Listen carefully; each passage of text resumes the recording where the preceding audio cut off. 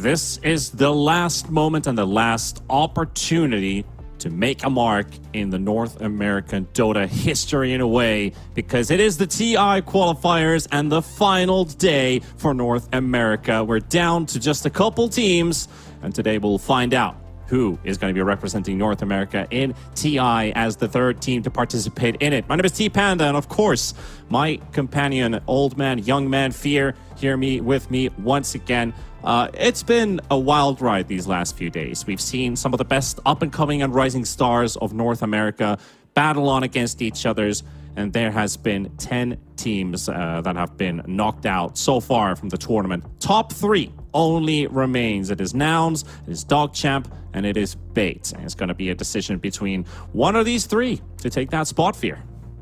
It definitely is, and I went into this tournament saying the big 3 are going to be most likely Bait, Nouns, and Wildcard Gaming. But DogChamp, they haven't had the chance to play any of those big 3 except for Nouns, which they did get 2-0'd by, and of course Wildcard losing to Bait just yesterday. We're gonna see if DogChamp belongs to be in the big 3. Maybe it'll be in the big 4 here if they can beat Bait here, a team that we really underestimated. To me, they had somewhat of the easier path to get where they're at right now. However, I wouldn't count them out. They are a team that is in the final 3 here. You've got to respect them. You got to kind of look at their tape, see what they've been up to. But they're playing against a team called Bait. They got knocked down relatively early on into this tournament. So they've been fighting from that lower bracket, winning match after match here. They're warmed up. Some of their strategies that they've been running, they're ready to go. And I think Bait, if they make this lower bracket run, they're looking pretty scary. And of course, DogChamp coming off a 2-0 loss to Nouns. Can they bounce back from that? And to visualize for all of you people back home watching this broadcast right now, let's take a look at that bracket and see how things have unraveled in the North American qualifiers. Because after, is this the 4th or the 5th day already? It's been a multitude at least. So let's go all the way to the start. How did things kick off? We began in the lower bracket round 1 with a best-of-1 death match, which was a back-to-back coastline defense from both of these teams, but TiltedBoys able to defend their throne at 700 HP to turn it into a win. And after that, we went to the upper bracket to find out what teams are going to be marching onward. Nouns had a bit of a struggle versus Senkin GÓMEZ, taking that series 2-1. We saw Wildcard and Bait dropping Bait into the lower bracket after also going 3 maps. DogChamp and Felt didn't have too much of a challenge, marching onward to the next round. After that, we have the lower bracket. CDUB, TiltedBoys, Lucky Bird, and Ravens. We said goodbye to all of these 4 teams. And then again, followed up by that, we had Bait knocking out Senkin GÓMEZ, a team that took a game off of Nouns, and American Goons, the pretty much ex-roster, at least half of them from the cut, destroying their old team. Dropped out the cut 2-0 from that lower bracket. And we went back to the upper. Nouns, they beat Wildcard. That was also a pretty hype series because Wildcard almost took game 1. And if they did, because they won game 2, that could have been a 2-0 series. However, Nouns, they turned it around, were able to get that 3rd game victory for themselves. DogChamp, the first time they were challenged by were Felt. They dropped the map against them. And of course, in the upper bracket, DogChamp didn't stand much of a chance against Nouns. That was yesterday. Felt, American Goons, we said goodbye to them in the tournament. And damn, that Bait versus Wildcard series last night, that was pretty hype. It was super close. We got to see some RCY Tinker winning a game, but not winning a series, unfortunately. And we are led to this part where we look at the schedule. 2 series remain out of these 3 teams. Bait versus DogChamp in the lower bracket finals for still a chance to go to TI, or at least battle in the grand finals for that potential spot. Only one will go through, and Nouns will be taking them on. Bait versus DogChamp to start things off with is going to be, it's a challenge for DogChamp. Like you said, the bracket maybe looked a bit easier for DogChamp, but Bait, they've done the long grind. They have, and I think if you kind of look at some of the past opponents, and of course, like, brackets, they are what they are. DogChamp, they went to 3 games against Felt, whereas Bait, they played against Felt. They ended one of those games in 18 minutes. And the other one before that, there was like only 4 kills. Sure, it went to 29 minutes, but it was a total beatdown. Felt like he had no chance against Bait in that series. Where DogChamp, they struggled a little bit against Felt. So hopefully that's not an indicator for what's to come here, but DogChamp, a little bit of the underdogs, I think, going into this one. Of course, they did win Lucky Bird, they did win Felt, but when they went to Nouns, they got 2-0'd. So are they going to be a contender? None of this really matters at the end. At the end of the day, you have to win. You have to get first place. So even if you win this match here, you got to play against Nouns. So yeah.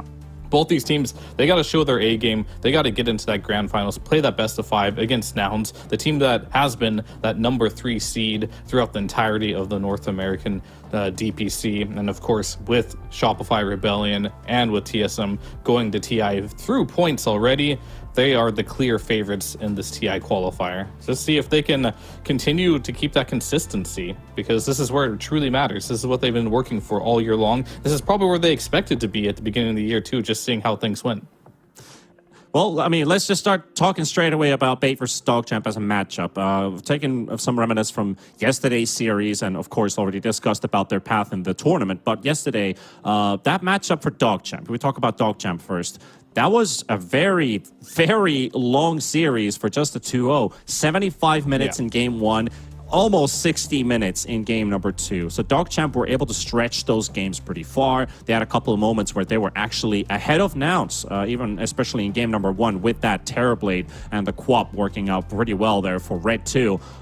They were strong versus Nouns, but they weren't able to quite close out the game. But that also showed a bit of weakness from Nouns. Hector was getting caught off a couple times. The Lotus Orbs were soaking up those Omni Slashes. Juggernaut didn't get to do much that game.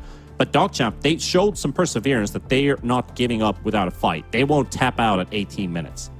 It's going to be a different styles too. We've seen Nouns throughout this tournament. Of course, even from, if we go back to the upper bracket quarterfinals where they lost a game to Sand King GÓMEZ, Nouns has not been good in the early game. They've been losing a lot of laning stages. The mid game's been shaky, but their late game has been good. And that's, at the end of the day, if you don't lose the game really quickly, that's all you need. You need to be able to win at any point in the game, and Nouns has been doing that. Now DogChamp is going to go against what I'm going to probably say is the strongest early game team in Bait. And it's going to be a completely different set of tools that you have to get used to. It's like, if you lose your lanes to Bait, do you have that toolkit as a team to be able to deal with that in the mid game? Can you be that team in the late game that makes a good decision? They prove versus Nouns they can go the distance here, but they haven't played against too many teams that challenge them really hard in the laning stage. I think that's going to be their biggest challenge against Bait.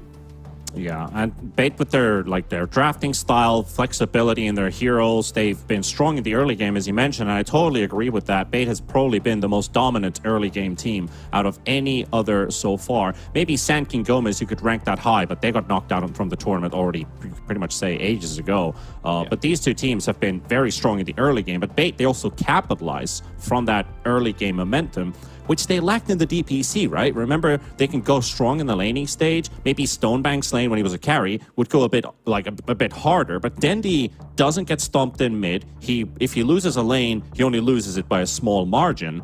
And of course, when you look at the offlane, Funnick might have some problems, but now it seems like those things have been upgraded. Stonebank's topping net worth on most of these games in the laning stage. And then you also have VTune, who just doesn't seem to die that often in the safe lane either. So now they've got their side lanes fixed. And I would say Dendy has been crushing his lane in most of the games as well. Like, normally he goes even, doesn't lose, but he wasn't really winning many lanes either. He's been winning lanes in this TI qualifier, and he's been winning them really hard with heroes like the Earthshaker. We saw his Primal the other day in a matchup against like Storm Spirit, where probably you shouldn't do well in that matchup, but he crushed it anyway. So Dendy is really stepping up to the plate. We should talk about all their players are stepping up to the plate. I think VTune and Kadaro, their new safe lane, they're performing as expected, normally winning all the lanes, VTune free farming. And I think having that late game security might put a lot of pressure off of Bait. It was Dendy's like, I don't have to run around and completely own the map anymore. Like, I can trust that VTune, he's stable, he's going to be farming. Maybe I can just slow down myself if needed to. And sometimes that just leads to better decision making overall. Yeah, absolutely true. They did have a bit of a weakness versus Wildcard yesterday, though. I looked at that game number 2 draft where Wildcard, they opened up with the Husker first pick. Husker usually played in the mid lane these days, and kind of got bamboozled about the idea. And then Wildcard finished off the draft with RCY's Tinker, which we've talked about a lot. It hasn't shown up in this tournament at all, so it was a bit of a trump card that they were able to pull off, and it surprised Bait. And they just got outdrafted and outplayed thanks to that. So there are these small, maybe tiny bits of weaknesses with Mac joining in the team as a coach for Bait. Not entirely sure what Wildcard players are specialized in, because we haven't seen those specialty heroes really come out from that team. So they got surprised. But does DogChamp have that up their sleeve? All I can say from DogChamp, what I've been looking at and what has impressed me and has impressed me throughout this year, Mr. Speed, Mr. Game Leap Speed on the offlane continues to dominate. But I've seen positive remarks of Red 2. That Ember gameplay I saw yesterday, wow, that was, you know, this guy could do a lot of things. And like when you really need him to make plays, Red 2 could just seem like outplay when he has that Ember in his hands. He's gone away from that Void Spirit Pango spam, which we saw all the time, right? So he's found some new tools that also work for him. But Speed has been a dominant force, and I would love to see how this matchup goes with Speed versus VTune in that offlane scenario. Yeah, we'll have to see. I mean, I definitely have to give it to VTune and Kadaro here just because of the amount of mass experience they have and like pressure situations. However, we'll see. You know, offlane is a situation where, like, if you do get a random first blood on pos 5, now you have some Vanguard Doom in the offlane or something like that, and at that point you can't win the lane anymore. So all these small little things can matter, and it's going to come down to draft order too. How late do you want to pick Speed's hero? Do you want to allow him to do the counter picking? Would you want to just get him early on in the draft and just do well in the laning stage? Same with VTune. Does he want to pick his early Faces Void that he's been enjoying against some matchups? Or do you want to give him that last pick to have him try and win the laning stage? A lot will come down to the draft as it normally does, and of course that goes for every single lane. The main one I'm looking at is going to be Dendi as well. Is Dendi going to be able to have some of these performances where he can get his Shaker or Primal later and just completely win his lane, get the runes and control the map? Because those are the games that were easiest for Bait, is when Dendi has a good game, he translates that into making space on the map. When we're looking at Bait versus DogChamp, like in power comparison between each other's now as a whole, Bait, who has already played 11 games in this tournament, DogChamp, they've only got 7. That's 4 maps less. And it is a reality. Despite the teams not thinking about it right now, it is a fact that either one of these has to play a best of 5 right after this. Bait's already played a lot of Dota. Is there anything such as a fatigue factor that could strike for either of these teams going into that grand final series after this one? Because Bait's a hot momentum team. They've been riding the lightning ever since they started off in that lower bracket run after getting knocked out by Wildcard.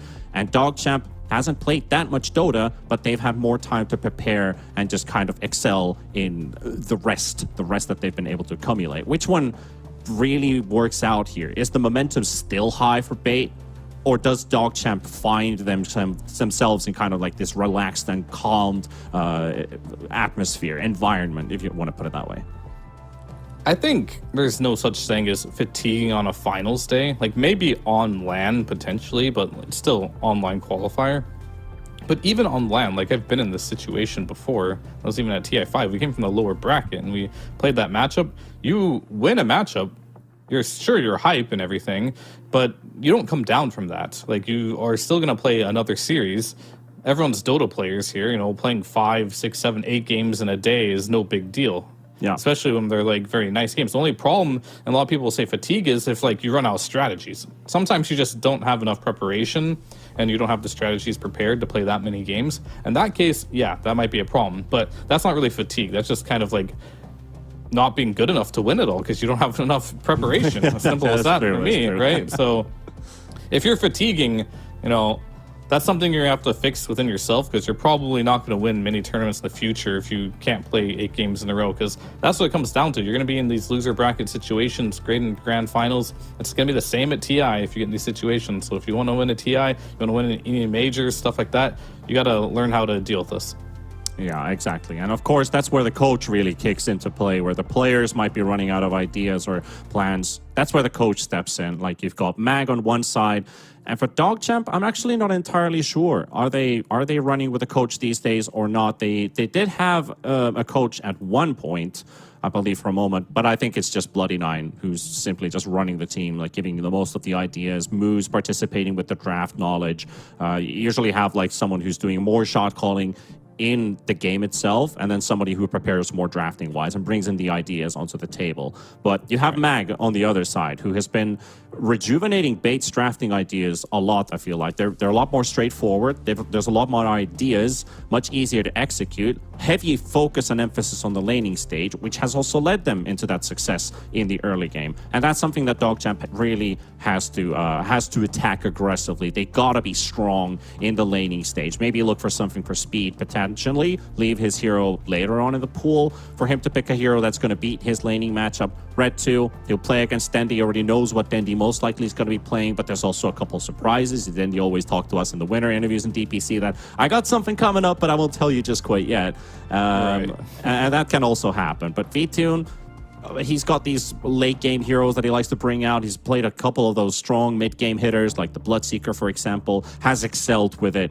And talking about heroes in general, as we're still waiting for the draft to begin, might as well just bring up like 2 or 3 of these. We kind of discussed about where's Batrider.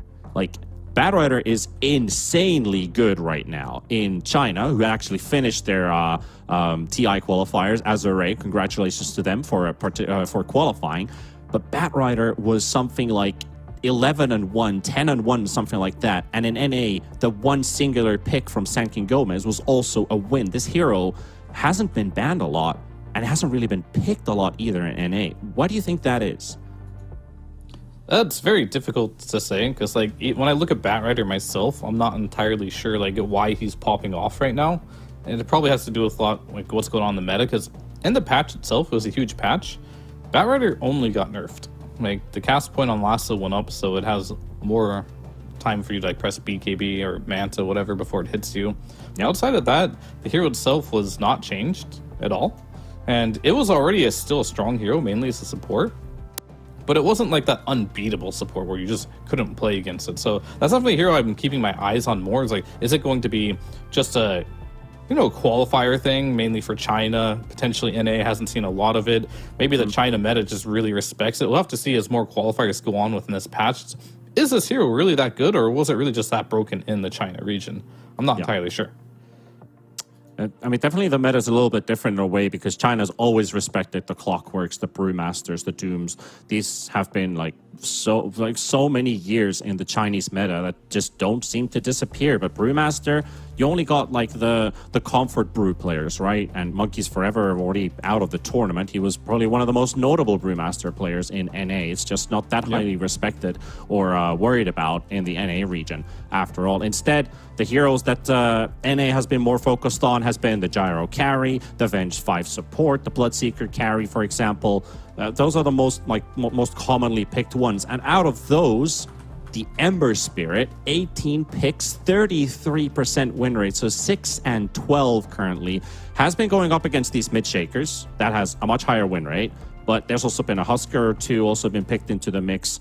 Ember just hasn't looked too good in the laning stage, and also these Ember drafts kind of seem to fall off a bit.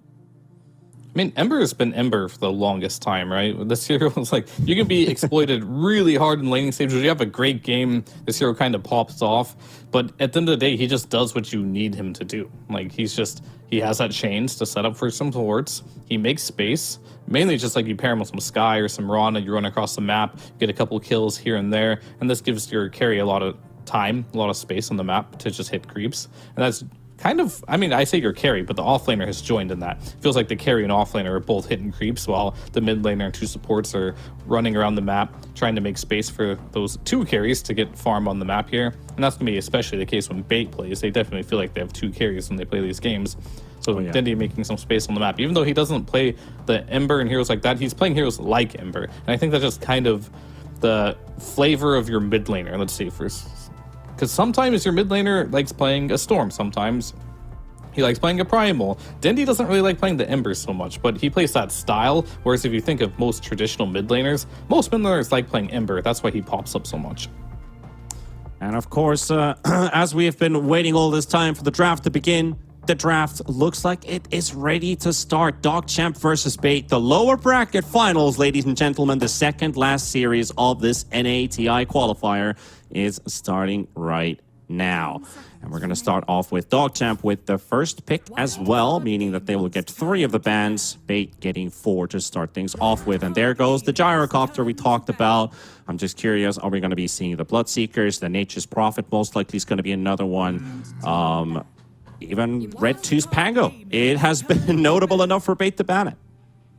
Yep, Dawnbreaker, another hero that, if you can just look at stats, Dawnbreaker is the most picked hero in 7k plus MMR games right now with a 53% win rate, followed by Invoker, then Gyro, then NP, and then PA, all of those which have above 50% win rates. So very popular potential bans, except for PA. We haven't seen a lot of that hero. Still a situational hero. It's just, with the changes that were to the ultimate, it's just good now. And we can maybe look at it later on, but probably not a first phase ban. And of course, the Furion I mentioned is still out there. Either team hasn't actually been playing it, but very popular in the support role now with that improved Sprout. It seems like it maybe does a little bit too much damage compared to what it should. People were suggesting about maybe they should get like flat mana cost on Sprout since level 1 to maybe nerf it a bit. But it is what it is currently. Still hasn't been getting that much love. And Undying, and of course the Earth Spirit, that has been also been played by Moose in the 4 role. 1 or 2 players have been playing it in mid. I believe, was it Gunner who was also aiming for it? It could have been somebody else, but you said Gunner at least plays it in the pubs, so that's for nouns later on in the grand finals. If that hero appears in the bans, it's probably because of him. Naga going to be removed as well from DNM. DNM who's lately been playing a lot of TB.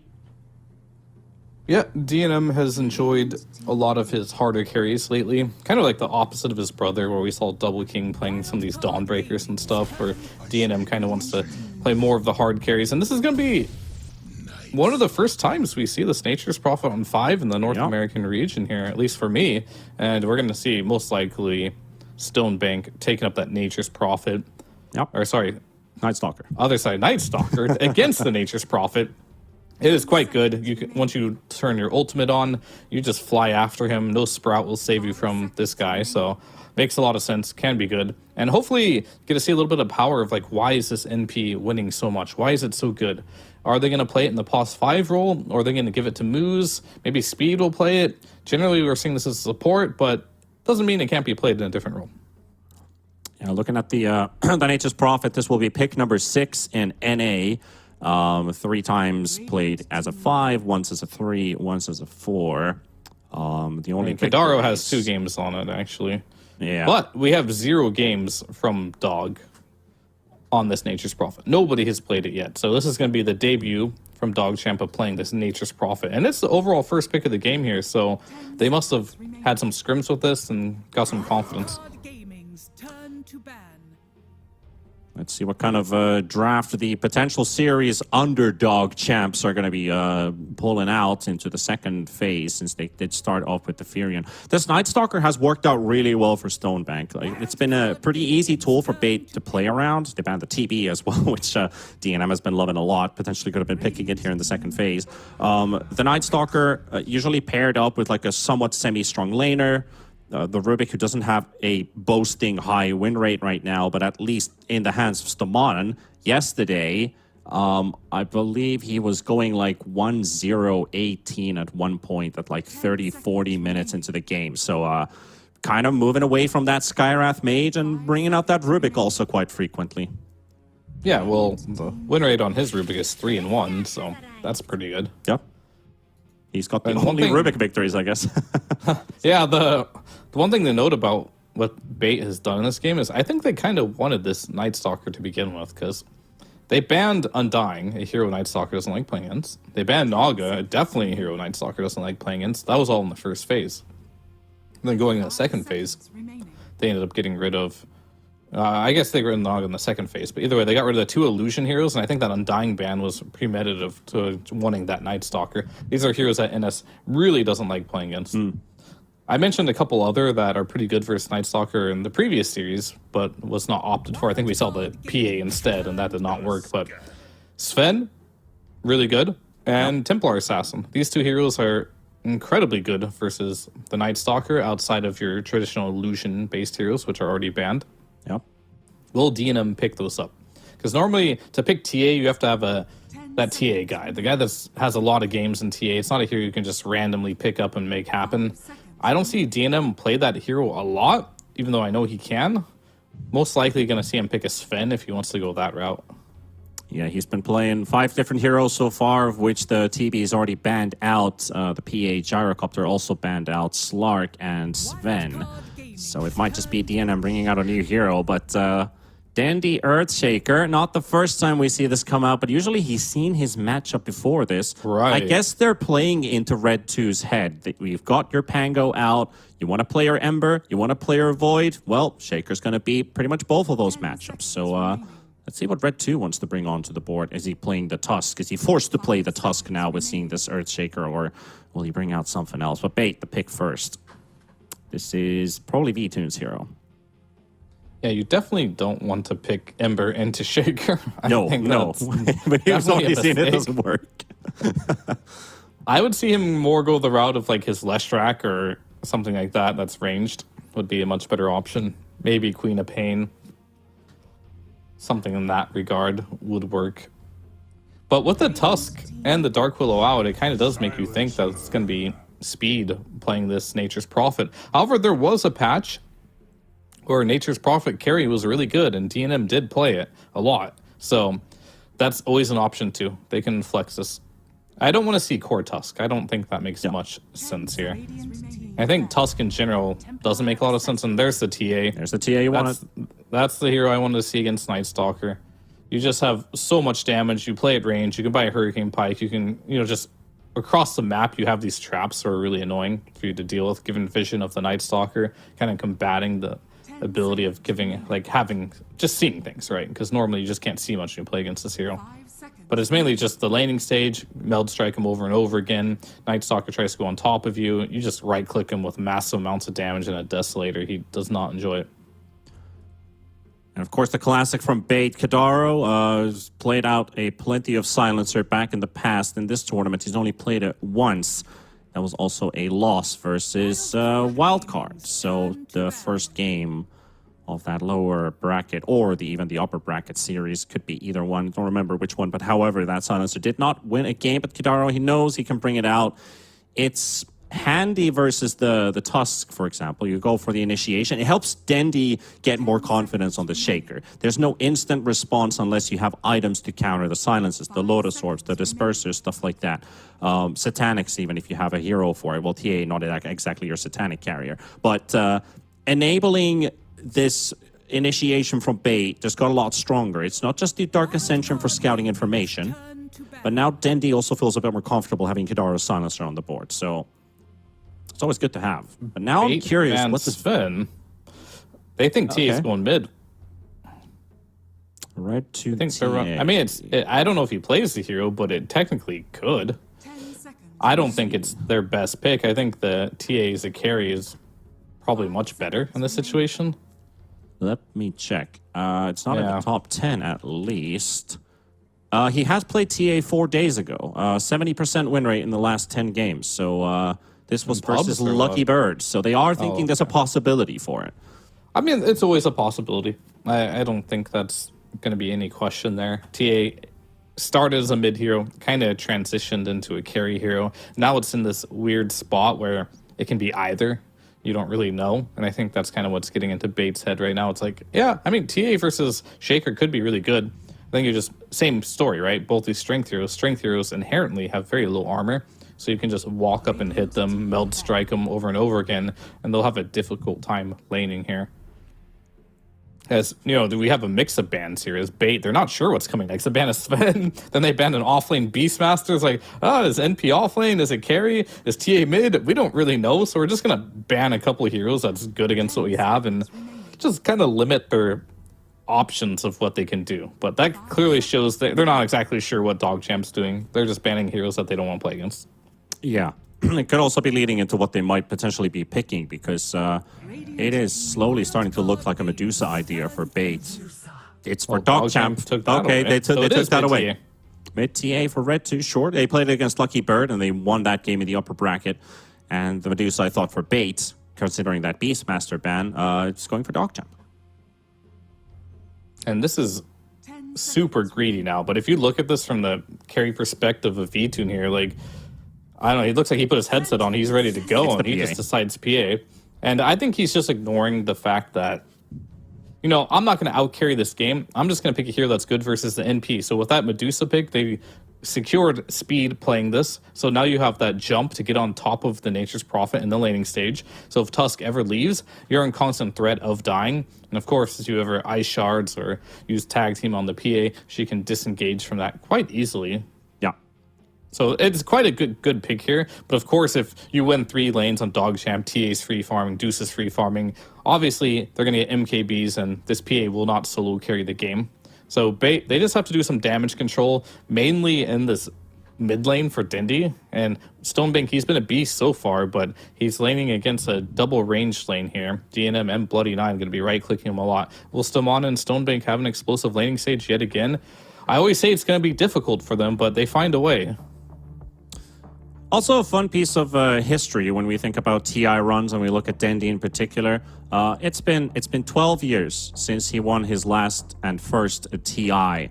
If you look at DNM, age 20 right now. He was 8 years old when Dendy won his first TI. So, you know, just randomly bringing up. Because I was thinking about RCY, right? RCY versus Dendy. That matchup comes to reality. This guy was 5 years old when Dendy was winning the first time. And then you look at RCY just rocking that mid lane as well. But he's out of the tournament and now going into this game 1 of the lower bracket finals. Who are you weighing on? We both think that DogChamp are, no pun intended, the underdogs, but bait, the high momentum draft looks pretty solid. We've seen B-Tune on this PA before as well. It's a mag draft. This has to be a real like mag draft because he wanted that PA for V-Tune. Yeah, I mean, I personally like bait's draft a little bit more, just because I think of heroes like Night Stalker, and I think how Dindy Shaker normally operates. They're going to be very aggressive. They're going to be fast on the map. And how are you going to respond to that if you're on the side of DogChamp? You have an NP off lane. This hero kind of just wants to hit creeps. You got a TA mid. The traps will be quite useful to dealing with aggression, and I think that's what they're going to mainly rely on, is dealing with that. And then obviously a Medusa. This hero is very much known for just hitting creeps for like 25 minutes and then playing the game. Night Stalker, he punishes that really hard. So they got to have good lanes on DogChamp here. I do like their draft if they can manage to have good lanes, but I'm a bit afraid if 1 or 2 things go wrong here in the laning stage that Stonebank is just going to run wild across the map with Stomanen, and just the map's going to feel real small for DogChamp.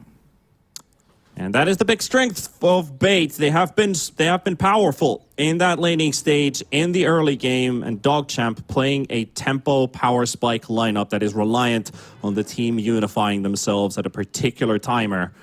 And then the rest is down to the Medusa to carry the game if they can't finish it off. But technically the game could already be over before the Medusa is fully active if things go correct for DogChamp. You're absolutely right about that, Fear. Question is, we do see a Battle Fury lined up for V-Tune, so he's not going straight up fighter build. I guess that also would be a bit of a doomsday scenario. It's like we go Desolator, BKB on PA and hope we're stronger than the opponent is, because then TA, it feels like it's a lot stronger at that point. You don't have that kind of uber farmed carry that's gonna, what's it called, like, shadow this TA basically. Yeah, I mean, I think another thing about PA that became stronger as well is the Battle Fury does 5 more damage now. So that kind of helps with a hero that just wants to build plus damage. They reduced 5 damage from the Quill effect, so it technically is just a better item now for hitting heroes. And Stomanen, speaking of heroes getting hit, might just go down here. 1 more hit. Oh boy. That's a way to start the game. DogChamp, DNM to get the first blood on this Medusa. That means that he has a ready Basilius and an extra Mango, and even the Magic Wand fully ready. The recipe now on the Courier. So that's a great start for DNM. Yeah, we talked about how important the laning stage is going to be. It's not necessarily like they have to like own the lanes. If you're DogChamp, you have to just not get owned in the lanes. That's going to be the big thing. And that's a good start. And we're seeing the meld strikes in the mid lane on why this matchup might be harder. Nobody can out CS the Earthshaker. So the approach you have to go for is you have to just kind of like beat him in the lane by harassing him out of lane, not allow him to continuously spam this. I thought one way they might do it is pick a ranged hero, but TA with this meld strike level 1, it does pretty much the same thing. It makes it so Dendi has to just like continuously go back or get melded in the face over and over again. And that's going to burn through his resources. And at some point, he might even just die here. If he dies, oh, he tried to get the side blade hit off there. But Dendi's struggling real hard in this mid lane at the moment. Yeah, one more meld strike, and he might be in trouble. Gonna need some regen. He's got a salve coming off the courier. He was hoping to get a fast bottle, which he has done so far. Oh, the attempt from Red 2, but does get hit by the aftershock stun. Red 2 unable to close it out. But this is already the most aggressive mid matchup coming out, at least from the games that we've cast so far in the NA qualifiers, where already at like less than 2 minutes, the mids might be killing each other's. Yep, Dendi did have a salve though, so he read the situation pretty well, realizing that he's going to take a lot of damage here. He needs to bring that early salve to be able to stay in the lane, it looks like. But his bottle is kind of far away. That's the downside here. If he has to bring another salve, then this lane might be an issue for him. Yeah, it doesn't get to CS a lot either, because 35 mana cost meld. Every time he uses a bottle charge, he'll basically get 2 extra meld strikes again. And Kedaro will go down a speed in the top lane. The hunt from Moose and speed, it works out. Blocked by the shards. Nowhere to go. Building off into a tiny bit of a lead, but V-Tune, I don't think he's too phased about what's going on right now. Nightstalker, Stonebank, we've been highlighting this guy time and time again, that his CS has been getting better and better, topping the CS right now with 15 to the 9 on the Medusa. Yeah, I mean, he's doing quite well. This is a Medusa that got first blood as well, so even with that early Basilius out there, not really helping him CS, so maybe he could have opted for getting the Elven skin or something like that as Dendi. He's going to take some damage, but Dendi's getting close to his bottle. But if you look at the CS disparity, though, the mid lane, sure, bottle's coming out soon. But Dendi has to wait for that bottle to come out, wait for that 4-minute rune as well to come out. He's going to try and creep block and get the lane back here, but Red 2, oh, he doesn't realize it. He could have held the wave there a little bit longer, but still going to have pretty good lane control here. He's got that extra bounty waiting there just for Dendi. If he misses out on one of those water runes, if he feels like he's going to be in peril, maybe a support rotation kicks in, can always go back to that. Oh, another meld strike straight to the dome there for Dendi here. This matchup is tough. Definitely struggle city here on this Earthshaker. Yeah, 17 and 7 on Red 2 at the moment, but Dendi now has the bottle, able to snatch 1 or 2 extra CS. 10 seconds for the water rune for him to spawn. Meanwhile, bottom lane, Stonebank gonna get hit by a blood grenade and the bramble maze. Shadow Ram also popped by Bloody 9. Bit of extra harass, 150 HP. Oh, Moose took Dendi's water rune here too. Oh, he needed that so badly. Well, he's gonna have to pick up the bounty, but hey, look who's there to take the bounty away. Moose completely destroying what chance of Dendi had to get back in this lane. Mid's done. It's just done now. There's absolutely nothing he can do to win this lane. TA is going to be free farming. Sure, the game's not over or anything, but Dendi's laning stages, he's not going to be that force that I wanted to see him running across the map, getting those kills. He just doesn't have the game for it anymore. Well, thankfully, the space is going to have to come from Stonebank. Exactly. Thankfully, we talked about Bait upgrading their side lanes coming into this qualifier, because Stonebank looking a lot better right now, and V-Tune, he's having a good lane versus the Furion. 7 CS ahead of Speed. Speed also had to teleport back home there, but he also has the teleportation to just return straight back into the lane. Very close to picking up the power treads. Well, DNM hasn't really lined up that much. Has the gloves of haste and his quick buy and boots of speed on the way. But it is intriguing to see what's going to be the aftermath of this mid lane. How does Bait play through? Because there are always these scenarios of like Stonebank, it's up to you now. And if he makes a mistake with a kill attempt, a rotation that fails, That's going to push Bait even further away. And then PA is going to feel the pressure of, guys, I need my Battle Fury, but we're losing like 2 lanes at that point. Because bottom is not lost. Bottom's going well, but they will lose that advantage. Top lane rotation, they're stacking up in numbers here, surrounding Kadaro. And with the tag team, they get the kill. V-Tune trying to fight back and tries his best here, almost taking down Speed. But the stuns are there, the snowball to connect, and DogChamp, they will take a double in the top lane. Yep. That is really big there. They need to get this momentum going for them here. As that was the one of the 2 lanes that were doing well for them, right? If you shut down this PA's lane, you continuously have a good lane on top of Red 2 here. Then now you're in a situation where, well, I guess it's up to you, Stonebank, now, but during the first nighttime, you're not going to do too much as a Night Stalker. The 5-minute roaming Night Stalker is a thing of the past. He wants to farm during this, get to his item timings. Yep. So it might be a very passive, early, almost 15 minutes for this game, because DogChamp, they don't really want to do too much, unless it's kind of like freebies. We'll see if that's an option for Stonebank. Does he have to make a level 6 Dark Ascension attempt with potentially one of the supports? Because Kadaro trying to go for the 7-minute Wisdom Rune. There's a scan, but that scan's going to expire. Actually, that is the bait scan. So he knows there's nobody who's there, but Moose, he's going to be able to get this one. Snowball always beats the Silencer unless he does something wicked to fail it here. Snowball comes out, and he's got it. What? Did he not cancel the Snowball? Just took it. All right.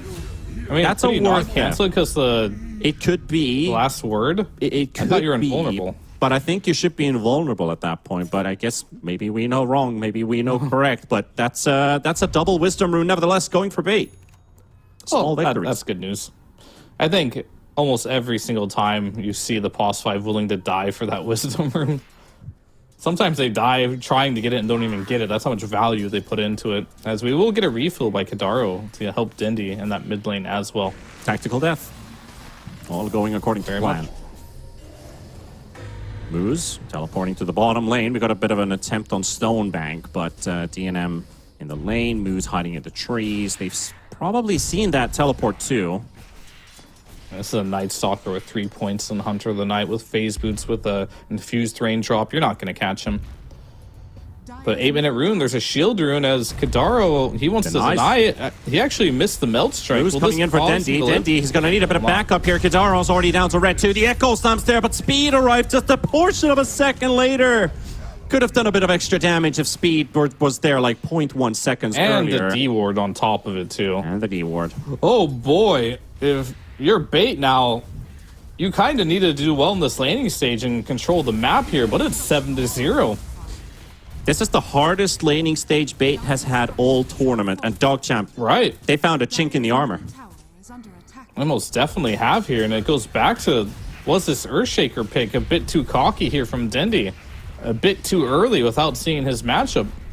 Perhaps, as he's not having much of a game at all here on this Earthshaker, and this has not been known as a hero that you can just kind of pick and sack and he'll find a way back into the game. His rotations very much so rely on having mobility items. We always see that Blink Dagger coming around on that 11-minute mark for Dendy. That Aghanim is coming shortly after. Without those, rotations are quite difficult here.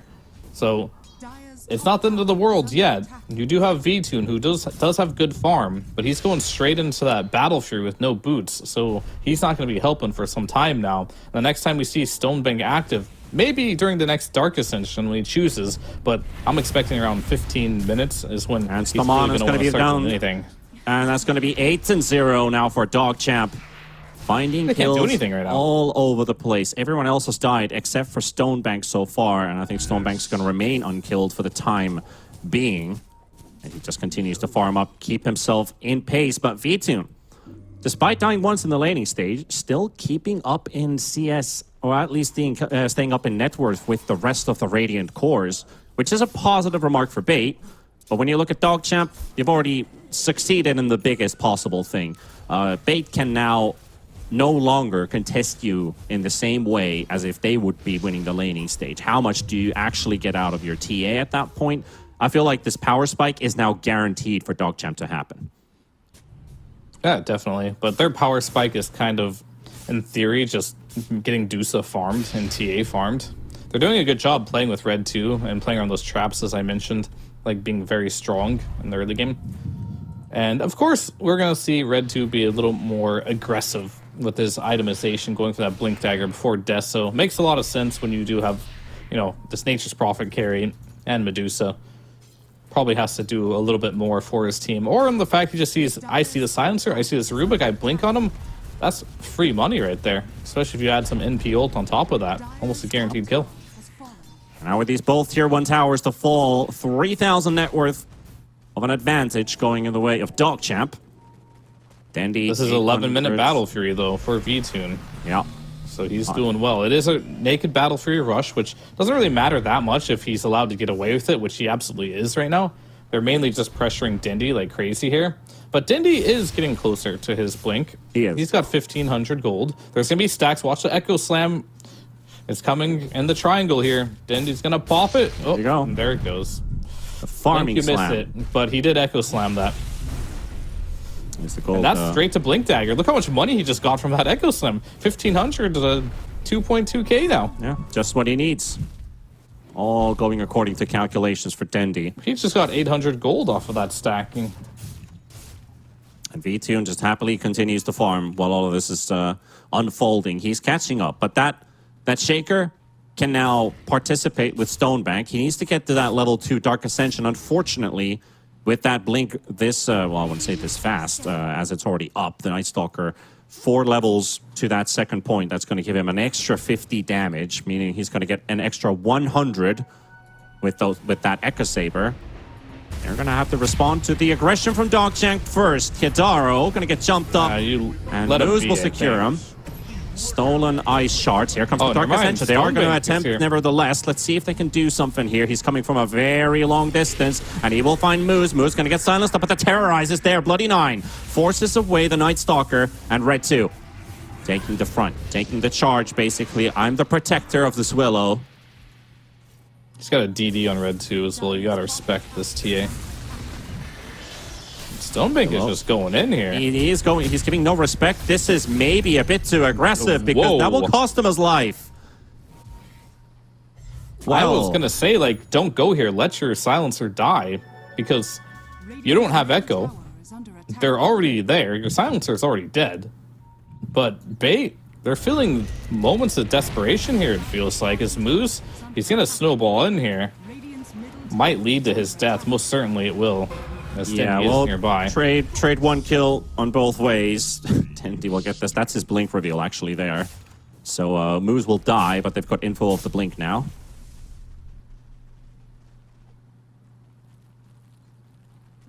DNM. All right. Getting closer to that Manta style. The ultimate orb money is now there. Night Stalker now also lining up his Blink Dagger, realizing that he's going to have to juke around a lot in these fights. Needs to get on top of potentially maybe even the Willow or the Tusk to prevent that snowball from coming out. The thing is, it's either saving ability. It's either Terrorize or Snowball that you kind of take away from the equation, but the other one's still going to be there. Echo Slam used and speed is gone. V-Tune will pick up the streak as Dendy sets up for the Echo Slam. And that streak just propelled V-Tune all the way to number 1 in number 1 here. And that is definitely what you want to see. This PA is a hero that has been kind of like the flavor of the patch. You might see instant punishment might be coming through Dendy. Is he feeling too good about that last kill? Because blink. Moose, Red 2, Blood 9, they're coming in with the blink strike. Oh! Discord lag. Dendy can't call in for help. He's going to be dead. That is for certain. There is no Dark Ascension for 15. I think DogChamp's going to be fine. They get a pick off and they walk away. Yeah, I mean, this is definitely just going to be a kill. Nice animation there around the TA. Covered around some kind of golden swirls. Yeah, that's the refraction, the immortal or something. Yeah, everything else is paused except for that. That is true. Huh? It just keeps on going. Wonder how many spells are like that. Guess we'll never find out.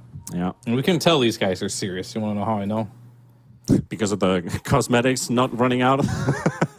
There's no party hats in this game. There's no party hats, indeed. That's the one. Nobody's wearing their party hat. Yeah. Playing to win here. Is it just me? I know this is a silly thing, but we're in pause. We have time for this. If you hover over Tusk, does he have like a broken contract on his portrait or something? Am I looking at this wrong? Yeah, he does. Like, what is he ripping it? Is that the TI contract that he has in his hands? Observer, can we look at Tusk? Tusk's portrait? Yeah, there. Yeah. That's his TI contract right there. Just a recipe. He's like, I don't want this anymore. Well, we're going to witness Dendy's death as the game continues.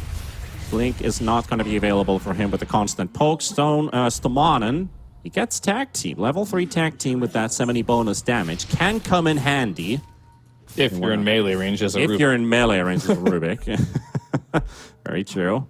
We'll have to see if that really does end up happening, as Bait are having some LAG issues here. LAG. The Los Angeles gangsters are once again on the server. When I'm here, they always are. So what are we looking at the game right now? Because Vtoom, like you said, getting that streak off of the Nature's Prophet, ramped up to number 1. His farm is good. He's up to a great farming pace. Can't just dodge for another 5 to 10 minutes. Keep farming those items. He's got a very interesting Aghanims coming in first, which I've mentioned to this before to you. I love the Aghanims on this PA. If it hasn't been changed, it hasn't. So it's still the same. The good old blur. Every time you get a kill, you refresh all of your abilities. And it's instant as well. There's no buffer anymore, basically. It just instantly forwards you into invis. And that can be super annoying in team fights, because like, oh, who glimmered him? Oh, does he have a trickster cape? Nope, that's just the Ags on PA, where it just suddenly disappears. But is that a first item material thing? I'm questioning here, because Battle Fury and the Ags... Okay. No, I think this game it is, and the reason for that is, like, look at the heroes that he's playing against. The only stuns he's running into are pretty much Tusk and Dark Willow. The Ags is a Dispel now, right? So instead of getting Manta, you can get this Ags with all the benefits you have on top of it. But he can take off all of Dark Willow's spells that are probably the most annoying for him in the game right now. It will give him freedom to just move in these fights, even more so. And that's kind of the issue here with DogChamp's lineup, is they are going to be low on disables until they get more items. But they might just be able to power through that issue with just raw damage and HP and just walking down lanes if they keep the net worth lead available. But if you look at what DogChamp has, they got 3 carries, right? They got the NP who's going for a Mjolnir first item. You got a TA who's going for Deso. You got, just a Medusa. Some of these heroes do have some control within the Stone Gaze, the traps with the Shard, can silence, of course, Sprout, but it's not hard lockdown. Or Vtoon gets the luxury of being that 1v9 type of carry. He's got a bunch of stuns on his team. He just waits until his team goes in, finds heroes that are stunned, and then he can pump in a lot of damage. Whereas you might run into an issue being able to actually right-click heroes on DogChamp. But net worth solves all issues in Dota, so if they can keep their farm up, it won't be the biggest problem.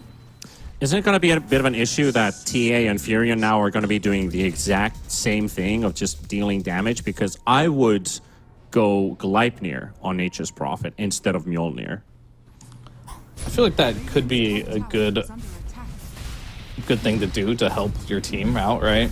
He's definitely going for the more greedy build, the higher DPS.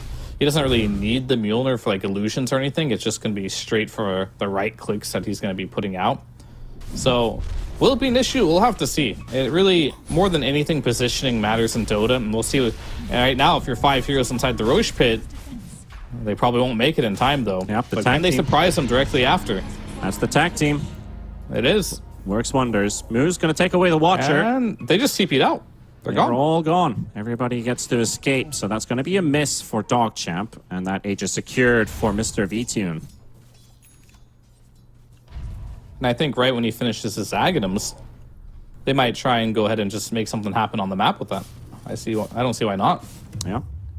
I can see why Stomanen is helping him out farm as well. He's like, I really need this. Can you help me out with tag team? Sure.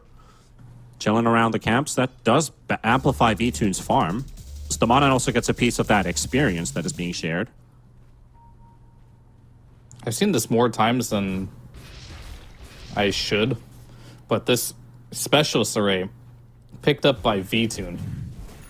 So PA is taking Specialist Array, just for the stats. The stats on this item is actually so good that some carry players are just like, I don't really care about the passive very much. It's not going to proc anyway.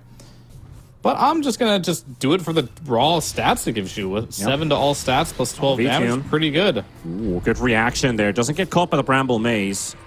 Constantly on the move, so it doesn't get hit by the root. But I agree, the stats are fantastic. 7 all stats, plus 12 damage. Who cares about plus 2 attacks with 20 bonus damage? I mean, the stats are fantastic for a melee hero. I mean, even better. That's why you see heroes that are ranged, like Nature's Prophet, pick it up instantly as his choice. Because like Specialist Array and Grove Bow are kind of like their premier items from that neutral, 17-minute neutral. Which I believe is tier 2. That's the words I was looking for. Yeah. Tier 2 neutrals. Look at Moose's position. He's going to pop these smokes right here. He also doesn't have vision. He's still going to walk into them. B2, quick jump onto Moose. Oh, Stonebank's going to be there, and he's going to get killed off. Instant last word. Blink reveal, too. And the blink reveal, yeah. That's going to lead into a kill, maybe even a tower as well for Bait. DogChamp, they're looking to defend it. DNM, he's TPing in. Going to be a pretty difficult defense at least, so they're going to do a soft commit. Bit of poke here and there. They spot Dandy on the sides. They're still spread it out. The Willow still making his way. Speed's farming the jungle, but this tower, it becomes a bit more trickier than Bait thought. They're going to back up. Dark Ascension popped, and he's going on to the Dark Willow. Bloody Knight, can he die under the silence? Yes, he will, just in time. And even a global silence used by Kitaro, just in case. Doesn't want Stonebank Death Vol 2 to happen. All right, yeah, I mean, just keeping them alive, I suppose. Not sure if necessary, but doesn't really matter. As I think, for the most, I don't know, they actually want to fight. The B-Tune on the prowl here. Like I said, with this Aghanim's, I think just wants to keep popping it with his invisibility. And get another jump kills. in. That's a good one. That's going to be Moose, the Tusk, getting taken down this time. Stonebank secures the kill there with the help of Dandy applying those extra hits. And now that tower seems very defenseless, and it's time for DogChamp to trust on the LAG as we got to disconnect. The Calais, and then I think right now you're seeing all the things that we were scared about Bait's lineup coming into fruition here, but they just came in a bit later than we expected. I was expecting around that 15-minute mark that Stonebank would be this monster you couldn't really deal with.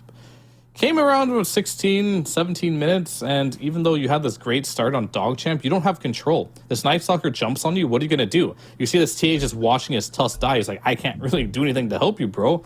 Whereas if he was like an Ember or something, he could throw some chains out, help him disengage, but TA just doesn't offer that for you. Medusa doesn't offer it for you either, and more importantly, Speed on this Nature's Prophet, his Mjolnir, he has no Aghanim Scepter or anything to root heroes. They just can't help each other out. Maybe a bit too greedy, not only in the draft, but the itemization here. But it is daytime now. They will have some more chances. And of course, I think the big power spike that is going to be for DogChamp is when they finish these MKBs up. PA is a very strong hero, but until you have MKBs, this hero is pretty much untouchable. As she went for the extra blur evasion on the 15 talent, bumping that up to almost 75. Oh, it's going to be 75% once she puts that third point in it. Yeah. Or, yeah, the fourth point, sorry. I know math. Both teams are finishing off Tormentors. Moose and Kidaro will get their shards. Glaives of Wisdom buff for Kidaro if he ever gets to throw that many Glaives of Wisdom during a fight. 1.75 second silence can be handy, especially against the Willow or the Tusk if he's around. Those targets are going to be on the eyes of Stonebank. But at the same time, DogChamp, you've got these heavy hitters with the Deso on the TA. DNM with Scotty Manta, kind of capable of standing her ground right now, so they can worry more about the front line. And they just got to watch out that the fight doesn't spread too far, because I think that's where Bait's going to excel with Night Stalker and the Earthshaker. If the fight goes into two, three different places, it's hard for DogChamp to retaliate. And speaking of like new neutral items, Kidaro right now, I would hold this neutral item him for the rest of the game. The Gossamer's Cape against the TA. They normally want to blink and meld strike you once and you're dead, right? But that's an instant miss every single time. You're going to dodge that attack. And then if after you dodge that attack, you got a Ghost Scepter here too. Such an annoying item for TA to play against. I once saw a game where people would just spam the Gossamer Escape against the TA, and she's just like, wow, this is super annoying to play against if they can get it. But Only one of them this game. But on one of the best heroes to get it. When you think about TA, you think about this hero wanting to just kill supports, right? Really quickly. And this kind of prevents you from doing so. But the Aegis, it has expired off of VTune. He has been using it pretty much to farm up, still leading the net worth out of all of the other players on the server, followed up by DNM's Medusa, 13.8k currently, and the rest of their cores. Dendi slowly still staying up the pace, but still very far behind the rest of them. Shaker not exactly the fastest farmer, usually sitting somewhere around the middle areas of farming cores, but Stonebank, that one particular death for him, it did cost quite a lot because he went from top to pretty much towards the bottom parts, and he's got a lot of catching up to do. Looking for the Halberd versus the Medusa, always a good idea. Against all three of their cores, right? They're all right-clicking range cores. Or even the TA, or even the Fury, yeah? Yeah, just all of them. It's just really good here. And I think what's going to be really critical here is going to be that 25 to 30-minute mark in this game. Because as you can see, DogChamp, they're still out farming. They're dying a bit at nighttime. And an attempt onto the bottom lane. V2 no longer has that Aegis. Gonna need some help here. The jump from Guitaro, and Guitaro also dropping the global silence, and he might just give away his life. There goes the miss from Red2, realizing the Gossamer Cape, and that goes Scepter. Couple side blade connections coming in. V2 slowing down Red2. DNM charging into the front line. And here's the reinitiation from Bait. Can they make something happen? DNM finishing off Guitaro. Speed in the front line and going straight to the back. Going straight for Red2. Stonebank right on top of him, but Stonebank taking damage. Dendi with the Echo into the BKBs doesn't do much, and Dendi's going to lose his life as well. That's 3 gone, and only taking the Willow away. V2 still trying to run away. Moose is high on his heels. 2 seconds for the Blink Dagger. TA trying to slow him down, and Moose will spot him and locate him. He dies though, but he gets the shards off. V2 trying to TP away and should be successful in doing so. My bad. Yeah, he had like 2-second cooldown on Snowball, so he goes in. I got him, guys. But he was supposed to snowball there to buy time, but it's like, oh, well, I guess I should have waited another second for going in there, but it's a hard call to make. Because if he didn't go right away, maybe he gets away, he jukes you. So, thinking he was giving his life for the squad, but really he just gave his life to V-Tune, who's going to continue to get up there. And unfortunately for Dendi there, he gets the Echo off, but it's on some BKB Nature's Prophet, so doesn't really yield too much there. And that's kind of like going to be the hard thing once these items keep coming online here for DogChamp. Can you just go in and burst them?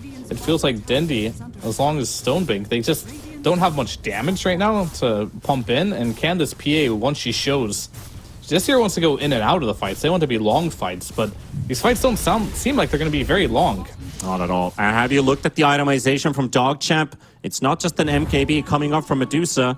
It's an MKB coming up for the TA as well, just a Demon Edge short. So everyone's going to be able to hit V-Tune in fights. If you can't make something happen in this nighttime from the 25 to 30-minute mark, if bait, it's going to be... This game is going to get harder and harder for you. I don't see it getting any easier. You had your kind of window to make things happen in this game, but unfortunately, it wasn't quite enough. You got a couple kills on the Tusk, you killed the Willow a few times, but you're not getting these big core kills that continue to farm the map. Yeah, not at all. And you just can't keep up on V-Tune. It's just going to be about sniping supports, getting the jump on the Willow, and the Tusk. The Willow especially had to go Guardian Greaves this game as well. It's a great armor for the team, but it's also extra armor for the Willow to survive that initial initiation. Because that's going to be Night Stalkers, the PA's favorite target. One shot the Willow. Hey, one player less to worry about. But yeah, those cores, they seem pretty invulnerable right now. And that's a mass disconnect right there. So I think the Los Angeles Gangsters have done something to Bates Boot Camp. Unluck.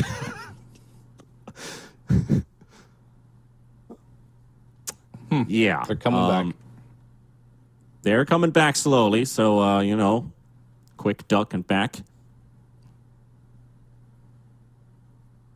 Yeah, it looks like there's a bit of nasty issues going for them right now. Hopefully they can get things sorted. At least they, I mean, on the positive side, they've got pause timer just exactly for these kind of things. Right? Get their problems sorted out, and hopefully you don't have to worry about them. It's not during a team fight either, right? Yeah, exactly. You've got going on anyway. Yeah, time to fix issues. Can't fix Mike's marriage, though, like he was saying yesterday on stream, but that's something that they probably don't have to worry about. Where did that come from? I mean, I'm not sure if I don't have listening, no context but, with that. But he's been, he's been a bit frantic towards you, Fear. Well, he always has been, right? Gotcha. What's The NA bans. What can you do? What can you do, indeed? Yep, Yeah, we're just waiting for Dindy to come back online here. But in the meanwhile, I'm just checking out like what the players are doing in the game. Nice punt, Dindy by the picking way. up a Go Scepter. Heavens Halberd onto Stonebank here. Stamanen picked up a gym, actually. So he wants to... He kind of sees what I see right now. It's like this 25 to 30 minute mark. They need to make some waves here. They need to make something happen. Maybe with your Night Stalker running around with the gym, dewarding things is the correct route to go. Nothing new for Silencer, and of course, that Manta has been up for a while, along with the Desolator coming out, so that extra bit of bonus damage for the PA coming out. But how important is this Desolator? I don't know how important it's going to be, because you are playing against heroes like Templar Assassin, who have Refraction up, so no matter what happens, you are going to be not doing any damage while that's up. Do so with the Mana Shield, doesn't care about minus armor almost at all. And Nature's Prophet, notoriously known for having a ton of armor as a hero. So all damage does help, of course, but I'm kind of looking at the other side of DogChamp, where 2 MKBs are pretty much done. Medusa's is done. This TA, her MKB is going to be done within the next 30 seconds here, kill a couple neutrals, and it'll be complete, as she is only missing the Demon Edge. So that's a bit more scarier than this Deso coming online and this Ghost Scepter, I guess, for Dindy. And, Nullifier's next on the menu here. I think if you are this Templar Assassin at some point. Or maybe the NP will go. Yeah, NP has Nullifier queued up. One of them needs Nullifier. And then the Solar Crest on the Tusk as well, if you want to buff your allies or if you want to debuff that PA even more. So V2 is going to get a lot of hate from the itemization coming out from DogChamp. And the thing is, they haven't really been too much worried about building BKBs on the TA and the Medusa, because they're like, well, I don't think they can actually kill us right now. I don't think they're going to be able to kill us for quite some time. They're just itemizing to slow down bait instead of protecting themselves more. Offense is the best defense. In their eyes. Sometimes. I mean, for the TA, I would agree with this build, just because this hero isn't about sitting there and tanking abilities. NP doesn't get to move very much in the fights, right? Whereas TA, you kind of want to come in when the time is right. You don't want to get initiated on by any means. So, and plus you kind of lack some damage if you go that early BKB. And it's only particularly good this game against the Shaker, which is surely a good hero to buy BKB against, but that's the only one. Oh, Sweet. Oh, snap indeed. This is a pretty long pause. I think there's still a couple minutes remaining for bait on their pause timer. Still waiting for them to get that voice issues fixed. I mean, we definitely see the confidence so that DogChamp has. Like, chat wheels can say a lot about how you're feeling. Normally, the team that's losing, they don't use their chat wheel. But if you're winning the game, people are like, oh, we're feeling good, things are going well. And you see DogChamp just spamming chat wheels, having fun right now. They realize, they know this game is going really well for them. And they probably feel like if they do all things correctly, they should win this game. And I'd tend to agree with that. I think if they just don't make any mistakes this game, get the next Roshan, don't really die during this 25 to 30 minute mark here, things should be smooth sailing. Whereas Bait, they also know they need to make something happen now. So we're going to see Bait really try to make things happen, where DogChamp, they just got to minimize what Bait can do right now and get to these big items that we have been talking about. And back to the game. We can hopefully keep this one running for a bit longer now as the game returns at 26 minutes. We're still in DogChamp's lead. For all of you people just joining in or haven't been watching this game, you probably should, because it is the lower bracket finals for North America. The game, the first game. Deny it? Oh, what a deny by DNM. Steals that DD away from V-Tune in the river right before the Roche fight. That could be game winning, honestly, but we'll have to see. We'll have to see. Still coming, but they're on their way. The moment you hear the Dark Ascension audio cue, DogChamp you run, but where do you run? Bloody Nine will be scouted out. He's taking a lot of damage from Stonebank. Any rescue? The Guardian Greaves heal. The Silence is going to wear off in just a second. And he's just the global size, but the Fissure will finish him off from Dendi. Stamanen and Dendi and Kadara right in front of the Roche pit right now. And the rest of DogChamp, they're sitting on the sidelines. DNM, he's in the front. There's the jump on Kadaro. He's got the Ghost Scepter. Dendi jumping in. It's going to be a bit short right now. His blink's going to be cancelled. He's inside the Sprout. Speed goes down. Nice Fissure on 2. V2 another kill. And there's Dendi with the Echo. Red 2's going to drop. And DNM, he's got no mana. He's got nothing left. And he might be dropping as well. Team White Bait clean house. They take everyone. And they also get Roche. Dendi taking a bit of sightseeing in the tree line. But that's okay. That is really just the power of this Dark Ascension here. Getting the entire map revealed there, getting to pick and choose your targets. All of a sudden, like, I feel like the Stone Gaze there, he didn't know when to use it. By the time he used it, the fight was already over. As we'll kind of see in this replay here, it's like, what are we doing here? They go immediately onto Bloody Nine here on his Willow. He's got to back out. Maybe if this Fissure doesn't connect, they're going to turn here, but boom, beautiful Fissure that leads him from the game.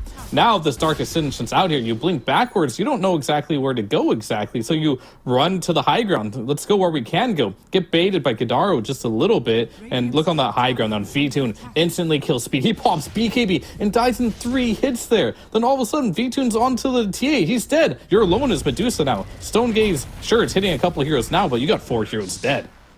So but that you know what was really Dark Ascension was giving you, it was absolutely massive. Also, during that fight, we saw Kadaro go sceptering himself inside the shards. He had his Glaives of Wisdom shard loaded up next for the next right click to connect, and it hit the TA without the BKB. Red 2, he was silenced. He couldn't get refraction off at all. He only had a meld.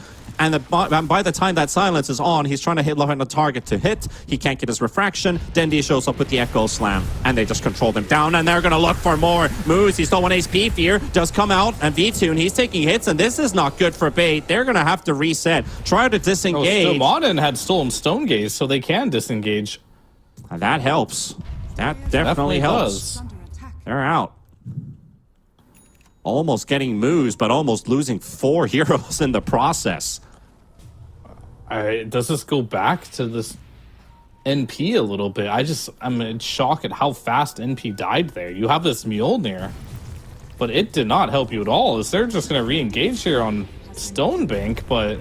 Looks like it. DNM has the Stone Gaze, but they're going to go Bloody Nine. They go for the easy snipes. And V-Tune suddenly level 21. Stonebank hunting for Red 2. Locates him, blinks just out on top as he blinks for the Crippling Fear. Even a trap slow there. Meld Strike to attempt to get some damage out, but the Halberds there. And here comes Dendi. Fissure's stun. They got refraction coming up in 2 seconds, but Red 2 detected, found, located, and slain. I was talking about it, T-Panda. This 25 to 30 minute mark, Bait need to make it happen. And boy, oh boy, they blew this game wide open, changing the net worth lead by about 10,000 in the last 3 minutes. That is a swing. Oh, the graph. Oh, the graph. That's a swing. We're going all the way from 61% win probability to 33. And a big slide of XP, because I was looking at those levels. You know, that's like straight out of like those roller coasters, like what you have in amusement parks. You know, you got that first downhill. that's Bait having fun kind of downhill. Well, they're definitely having fun now. V-Tune with this Aegis is going to just dive into the enemy base. As you can see, the Manta plus the Blur. He gets hit by both spells of Willow, the Cursed Crown and the Bramble Maze, but takes them both off immediately. And these are only on like a 10-second cooldown and 20-second cooldown for the Manta, so 30 for Manta actually, but he can spam these quite easily. He surely can. And now, as we're over the half an hour mark, the game has been turned upside down. Stamanen running around with Stone Gaze. I guess he just wants to cross the map a bit faster, but it was just expiring, so I might as well use it. Yeah. Fun. Cool. Yes, you have to enjoy life as a Rubik, you know. One of the more satisfying things as a Rubik is using that big ultimate you have right before it expires. Yep. Gotta love it. Dendi with the shield rune, but yet again, it's gonna come back down to this nighttime. It's been very clear that when Stonebank presses his ultimate. That gives PA full vision of the fight. Oh, see you later, Speed. You might be tanky. It's your boy Speed. Hero, I'm not sure. It's your boy Crit. No crit. No crit. Oh man, that's kind of unlucky. Where's Crit when you need him? It's on Shopify Rebellion. Going to TI. Something that Bait probably needs to get into TI. Well, That was pretty. Oh, he also backpacked his Skull Basher there too from B-Tune. Sometimes the Aegis hurts you more than helps you. You know what I mean? One of those cases for sure. smoke towards the bottom lane. V-Tune, 8 seconds on Aegis. They might just time this perfectly on the side of DogChamp. Dandy's also there. Terrorized load up. Okay. Nice disengage coming out from them. And here comes the re-engage. Aegis is gone. Dark Ascension. Scouting in front, looking for Bloody Nine. He's still smoked up. They can't see him. Now they finally do, and Stonebank knows exactly where to go. Moose is trying to come into the rescue as well, pushing them around. Not going to be enough. He's going to go down. The Global Silence is popped as well. The Tier 2 tower, it's history. Nice Fisher. DNM Red 2. They're blocked. They can't get anywhere. There's no force staff. They can't help him out. Here comes Dendy, jumping straight on top of the Medusa. He's gone. DNM deleted. And Moose is also about to drop. He's out. So is Red 2. Bait. All over the place. I mean, Dendy double fissure block, and then Stomanen steals the Stone Gaze, Force Staffs in, uses Ghost Scepter, zones out the TA, zones out the Nature's Prophet. We thought the physical damage might be overwhelming for DogChamp, but if you're playing against a Medusa yourself and you can't right-click anything, how do you take these fights here?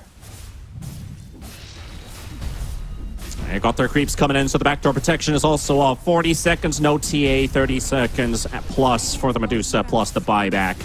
But just a lone Medusa buyback's not going to do much. They're going to need the force of their entire team, and they need TA for that. That's a lane of Rax. It definitely is, and these team fights, unfortunately, don't get any easier at this point. You needed to have that overwhelming net worth with a lineup of DogChamps. Their lineup does not function very well from behind. And we're starting to see that. See, this is where I'm begging for that Gleipnir from Speed, because your lockdown is kind of limited. Not a lot of tools to jump in, and we can see this. Dendy is really the MVP of this one, just blocking DNM off. They just get all the spells out. He pops Stone Gaze here. I really want to just watch what Stomanen does here. He steals it. So he has it now. And the second fissure blocks him off again. And then watch Stomanen boss play here. Goes and zones out the NP, Tusk, and Red 2 here on his TA. And they're just left for dry at that point. There's no more gas in the tank. Easy kills for Bait, just for the picking. But for DogChamp, like maybe one or two things they didn't expect to happen this game, especially that Roche fight. Kind of handed it out for Bait as well. That power spike feels like it's a bit history right now. TA, you're reaching your limits. Medusa's still got some way to go.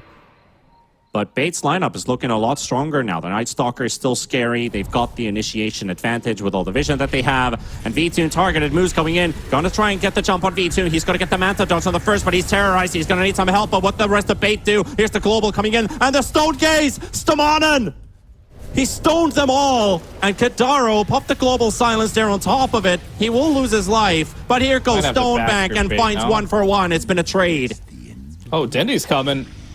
He's got the echo. Who do they get the jump on as well? They're so scattered right now. They're going after Stonebank, leaving DNM all by himself. Speed chilling on the sidelines. V-Tune throwing in daggers. Another dodge from DNM with the Manta. But here goes Stonebank again. Just no mercy. Finds another. He's going to get targeted again by the TA and Speed and DNM. They're all chasing him around with no supports. They've done exactly what they wanted. Supports first. Speed. And now they kill them one by one if they can do so. V-Tune, he's going to need a target to jump to. Silenced up, gets the jump away. Dendy, Fissure keeps DNM at bay. And Stonebank should also be out by now. He teleported all the way back home. But Bait are really isolating these fights. Again, chasing Stonebank, and everyone scattered all over the place for Bait to jump in. Stonebank's getting away with murder in these fights, quite literally. Killing all these supports in the backline. No control. As the there's no control for him whatsoever. Like, you don't have a halberd, you don't have a hex, you don't have any type of stun to deal with them. So it's only your supports that have these. But if your supports get targeted by Stonebank, they're just dead. And he's tanky enough at this point with this Assault Cuirass and Heaven's Halberd that even if he does get a couple hits on him by these cores here, it's not going to bring him down. So in and out of these fights, you're seeing this PA. Okay. Almost showed himself in the lane. They were ready to jump. They're smoked here on DogChamp here. 30 seconds for Dark Ascension. I say play it safe here. Wait for that Dark Ascension. But we'll see what Bait says about that. There's only one buyback up on the side of DogChamp. The rest of them can't afford it currently. Gotta be very careful. But Roche is there. And they're gonna find it. But at the same time, I think they have info about what DogChamp is up to right now. They're under a ward, and the jump on Stamana. He's going to be the one focused first. He gets himself away with the Ogre Seal Totem. Beautiful Fissure. Onto 3. Moves is down, but so they need help. They need help off E-Tune. There's the Stone Gaze coming out from DNM. He got split shot this time. Not stolen this time by Rubik. Well, jumping back in, V-Tune, ready to go in. Stonebank on the left side. Look, their area is getting smaller and smaller the whole time. Stonebank jumping again, finding Bloody 9, and there goes your Willow, and there might be your Medusa down a half HP, less than that, and they're gonna hit by the Fissure. Dandy coming in, and the Echo, they will take Red 2 as well, and Speed is gone. Bait again successful. The patience pays off. They narrowed it down to a small area, drop the hammer, and take Roche again. This is so frustrating for DogChamp. Like, you see V-Tune and Stonebank, they're in, they're out, they're in, they're out, and there's no way you can keep them in, you know, so you can right-click them, because you just don't have any control right now. These high-mobility cores are just exploiting the fact that your lineup just has no way to lock them down. And I'm 100% with you at this point. No Gleipnir, no Scythe on speed, trying to be this carry. He ain't carrying anything this game. He's just dying really quick, and he can't even right-click a single hero. And off they go to take more buildings from the side of DogChamp. They've got both lanes pushing in, both middle, both top. These tier 2s, they're going to be history by the looks of it. Maybe even a lane of racks. 20 seconds for the cores to come back on DogChamp. They need a miracle. Bait needed crit. DogChamp needs miracle. They need something. Anything. Glyph already used. V-Tune. Well, TA's trying to build a crit right now, but she's only got 300 gold in the bank and no pieces, so might not see it this game. Maybe they can find an opening, but V-Tune's already out. And another lane secured. 2 tier 2s. A middle lane of racks taken. 21,000 gold for Bait. And here's a replay. Yep. This one is just, you're just going to see V-Tune and Stonebank just going in and out of these fights. This is like their second time. Watch V-Tune especially. Like, oh, they're going to go on him. All right, he's going to disengage real quick. Give time. Boom. As soon as Dindy goes in, V-Tune re-engages. And during, like, this replay doesn't even show exactly everything that happened in that fight because it was so long, but they're just going in and out of these fights all the time. They can't lock down V-Tune. They can't lock down Stonebank. Stonebank doesn't even have to buy a BKB. Neither did V-Tune. Neither of these heroes have a BKB, and you still can't control them. Your draft was meant to execute in a way where you're going to snowball the game, then you're going to walk down a lane as 5 and hit the enemy throne, but that's not happening anymore. So now you're taking these open-end fights against Nightstalker or Dark Ascension. You can't see anything, you can't target anything, and you can't lock down anything, so they're going to kite you to the end of the earth, and that's exactly what's happening. One more lane to secure. It is daytime right now, but Dark Ascension is available. Almost 25 on that Nightstalker. Already a 25 talent up on this PA. Extra crits for V-Tune. Right in the face of the Medusa. Here comes Moose. The initiation's there. But that's just about it. Dark Ascension forced out. They have to chill. Have to wait it out if they can. If they can. It has been a nuisance. They've had no answer to it so far. V-Tune sprouted up. Range racks taking some damage. Catapults coming in. DNM trying to throw as many snakes as possible. Still squishy. Just not super squishy, but you see how these fights go. Just running up the high ground and hitting it isn't really the position they're in. If all 3 cores are hitting V-Tune, he will die. They need to continue to do this kiting game. Use the Dark Ascension. Wait for it 90 seconds. They'll be up again. But now you have a small window right now, I think, that you might need to take if you're DogChamp. Just go out and do something, and they're going to do just that because they realize this game is hard. They don't have a lot of time. Creeps are coming in. Red 2 is going to have to defend it there. B-Tune in the trees. Stomanen nearby. Stomanen's in a very difficult position. Moose doesn't find anyone yet, but they got the jump on Moose first, and he might just drop down the toss down to half HP. Gets a bit of heal. The snowballs there. Dendy right next to him. Terrorized. V-Tune in trouble. Aegis might drop, and it's gone. And Stenaro's going to be stunned as well. They've got DNM with the Bedlam. And here's the stun coming out from Dendy again, fissuring them away. The shard follow-ups. They just got the Aegis, but it's a hold for DogChamp.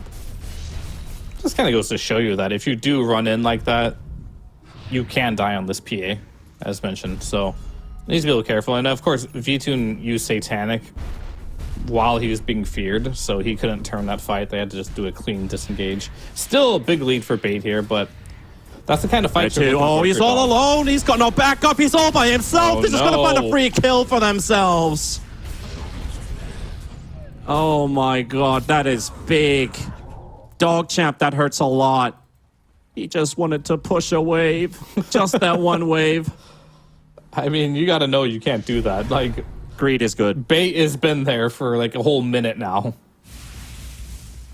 Greed like, is hopefully good. Dendy doesn't stun me, but unfortunately Dendy does stun him.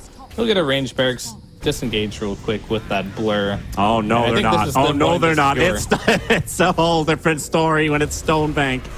Trying to get some damage on the melee racks though, but that Dark Ascension doesn't really do too much yet, but they're trying to force it. They're trying to get DogChamp further away from their base. Just Halberd His arm coming in, and maybe that just might do it. Stonebank taking a lot of damage. Pops the cheese very early there. Doesn't take any second chances. Melee racks down to 800. Still wants to get in there. V-Tune sees D&M. Another silencing dagger flying in with that Mindbreaker. And there we go. V-Tune charging forward. Terrorize. Almost loaded up to the end. And yet again, you have a situation where you have no Dark Ascension for 80 seconds. Do we have any smokes? We have one on Willow. Bait want to repeat that again before that melee racks has gone to full. It's not regenerating fast enough considering the cooldown of that Dark Ascension. It's not going to be enough. Though they do have Glyph now, just came off cooldown. That's going to be a big one. There's a DD. V-Tune will get a DD rune here. All right. But this is going to expire before Dark Ascension is up, so do they want a Dark Ascension or do they want the DD? Maybe they just dangle Stonebank. He does have buyback. Bloody Nine's in a bad position as well, but they're just going to go straight to red 2. The TA deleted. Crit to the death, and Dendy doesn't get the echo off, but it doesn't seem to matter. Stonegaze being used by DNM, forcing them out for the time being, but they forced a buyback. V-Tune still has DD for at least 15 seconds. If he gets stunned again, he's in trouble here. And Stonebank right on top of him. Here's the terrorized V-Tune going the other way around. Onto speed he goes. He crits 1 corner away onto the Medusa. And Medusa's out. And the cleave kills off Bloody Nine. Speed, he's in the Sprout trying to fight back, but no, sir. Life taken away. And that, he can't afford his buyback. It looks like Bait's going to be taking game 1 by the looks of it. 3 remaining.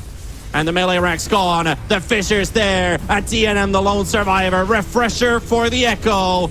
And DNM, speed taps out with the GG and Bait. That one Roche fight turned this game all over itself. It really did. And I thought Bait was probably going to win this game in a more clean fashion, but DogChamp showing that they can actually take it head toe-to-toe with Bait in that early game. And even though that early game went so badly, I'm sure Dendy is sitting here like, thank you guys, thank you so much. I had such a bad game in this one. I was getting ganked mid lane. I lost mid super hard, but you guys pulled through on the side lanes. The luxury he hasn't had in a long time where he'd lose that lane that badly and still win the game. I like the mental fortitude that he had to be able to continuously trying in that game as well and not get tilted. Showing some good resolve from Dendy there, but man, V-Tune, what a performance on this PA. And of course, Stonebank looking good. Yeah, the whole roster looking great. Stomanen as well, in a game like this, still surviving with just 2 deaths on that Rubik.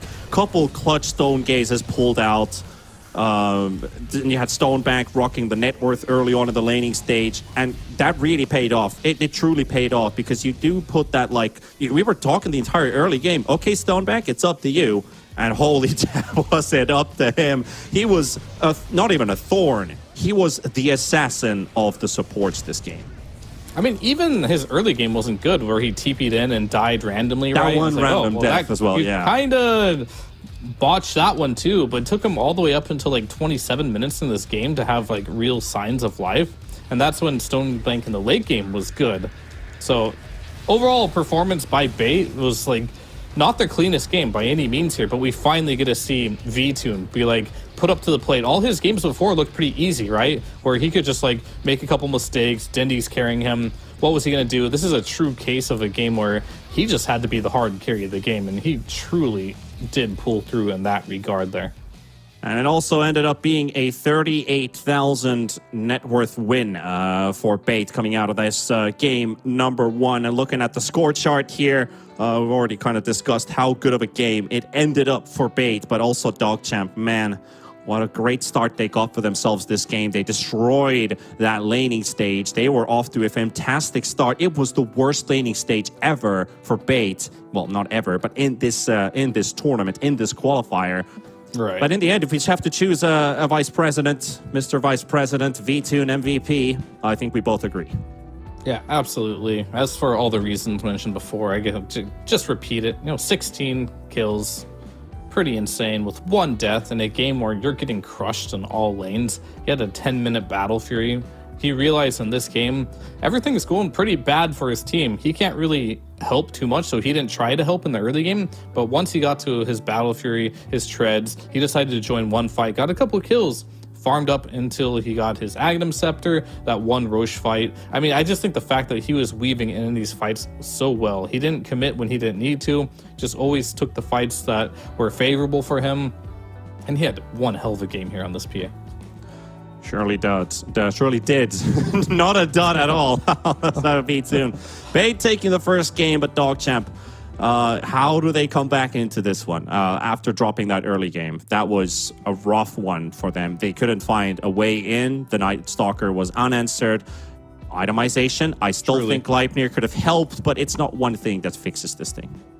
Right. I mean, you go back to this NP pick. It was first pick. What did it really do for them? I'm not entirely sure. And if you do want to go this route of, I really like the TA. It did so much in this game.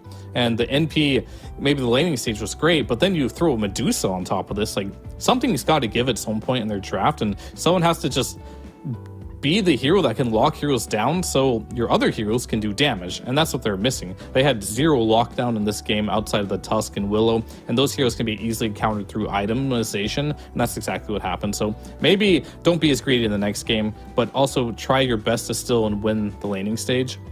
It's hard to say. That's a demoralizing loss for sure. They felt like they had that one in the bag. They could have played better, but at the end of the day, they were just missing a couple tools here and there to be able to close the game out.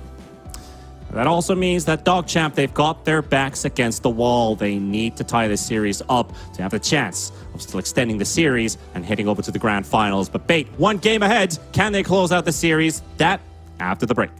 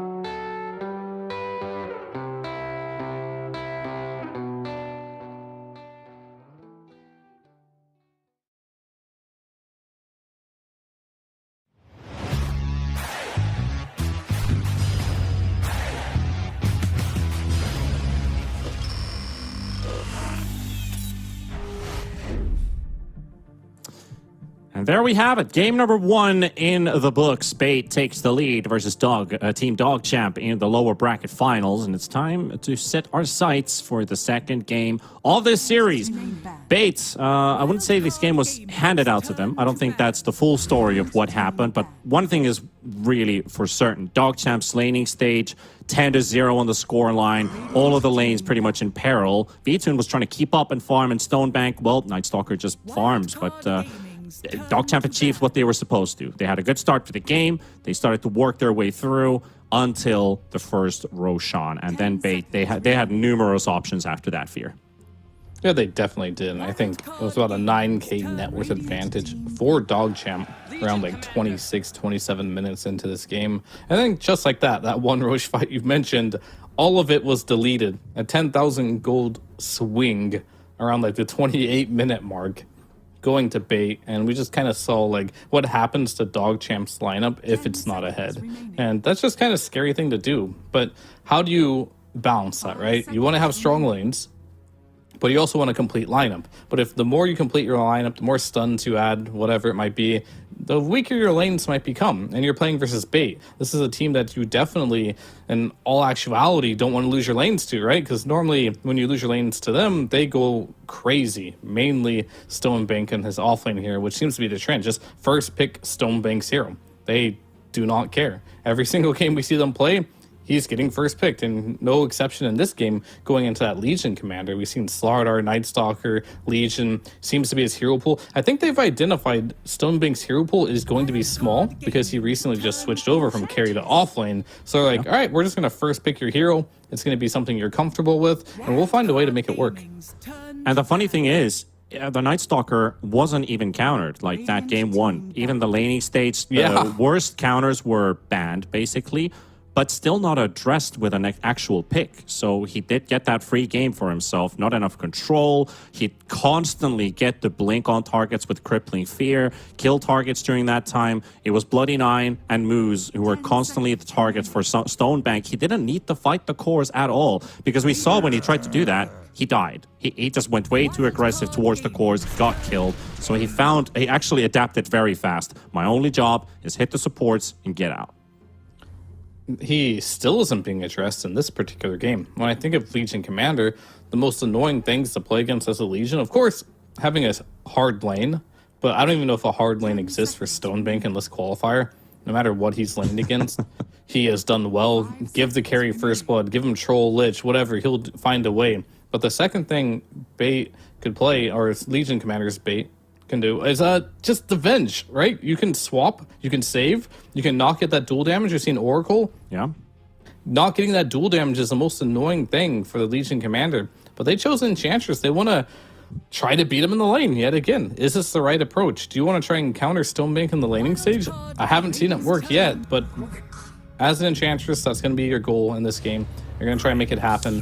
This is a Sand King GÓMEZ. This was, special. and I was about to say this as well. We see LC. I'm thinking they might go for the SKG Grimstroke idea. They exactly do that. They bring up the Grimstroke, and of course, the Monon gets to play his Rubik again. That is the only winning Rubik in NA currently. At least in this qualifier. Quite winning. He's up to 4-1 with the hero now, so he's doing quite well for himself. As we're going to see the Ember come out. We talked about how Red 2 looked really good on it. Shakers in the pool. We've seen it quite a lot. That could just counter the Ember. In the pool. I'm sure he's just going to do it, right? Dindy's picking this hero blind. Now he sees this matchup. He's got this Grimstroke Rubik. He wants to play a melee hero anyway. Only time you wouldn't pick it is if there is a hero for VTune that you absolutely need to pick right now, because he sees his lane. It's going to be tiny, and it's going to be Darkseer. It will limit your hero pool a little bit. So if he does want to pick like a Sven or something like that, and this spot here, he would have went for Void, but that's banned. He might need to do that now. So they're probably debating, like Dindy's like, yeah, of course I want my Earthshaker, but what choices do you have, VTune? Because 2 of them are going to get banned in the next phase for sure. And maybe even one of them might get stolen away from you. Yeah, that's the thing, right? Because you can ban 2 VTune heroes, or you just ban Dendy, Shaker, and Primal Beast, and he's going to have to bring up something completely new on the board. So they go for the Shaker, and V2, he's going to have to tank the bullet, so to say. So maybe some nasty bans we have to look at, but DogChamp bans. But Bait, what do they want to get rid of? Because it's the carry pool for DNM, basically. Terrorblade's out. Now they took the Naga out. There's no Faceless Void or Bloodseeker. He doesn't really play those too much. I actually need to take a look at what he has been playing during the course of this qualifier. There we go, DogChamp. So we'd have to add Slark, Sven, Medusa, and of course the Gyrocopter that's banned. He also played the PA, and that was successful versus Lucky Bird. Yeah, those all can work here. And I'm not necessarily sure which one he's going to want. I mean, you're laying versus Legion on one side, and then on the other side, you're laying versus Darkseer. So those are going to have very specific and very different counter matchups. Surprised they banned the Naga, actually, even though they do have the Legion Commander. Slightly surprising, but I guess it's actually pretty surprising for me because you're pretty good against illusions there. Whereas these other heroes, we could see Medusa potentially coming out again against the Legion Commander. It could. I've seen heroes like Troll pop out, Ursa. Ursa I don't see as a very successful hero, but is something you can play. And for both sides, there's a hero I love to play. I mention every once in a while. Lone Druid's pretty good for both sides here, if either of them do want to play it. But it takes a real specialist to kind of make that hero work. And I don't know if either of them really enjoy playing that hero very much. And of course, there's a Monkey King as well for DogChamp against the Legion Commander, which is pretty popular. Yeah, that is true. The Lone Druid would be a very interesting pick because it's, I haven't really seen it too much frequently, but it has been buffed up. It has been improved over the course of its time. And I just want to see if not in this qualifier, I hope maybe Gunnar brings it out in the Nouns series, but it's something I'd like to see at least in TI a few times because it's got this. Maybe I'm biased towards Matumba Man as I'm finished as well, but every time I see a Lone Druid, it kind of makes me happy. Yeah, I mean, Lone Druid would be a lot better for Bait than it would for DogChamp, but we'll see. Because Lone Druid is good against heroes that he can dispel things like chains with the Shard. The Darkseer is a great lane for him. You can't make an illusion of the bear, so unless they change that, which I don't think they have. You just can't make an illusion of the bear. But ever since they made him universal, he has a new tool set of items he can build, a little bit of a buff there, and of course the roots for the Ember are really annoying, same with Darkseer. And you can also use all the Grimstroke spells, like the Inkswell on the bear and stuff, to get that extra stun duration with Entangles. Could be good, because Sven got taken out. That was probably my #1 choice, but it was a pretty obvious ban once they decided to go for Shaker over the Sven. So kind of got to dig into the reserves here of what he wants to do. We've seen some Wraith Kings for some players come out as potential options of heroes that you can lane against them. Outside of that, I mean, Darkseer is kind of a strong hero because there's not a lot of options you have against them that you do want to pick. And PA, they're just going to go back for it. It's a strong hero in the meta. Of course, the illusion is pretty strong of the PA if you can make one. So it's not the strongest of them all because you are building plus damage instead of a lot of stats. It makes a lot of sense. He did well with it. You can go for the early Ags, take off the chains. And yet again, you kind of have a low stun lineup for DogChamp here. You got like 1 stun and Moose yet again. But outside of that, you just have like 1 root and pretty much it. So you can get out of these fights pretty easily in and out in that regard. And then now if the Troll's in the game, looks like a pretty good Troll game. Dude, I like it. Playing versus Troll. It is really good against the Legion Commander as well. And now that you can get your ulti off and then press your items through it as well, that helps it even more. But they're going to go back for the Templar Assassin. Round 2. Is this going to go mid? Are we going to have a safe lane Ember? No, it's not. It's going to be the carry TA this time around. And they're going to try their hand at this one. I must say, I'm not loving this pick as much as I was in the first game here.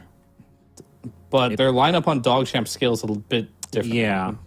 It could be that maybe they lost a bit of confidence with that Medusa when that PA came out. Because Vitun, he's already won that matchup once in that last game. Well, he won versus TA too. And he won versus a TA too. That is also true. So it's kind of a, I don't know, maybe it's a pick your poison type of situation. But DogChamp doesn't want to think it that way. They want to make this hero work, and they want to look at the positives, why it does. And talking about positives, a moment ago, I was looking at the team cameras for Bait. The moment they picked that PA Dendi, was giving it felt like a bit of a speech there, because everyone else was nodding their heads. He was, clapping his hands together, kind of like, this is what we're going to do, guys. We're going to do this, then we're going to do that. And giving a bit of a pep talk for the team, He wants to get back in TI. It's been since TI 6 since he's been there, and he wants to go back. He needs to go to the grand finals, of course, first before that. But there's another part also, which is very interesting. Can you imagine a TI with Speed? Your boy Speed. Can you imagine it? I mean, I think in the near future, yeah. I don't know if that was I know it's not supposed to be negative, but to me, it's like, can you imagine Speed at TI? That's not how I'm painting it. That's just how I'm hearing it. I'm a negative guy. No, he's really good. Speed's good. I'd love to see him play the TI as well. But both these guys, no matter who wins this series, still has to go against the big boss of nouns. So wouldn't count your chickens yet, as they say. Exactly. Yeah, still has to go through that big brick wall that has been nouns, and it has been a difficult team for a lot during the North American DPC to break through. Maybe an occasional map win here and there, but not a series win versus nouns for barely any of the NA teams this year. Bit of tips being traded there. And what was Stonebank going on with that bro comment there? Bro? He wrote bro. For he said, good luck, have fun, bratans. Oh, yeah. That means. Yeah, like bratan, bratishka is kind of like my brother, like my beloved brother. It's something you tell to someone that matters a lot. So if you say good luck, bratan, it's like good luck, brothers. There you go. Well, maybe he just said bro to that, but it felt like bro, like bruh. Like a bit of a question mark. Brah. But hey, game number 2, ladies and gents, DogChamp versus Bait. Hope you got your refreshments ready, because game 1, it was a spicy one. I'm sure the second game is also going to be one as well. Bait kind of borrowing Sanking Gomez's type of draft with the Grimstroke and the Legion Commander. We saw plenty of double duels. Question is, Stonebank, will he go Blade Mail or will he go Blink first? Because that would require Blade Mail above anything else. They've got Lift, they've got Fissure, they've got Inkswell and PA Slows. Maybe you don't need the Blink Dagger right away. Yeah, I mean, knowing Stonebank, I think he likes to keep his farm up, so he'll always buy a transitionary item first. And D&M just takes so much damage on balling and a blood grenade to the face. He got one meld armor off, but then the overwhelming odds hit him right away. And if they want to pressure them now, they could, but it's level 1 heal from Bloody 9 going to help keep him up alive a little bit. Yeah. And this is your last pick here. You wanted to try and pressure this. I don't know if this lane is pressurable. Legion Commander is a very annoying hero to lane against. And missed a meld. That's fine. He still got the CS. I'll stop nitpicking. But at least, I'm not sure if you want to start with Nature's Attendance on Enchantress. I guess you kind of have to. But now you don't have your poke, you don't have impetus, you don't have the enchant to just annoy this Rubik. But there is a reason why Enchantress has not been picked very much anymore. The impetus level 1 has been nerfed quite heavily. So we do see a lot of people go for Nature's Attendance level 1.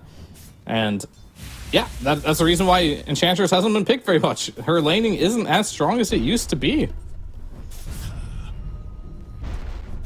At least the scaling made worse early game for sure. Does hurt a bit. Looking at this mid lane CS at the moment, Dendy Red 2 still kind of tied. Red 2 has to be careful of those enchant totems. Dendy's probably going to secure a lot more CS, but he can also squeeze in those denies easier than what the Ember Spirit can. So he's been doing a good job so far, dropping Dendy quite low. He did get his bottle this time on time, which is the big difference maker. Yeah, for sure. 2-minute water runes will come out. But pretty good job, I'd say, overall by Red 2 in this laning stage. It could be a lot worse. Maybe it was a bit of a skill difference in some of these other ones that we saw the matchups, but this one, it's going to be Dendy favored. It's supposed to be Dendy favored, or just Shaker favored. I wouldn't just give Dendy the advantage. But yeah, we'll see how it goes. So far, so good for both players in the mid lane. Bot lane, still pretty good for both sides here as well. Free farming in this top lane. Oh, that one is a little bit V-Tune favored here, as he's probably going to go into a similar build as last game, if allowed. into this just no boots battle free rush, because when you're playing PA, that's the name of the game. You just want to get to your item timings at any cost, because your laning is kind of weak. Well, big nukes coming in onto Stonebank from DNM and Bloody Nine, level 2, helping them out a lot more. Having that refraction. Won't get too many moment of courage procs doing damage to you. Meanwhile, Speed in the top lane. Doing an alright job with this Darkseer. Couple CS behind the PA, V-Tune, topping the CS chart for now. And I think everybody's doing a good job of kind of... nobody's falling behind right now. Yeah, not yet. It's looking pretty good. The one lane that's starting to look really hard is actually this Legion Commander lane, as the TA's getting those early boots online with the Meld Strike harasses, and of course Enchantress level 3 now, so having 2 points in that enchant, if she can get herself a big creep at some point, the lane might just be over in that regard. Another set of water runes. No moves coming out from the mid lane yet. Stamana dropping very low there with that Meld Strike. He did that to block the big camp away from Ench, but he's going to have to walk back to base. And will they be able to block the 5-minute camp? Maybe. Stamana decides, I'm just going to lose all my HP to make sure that Enchantress does not get that creep, because you will no longer be able to lane anymore. He can refill Dendy's bottle by going straight back to mid, because Dendy's got a bottle empty. At least he can do that, then walk straight back to Stonebank in the lane. Stonebank, he's holding his ground pretty well. Able to continue to get CS. And if Bloody Nine seems to be a bit of a nuisance from time to time. Oh, V-Tune getting jumped on here. Toss coming out from Moose. He's already down to 300 HP. Gets hit by another tree toss. Will live. He's already got the cornucopia. Hidaro. What is he up to? Just trying to punish him for blocking his camp. Yeah. The game a lot about blocking camps here. As we see a TP to the mid lane here by Moose here. Oh, Dendy might be going down. Enchant Totem keeping Red 2 at bay, but he's so low, and he's going to drop Red 2. With the help of his supports, we'll get first blood. Stamana can't do much to help him out. And yeah, first blood for Ember's huge, right? Because Dendy does have 14 denies, but Red 2 actually had 8. So Red 2 really holding his own in a matchup that is supposed to be, in paper and from what we've seen, a lot more difficult for him. So really well done by Red 2 so far in this game. And this is the Red 2 Ember I talked about, like in the pregame studio. When he gets this hero, I feel like he's been one of the most impactful Ember spirits in the quali so far. He can make some really clutch plays, very surprising, aggressive moves that leads into kills and him surviving. And him getting this first blood definitely pushes us forward to that point. Dendy, not lucky with the rune. There's going to be an illusion on the bottom half. Maybe he can still make it in time. It's going to be a race for it. Stamanen's at least going to be there to secure it. So bait. It's not the best rune to rotate with. But it might be able to help him take off a chain or something and survive death at some point in this game. So definitely useful, at least. Not a completely useless rune. And of course, a refill is always nice. Red 2 is doing a really good job using this Sleight of Fist to just make sure that Dendy can't get these enchant totem denies the way he wants to. You have been denied. Quite good here. The only big concern you have, I think, at this point in the game is the fact that V-Tune on this PA again. And no, Bloody Eye making a rotation here. Trying to find V-Tune as well, but he gets to jump into the creep wave, and they have a long distance to cover, so he's out. This rotation will not lead into a kill, but they will get some structural damage onto this T1. They most definitely will. Usually when we see this happen, Bait has been able to achieve a move on the other lane, but Stonebank's just vibing. Stomanen's picking up the Wisdom Rune. And now one of the supports from DogChamp also has to pick up theirs, so there's the Tiny TPing away. But the T1 in top, that's history. And Kidaro, this game, similar to last game, is... Yeah, well, this is also similar to this last game here. As Tiny's attack speed is just way too slow to kill that bug. Can't even kill it within 3 seconds, so the TP just does go out. And just like last game here, Bait struggling on Dendy in the mid lane. But this time in a matchup that he was supposed to win. A little bit different here. Yeah, and Stonebank struggling as well. He's got like 18 denies, but Ember's still the same here amount comes of the Echo experience again. and actually above levels. Oh, the Echo, the farming Echo. Is it here? Maybe not. He's going to save it wants for the to. Ancients. It's the Ancients, right? Oh, okay. I mean, he'll use it on any stack that you can get. He won't but use it on yeah. punny golems. Rather use it on the ancient golems. Call them punny golems. Like okay, puny. They made a pun or something. I don't know. Maybe Lacoste has found his winner. Red Yeah. 2, going to get lifted into the Inkswell. Does get the stun connection, and the Whirlwind Ripper controlled by Bloody 9. Into safety, and that tier 2 tower. Tier 1 tower, even in the mid lane. That's another objective. Uncontested by Bait, and that's a 3k lead that is also building in their favor. TA leading net worth on DNM has been very efficient so far. You can keep up this pace. They're in for a pretty good game. Red 2 online. Templar there's Assassin a farm juice. pace is good. But the Echo used on the ancient stack Oh, again. He's going to go back in first. He's like, come on, you can do this. We'll see. Just do it, you know? Just get in there. Be a Just man. do it. Yeah. He's made the safe play. Yeah, I mean, it would be pretty embarrassing if he died there, so respect that. Mid being currently targeted. Bloody 9 moves on Red 2, ready to make a move. Kadaro is trying to stay safe, but now they see the gank squad has arrived. Kadaro, Inkswell already used here. Cannot TP out because Moose is there. And with the enchant slow, that's going to be the second kill going for DogChamp. Red 2 will secure it. Meanwhile, stolen enchant for Rubik. Not sure if you can get to use it much. Maybe you can get a neutral creep. And these things have mattered, though. Bait has been really good about stacking. Whereas if you kind of look at the stack situation on the other side, it's okay. I mean, they have one stack that's not really that good. But there's been massive amount of stacking on this early game. As they will try to go on Staman is Dendi. coming into the help. He's got no echoes. So he probably purged. knows that he doesn't have it, but a lot of damage going on to Red 2. Silence is there Okay. as well, but the Inkswell stun doesn't look like he can escape. He's dead. And Dendi will take down Red 2. There goes your Yeah, the advantage. You built stolen up in the mid lane. enchant on Stamanen just removes that level 4 flame guard immediately.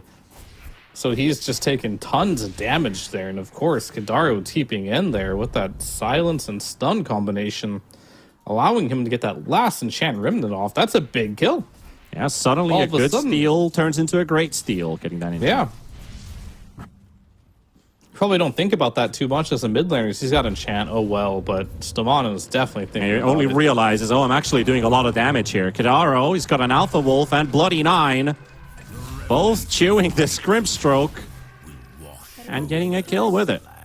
This is where you learn real fast that as a support, you can't walk to a TA's lane, because that trap killed him pretty much just from full and then Chantress right clicks. Yeah. It's rough.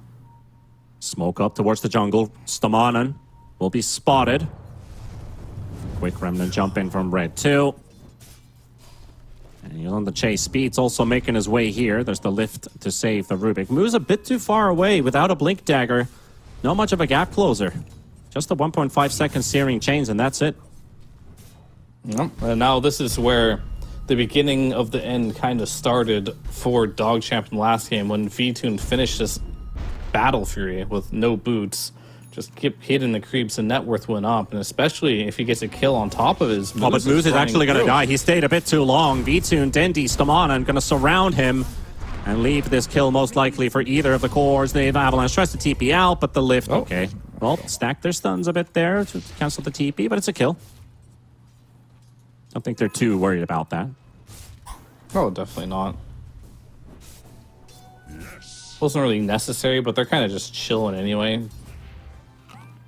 Yeah, well, Dendi, he can't farm Ancients now for 2 minutes. That's the downside. I mean, at this point, it should be PA with the Battle Fury farming Ancients. Like, he gets the first stack, but after that, it's all V-Tune, and he has that Battle Fury. Yeah, V-Tune's had great timings on this. Again, sub 12 minutes. Maybe already had it before. Didn't really look at that, but there's a jump onto Red 2. I thought that was an Ench they were focusing there for a second, but it's actually the mid-Ember. How does he get caught again? You know, that top fight where they killed Moose?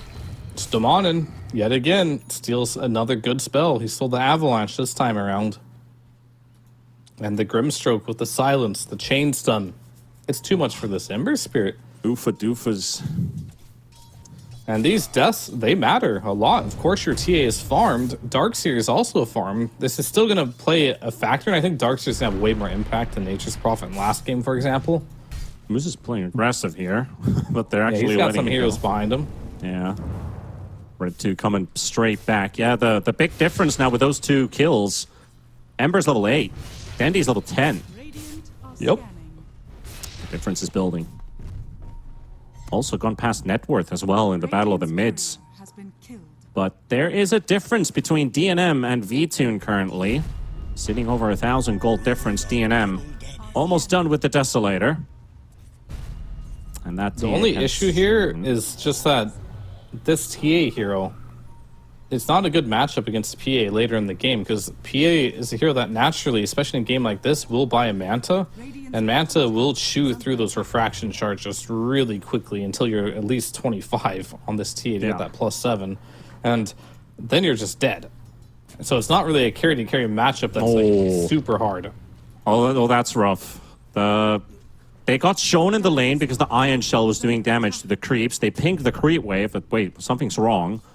And then after, DogChamp pings the cliff for the ward, which was there, even though they had a smoke on. The moment they put the sentry down, the ward's already gone.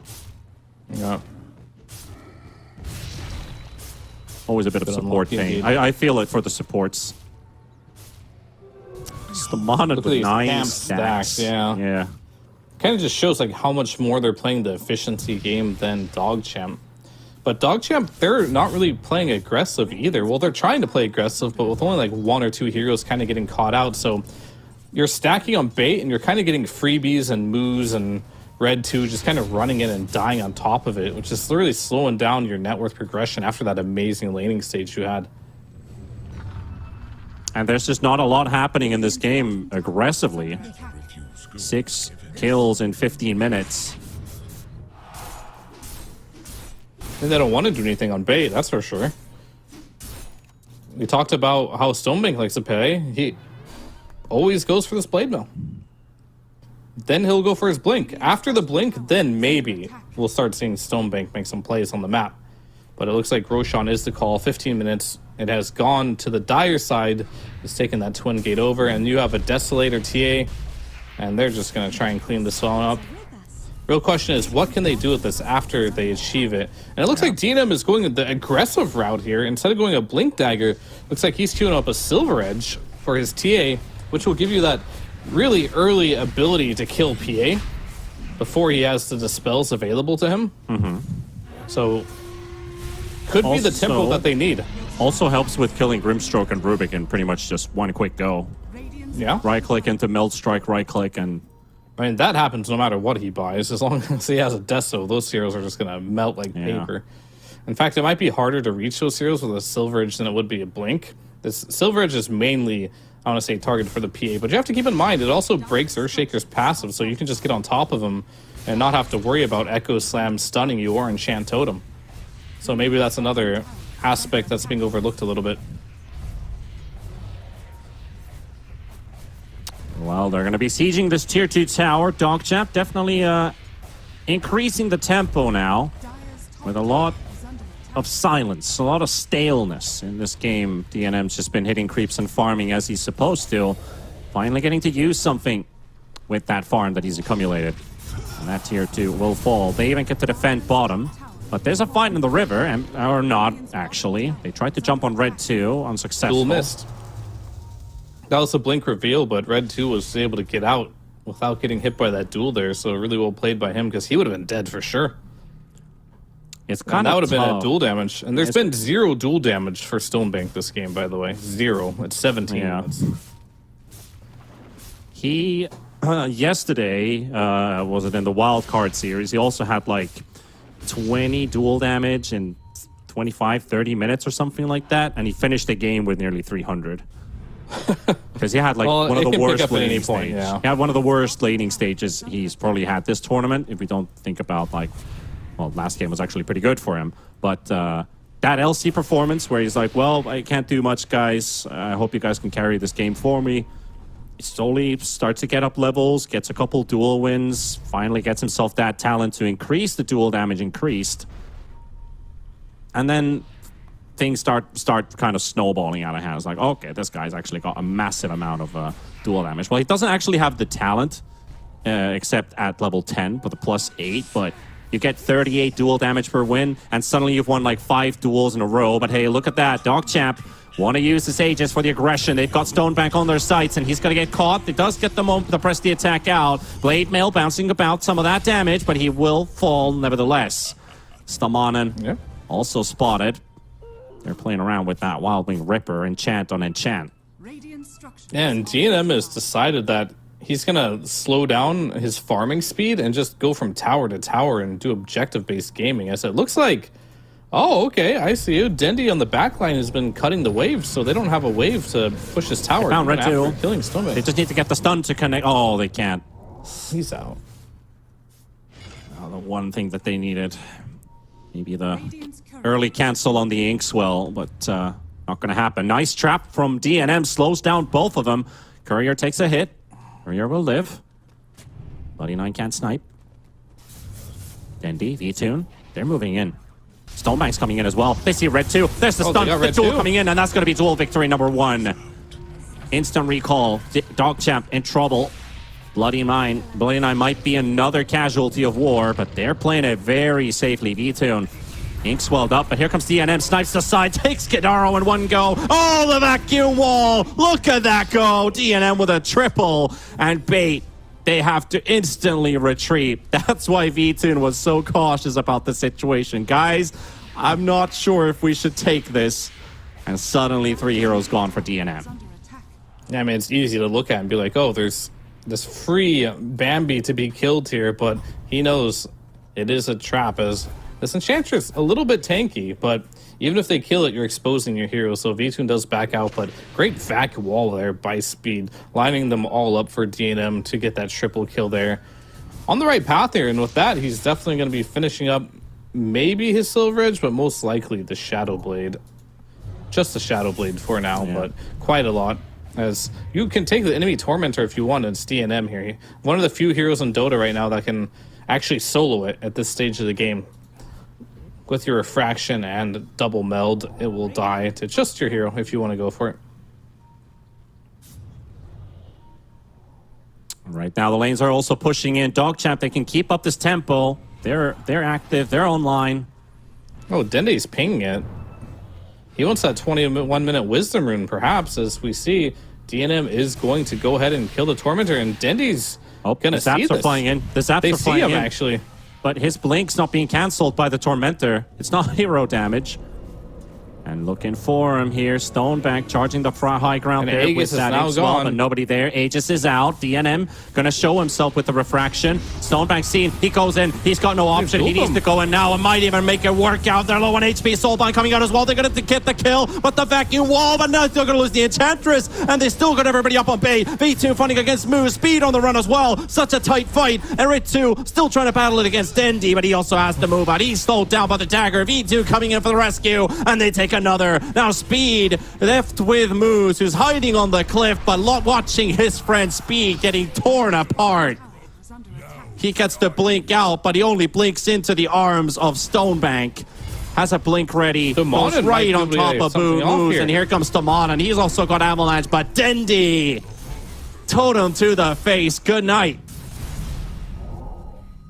And that's a big fight. I was a little worried there at the beginning. Stonebank going in there like by himself. They're dueling this TA, but it looks like he was tanky enough with that Blade Mill being popped. And he did not win the duel ultimately, but they definitely won the team fight as we got a triple kill for this PA, going directly into what I believe is a Manta coming out next. So every time they end up dueling, they will be able to break this Refraction very quickly. So we'll see the replay come out here. Very aggressive. He's kind of by himself here, but we do get some of our spells off here in the back line. The PA gets a couple more kills. What a great Echo and Fissure by Dendi there. I was like, did he miss his Echo? No, he just used it onto Red 2 to allow that extra silence to come out there. 3-man Fissure. Pretty much everything almost picture perfect here for Team Bait. as they easily clean up this fight. And Speed tries to escape, but Dindy on the shaker, man. Like, when are you going to start respecting this? When does this deserve a ban? Exactly, yeah. I feel like they're just letting it go, feeling like it's not the threat. We just demolished it in mid, but you're not playing the same hero. You're not destroying him this game. And you're not even outside of it destroying him at all. Stonebank doesn't want to duel Bloody 9. He's in trouble. Gonna need some help. Dendy comes in with the fissures, zoning them out a little bit, but that impetus, that's gonna end his life. Oh, he tried to smoke him. It almost worked, but Moose was there to block it. He gets the jump first onto the Rubik's. Stoman silenced by the trap, and he's gone. Bait suddenly giving away a couple pickoffs here. Kadaro spotted next. The silence goes out, but he's also going to get scouted out. Ow, the chains as well. Tries to use the camp for his advantage, but not going to work out this time. And this Grimstroke, he's also going to be gone. 2 hits from DNM. It's a rough one to be a support against these heroes for sure. You've got an Ember, Tiny, and TA all on your tail here. A little bit of a misinitiation here by Stonebank, right? He blinks in, tries to realize that, or tries to get something done, but then realizes his team isn't there. And then they just turn it directly on top of him there, and a bit of a feed there from Mr. Stonebank, causing his supports to die as well as him. But yet again, V-Tune, we saw what he can do in the last game if you can't kill this hero. Farming up very, very, not even quietly at this point, just kind of in your face. Manta is online, Shard is coming out, Deso's coming after that, and now there's an illusion rune. And there's a Bloody 9 as well. V2 gonna walk straight into him, throws in the dagger, slow attack speed, no crits. But he sees red too. That's a target he can definitely fight. Do they have vision on the high ground? No. Silence comes out. Manta being popped as well, going for the straight attempt on the red 2. One more crit. Not gonna happen. Well, when he gets that Shard and Desolator, kills like that weren't possible will start to become very possible. Starting to see, getting a glimpse of why chase some moves. Is so good. Stonebank right next to him. Oh, misses it barely. Here. Ankle's broken. Things are looking pretty interesting in this game because now both teams are like, we have our strong part, they have their strong parts. It's all about initiation, right? In exactly. So many different ways. Because, like, if you get a big vac combo by Speed here, and you hit the Silver Edge proc onto this Phantom Assassin with some Avalanche or whatever, you might get a kill here as we see a mass TP in the top lane, but this was spotted out by the trap. Surely is. They know that Roshan is on their sights, but are they going to be in the pit? Are they going to be outside of the pit? The cliff position... A good ward by DogChamp was successful. Here. It was what they were successful in last time, but now the wraparound. Moose and V-Tune walk into each other's. And Moose still in the middle. Red 2 going for the wraparound, still on the side. They go all the way to the right. Hellbear Smasher. Me Smash. Looking for someone. And Bloody 9 just wants to run in and bait himself, realizing you don't want to use any spells on Bloody 9 here. You want to be locking down this TA, you want to lock down the Ember, and maybe even the Darkseer. They're all great choices here. They're trying, yeah, this patrolling Hellbear just going back and forth. He's gonna look for someone. He's gonna find Stonebank. Stonebank gonna get a move, and then you get the instant jump on him. BKB. But the BKB is there. Moo's gonna get the duel. He's gonna get dueled by Stonebank. Hidaro's already down though, and Bait, they're finding Neck and Claw. They're trying to get everything done here, but DogChamp, they've lost one. They forced the buyback out of this Grimstroke and lead by V-Tune. He's inside Dindy. And look at that, the back wall as well from Speed, but it's not enough. It's not enough. They're going to end up losing more than they bargained for as that Echo, it hits multiple targets, disrupts them on the spot. And there's your DNMTA deleted again. V-Tune marches into the Roche pit for Bait to take it. Oh man, what an Echo there. Again, Back almost happened, but they were able to kill this TA. And once you kill the TA, guess what? You can no longer kill the PA. And so they delete the TA immediately, and then now all of a sudden V-Tune, the rest of their heroes aren't going to do anything into V-Tune. Yeah, the Echo gives a nice burst, but damn, V-Tune's total damage that fight. Uninterrupted. Uninterrupted V-Tune. You're going to see here, it's like things look a little bit dirty, and I wanted to see, do we actually get a Silver Edge hit onto this PA whatsoever? And I don't think we actually do, because here comes TA Invisible here. uses the break on the Grim stroke of all heroes, right? So now your Silver Edge is on cooldown. You try to go in, and now all of a sudden V-Tune's on top of you. You got no Silver Edge to kill him. And of course, Dendy, all he has to do is lock him down. Knowing there's no Silver Edge, boom. You can't touch this PA anymore. I don't know if you can afford it. Of course, maybe you have to go for that kill, but your window of opportunity here is very small. And when you're in a position where DNM, he has to use the Silver Edge to hit the PA, to get a kill, to win the fight, that is such a small window you're playing for. In the famous words of MC Hammer, stop, echo time. And then, famous Stamanen words of dies. Stamanen, I'm giving a gem away. I'm just giving you a little jewel. I'm dead. But it's not a "this is fine" meme. Hey, that's a very big close up there on the shaker. I know Dendy's mustache has been growing is quite the something, but that shaker beard, next level. We got the vac wall coming out, but it doesn't really do too much work, and that is going to be costly as well. Spells being used. DNM, can he do something? Dendy, oh, the big heal from the cheese. The Echo does nothing, and he's gone. Dendy dead. Feeds in with the DD rune, trying to make some work happen. Red 2 in the battle, but he's going to be losing his life as well. And now on to the next one, an ultra kill for V2. This guy's got a DD, by the way. Cannot fight him. Cannot battle against him. They forced the cheese out of Dendy, but that DDPA, oh, that's just another story.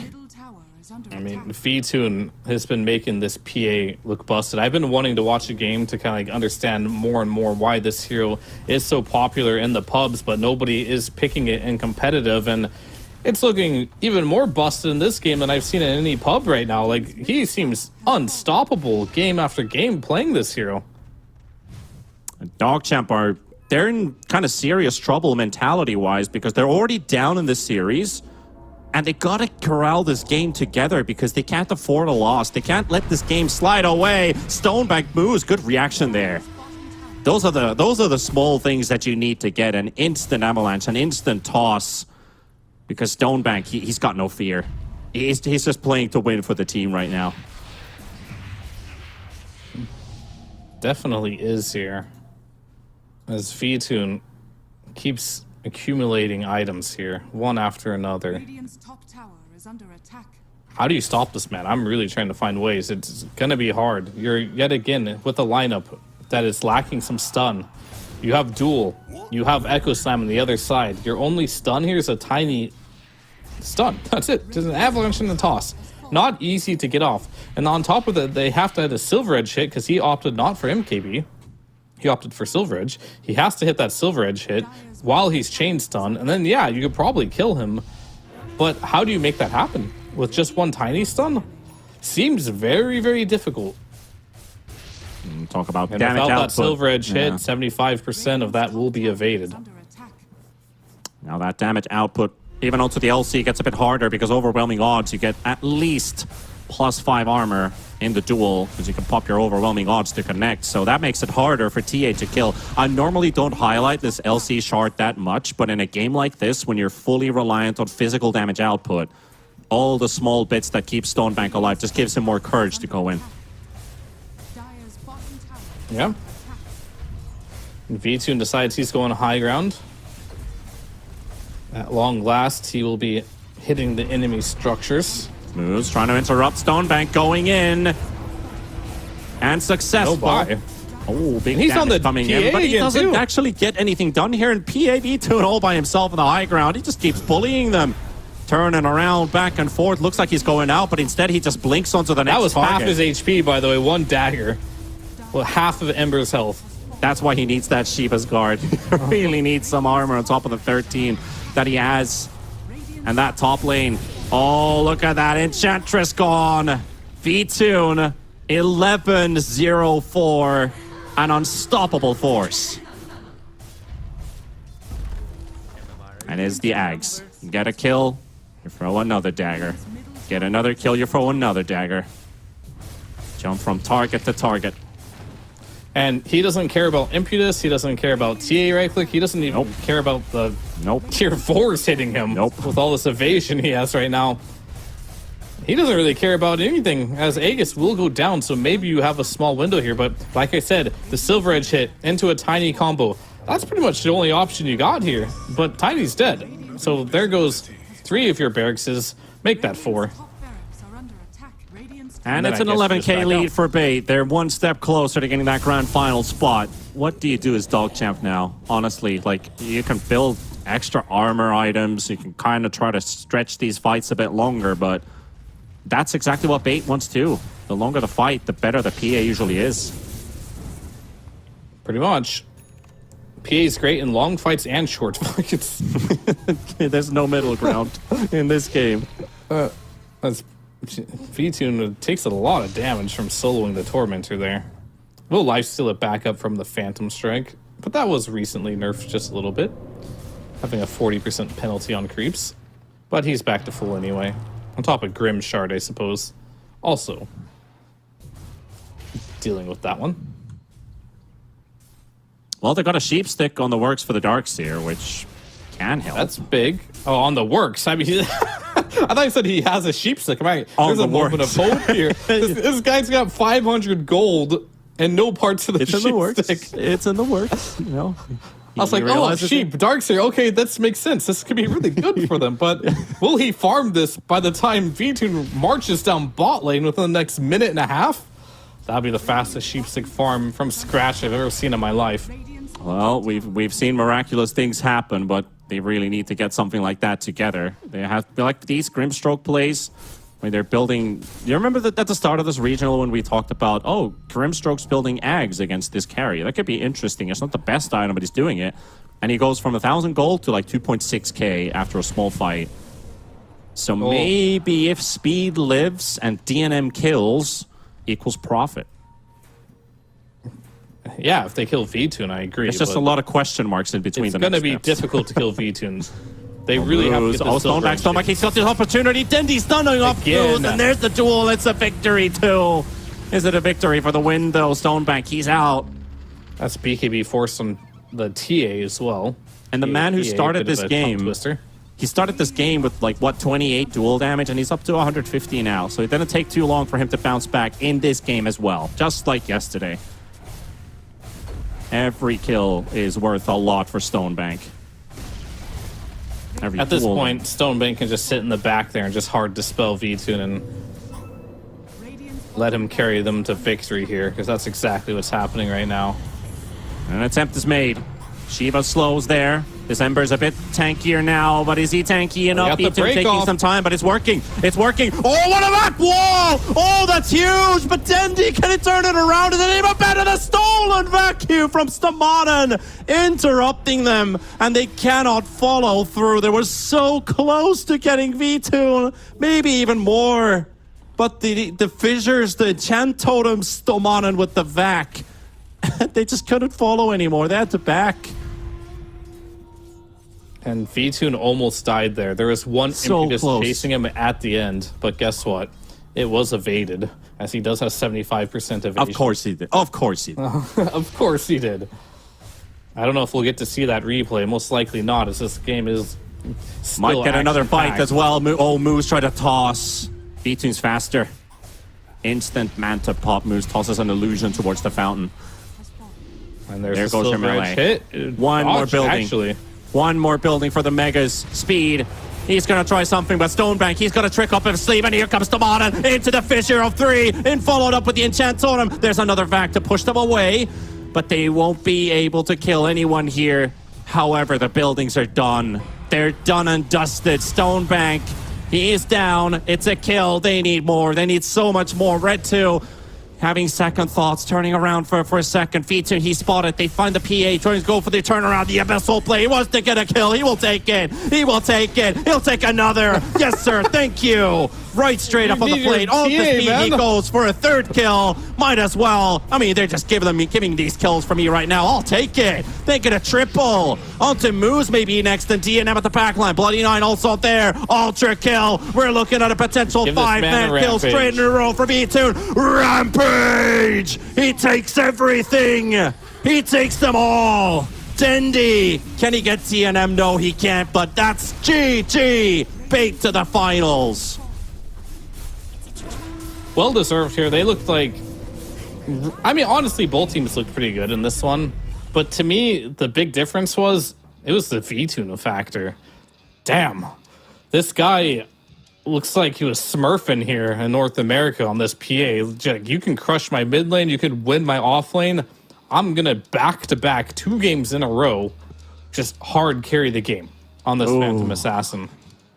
And that's scary. Like, Vtoon, we talked about, I was most excited to see him come in for the region and show us, like, how to, like, I was gonna say how to play carry. I guess he did show us how to play carry here. But, like, he has kind of shown the region how to play carry here. His hero picks have been on point here. I was worried about this TA last big lane matching up against the PA in the late game, and that's exactly what we saw. This PA couldn't do anything. Or TA couldn't do anything to PA, so I'm having a big tongue twisters here with that one.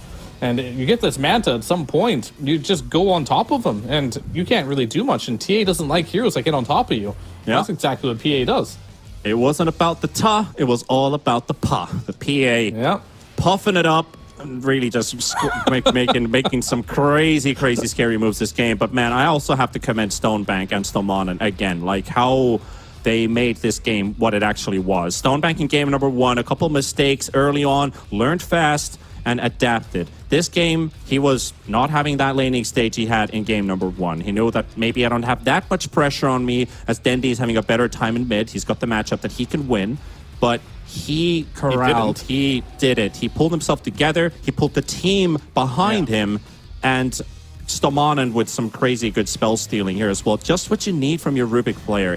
This is a team. This is a united front. This is bait. This is the new bait.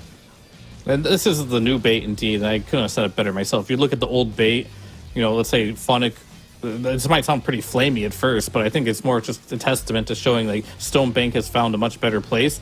If Dendi would have lost mid, Funnick would have lost the off lane, most likely Stonebank wouldn't carry a game like this. He's too aggressive. He doesn't have the patience to like play like this. And so he's found a role where he can be much more suited, much more aggressive, and pay off. And this bait is looking super good with all the changes. Even the choices to disengage, when to go, high ground, all their decision-making has been improved. And I said it time and time again, this bait is looking like a real team now. And they're kind of showing it right now. And I think this grand finals is going to be very, very interesting. Do they have what it takes to beat Nouns in grand finals? Maybe, maybe not. But either way, I think it's going to be a very close series. The roster has impressed a lot. They've impressed us as well with the bait that we've seen throughout this year. And this team wouldn't be what it is without its new additions. The MVP, it's Vtoon. We're going to get it to Vtoon this time. 17-0-5 PA, back-to-back, same hero, same MVP, and just beautiful performances coming out of this. The itemization clicks once again, and this is something that Nouns has probably been looking at. The player himself, how many bans are going to be using on Vtoon, because they're going to be playing the finals right after this one. There's not too much of a break, and you have a team on a high flow, and you have another who's ready to just stomp and squash their dreams. But Vtoon, he is ultimately the carrying force of this team. He is the number 1 that the team needs. I mean, the last 2 games, his scoreline is a total of 33-1. So if that's not hard carrying a game, I don't know what is, right? Last game 16-1, this game 17-0. So very, very strong performance by him. Maybe it was kind of like that gotcha last pick PA. A lot of these teams are sleeping. Oh, Gyro's OP, Faceless Void's OP. We're going to ban those ones. But then PA is like, you forgot about a hero. Now, that's the PA coming on later in the draft. Really just like, they felt there was nothing they could do it against this hero once it got the farm acquired in both games. And just like that, this lower bracket finals, DogChamp, they will stay third. They do not get any consolation prize. It hurts. It's a painful 2-0 loss for them, but they're out. There's only 2 teams remaining. That also means that our time here at the North American Qualifiers is done here, Fear, and we're going to have to, go to the viewer seats. But on the positive, we've got Trent and Lyrical coming in to cast Nouns and Bait, so I'm sure that's going to be a banger series. It's a best of 5 as well. Yeah, I mean, I guess we can talk a little bit about that series. Nouns coming into this one off the win off of DogChamp. Bait also beating DogChamp 2-0. I still think the power rankings are accurate, where Wildcard, Bait, and Nouns were the most impressive teams of this tournament. DogChamp just had a little bit of an easier road, and Bait, dispatched a Wildcard because of how the brackets are set up. But now we're going to have a matchup here where Nouns, they haven't been clean. If you look at the bracket, 2-1, 2-1. Of course, a 2 against DogChamp, but they're not looking unstoppable by any means here, almost losing to Wildcard in that round 2 there in the upper bracket. Yeah. And Bait, they've been rolling through this lower bracket here. They got knocked out of the first round in that upper bracket by Wildcard. Haven't lost since. Sure, maybe they lost one map against Wildcard in a close series, but their momentum is rolling. They're seeing nothing but dubs, just like Nouns at this point. Both teams are coming in with full confidence, and I think this should be one hell of a matchup. Well, we're not going to keep you viewers waiting for too long. There's just a tiny break in between before the grand finals begins. But thank you so much for listening to us, and we're going to throw you over to Trent and Lyrical, who are going to take very good care of you people. Enjoy the grand finals. Nouns or Bait, let the best team win.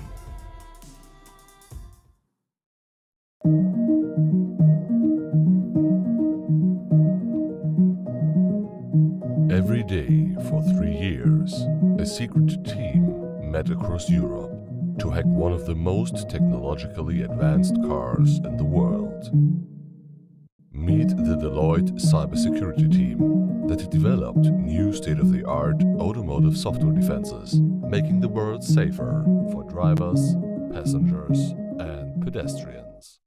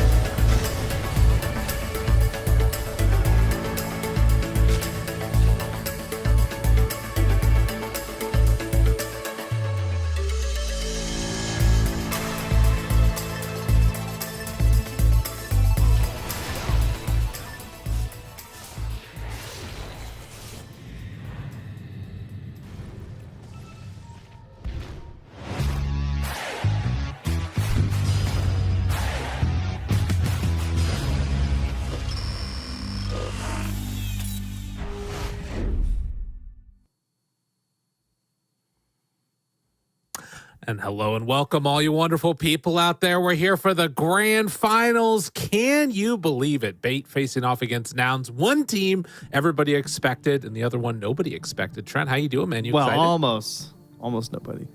That's one man who keeps saying Dendy's going to do it. He's right over there. It's this guy. Unbelievable. And I even pointed the right way for once.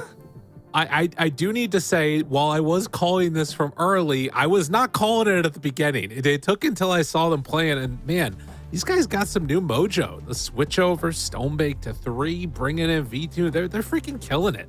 They've looked really good, so I'm excited to see what happens for this one. Yeah, I'm mag-pilled.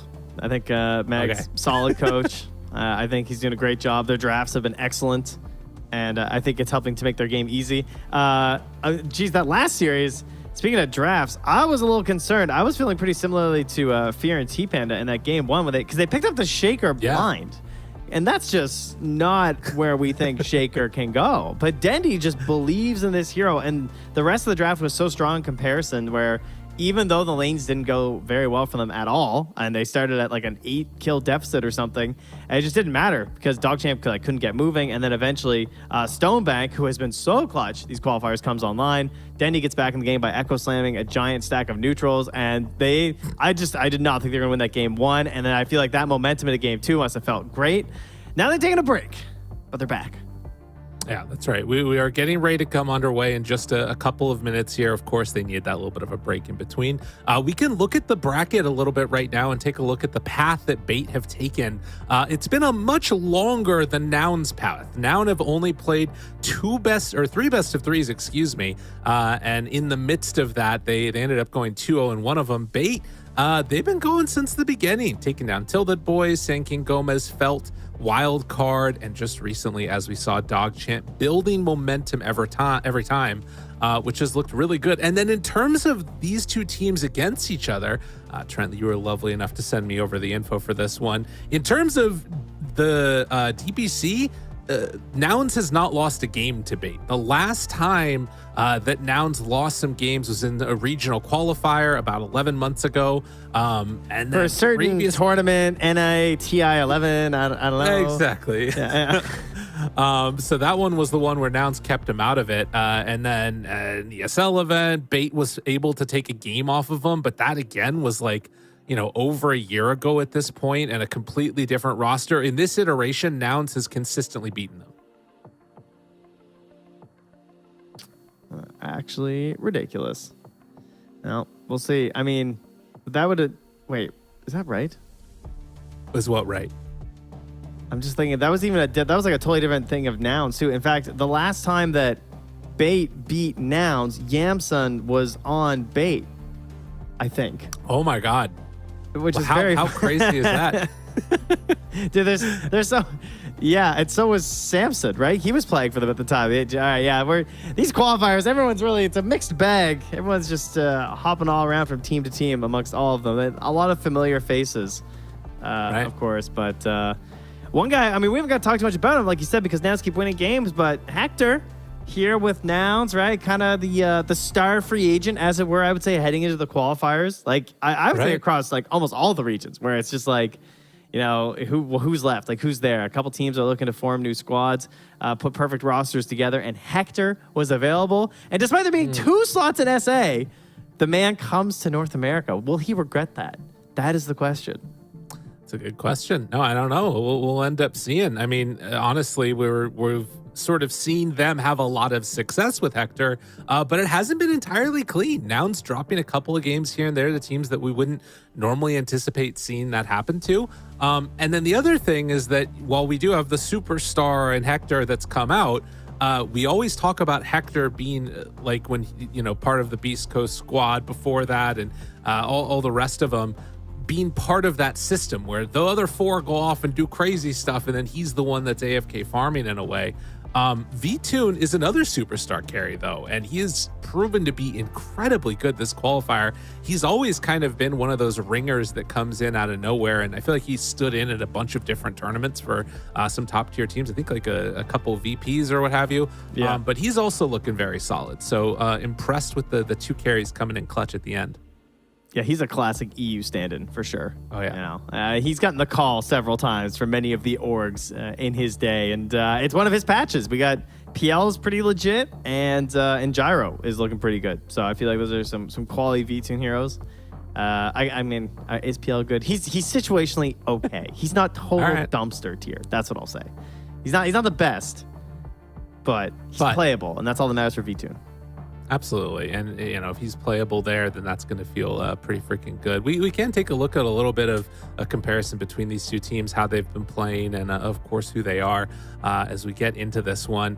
You can see in terms of a lot of the metrics, it feels sort of interesting.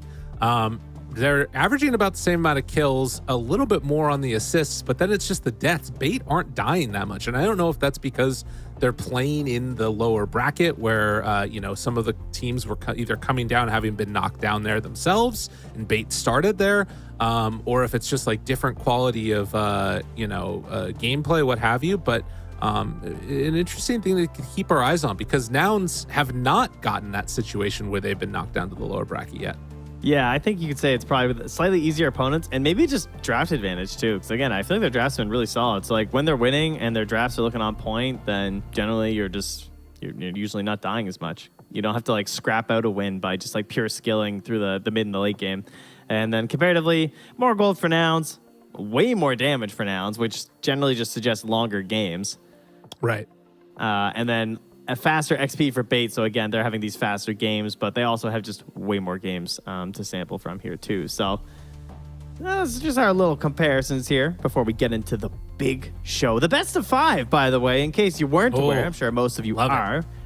Grand finals are a best of 5. So it takes the first to 3 for you outsiders. I think everybody knows. Just FGC. There would be like 10 people who are like, oh, a first to 3. Oh, yeah. Okay, now I understand. It's so much clearer than best of 5. Well, we can start talking about the first of those 5 games that hopefully we're going to see. Dude, can you imagine if this went to 5 games? That'd be so freaking hype. I hope it does. Easy. I just hope it does. All right, so bans. What do we have here? Beastmaster, Venge, the Night Stalker, the Legion, Dawnbreaker, Nature's Prophet, and now last ban. Are we going to get that Earthshaker banned, or rather picked for Bait? Or are they going to opt to drop it down just first overall? Because the other thing is that, like, in a best of 5, you can do some crazy stuff in that first game. There's a lot of leeway that you can have because you can rotate out of it. And if you, like, pick a really weird hero at the start and you win, that gives you such an advantage for the whole rest of the series. Yeah, you set a big tone here, for sure. And I did not get a chance to see who chose what, so swoops.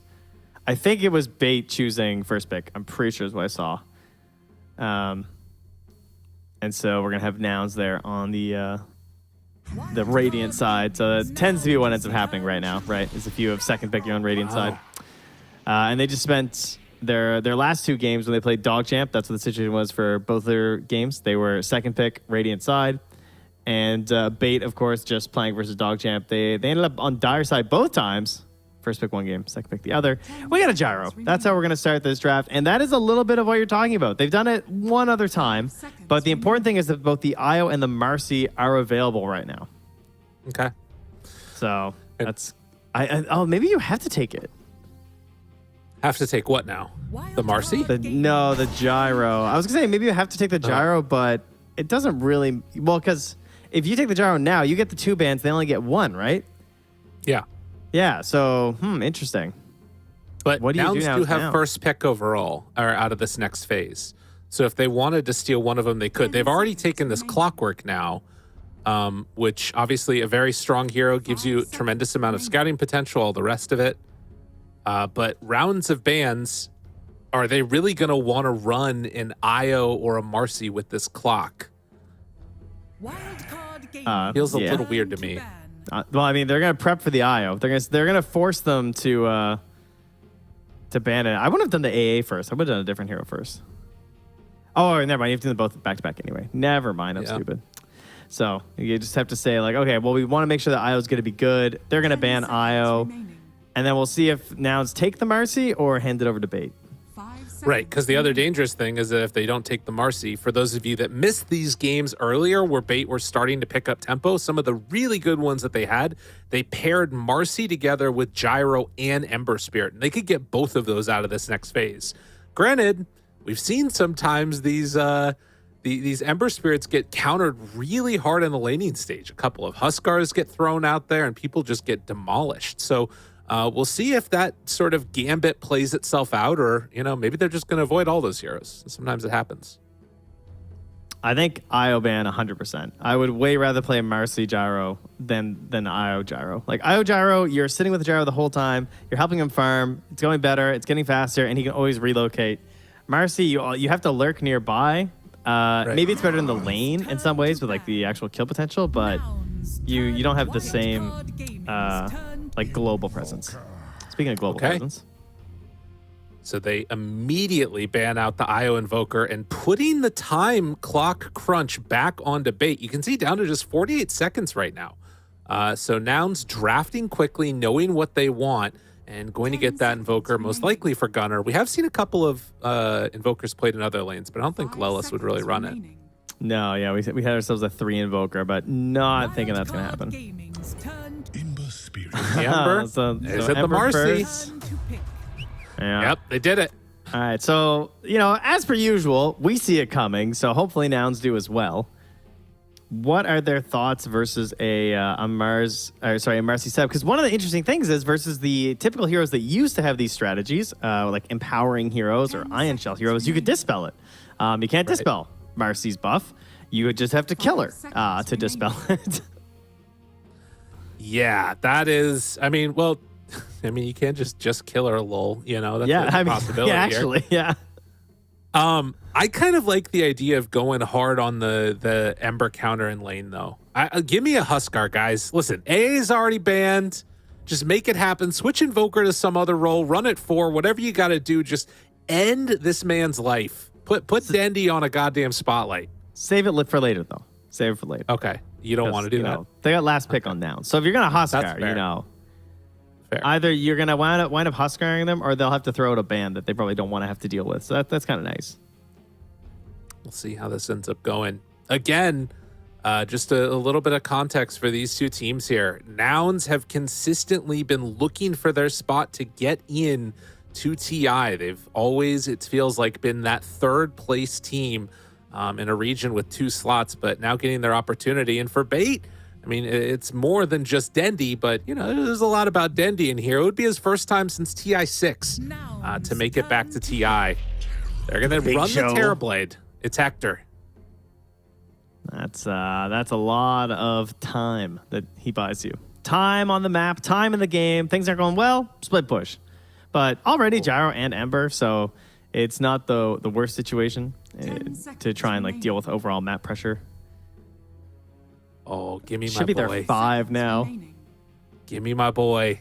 I want to see it. 5 or 4, obviously, because clock is very flexible in that regard.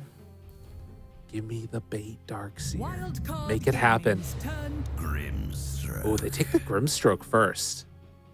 But dude, Ember, Iron Shell, throw Marcy around in there. You're the Terrorblade counter. Come on. It seems good. Do they play Darkseer? I feel like we haven't seen them play it yet, right? I feel like Stonebank should be able to play it, surely. They haven't grabbed it yet, and no one has banned it versus them.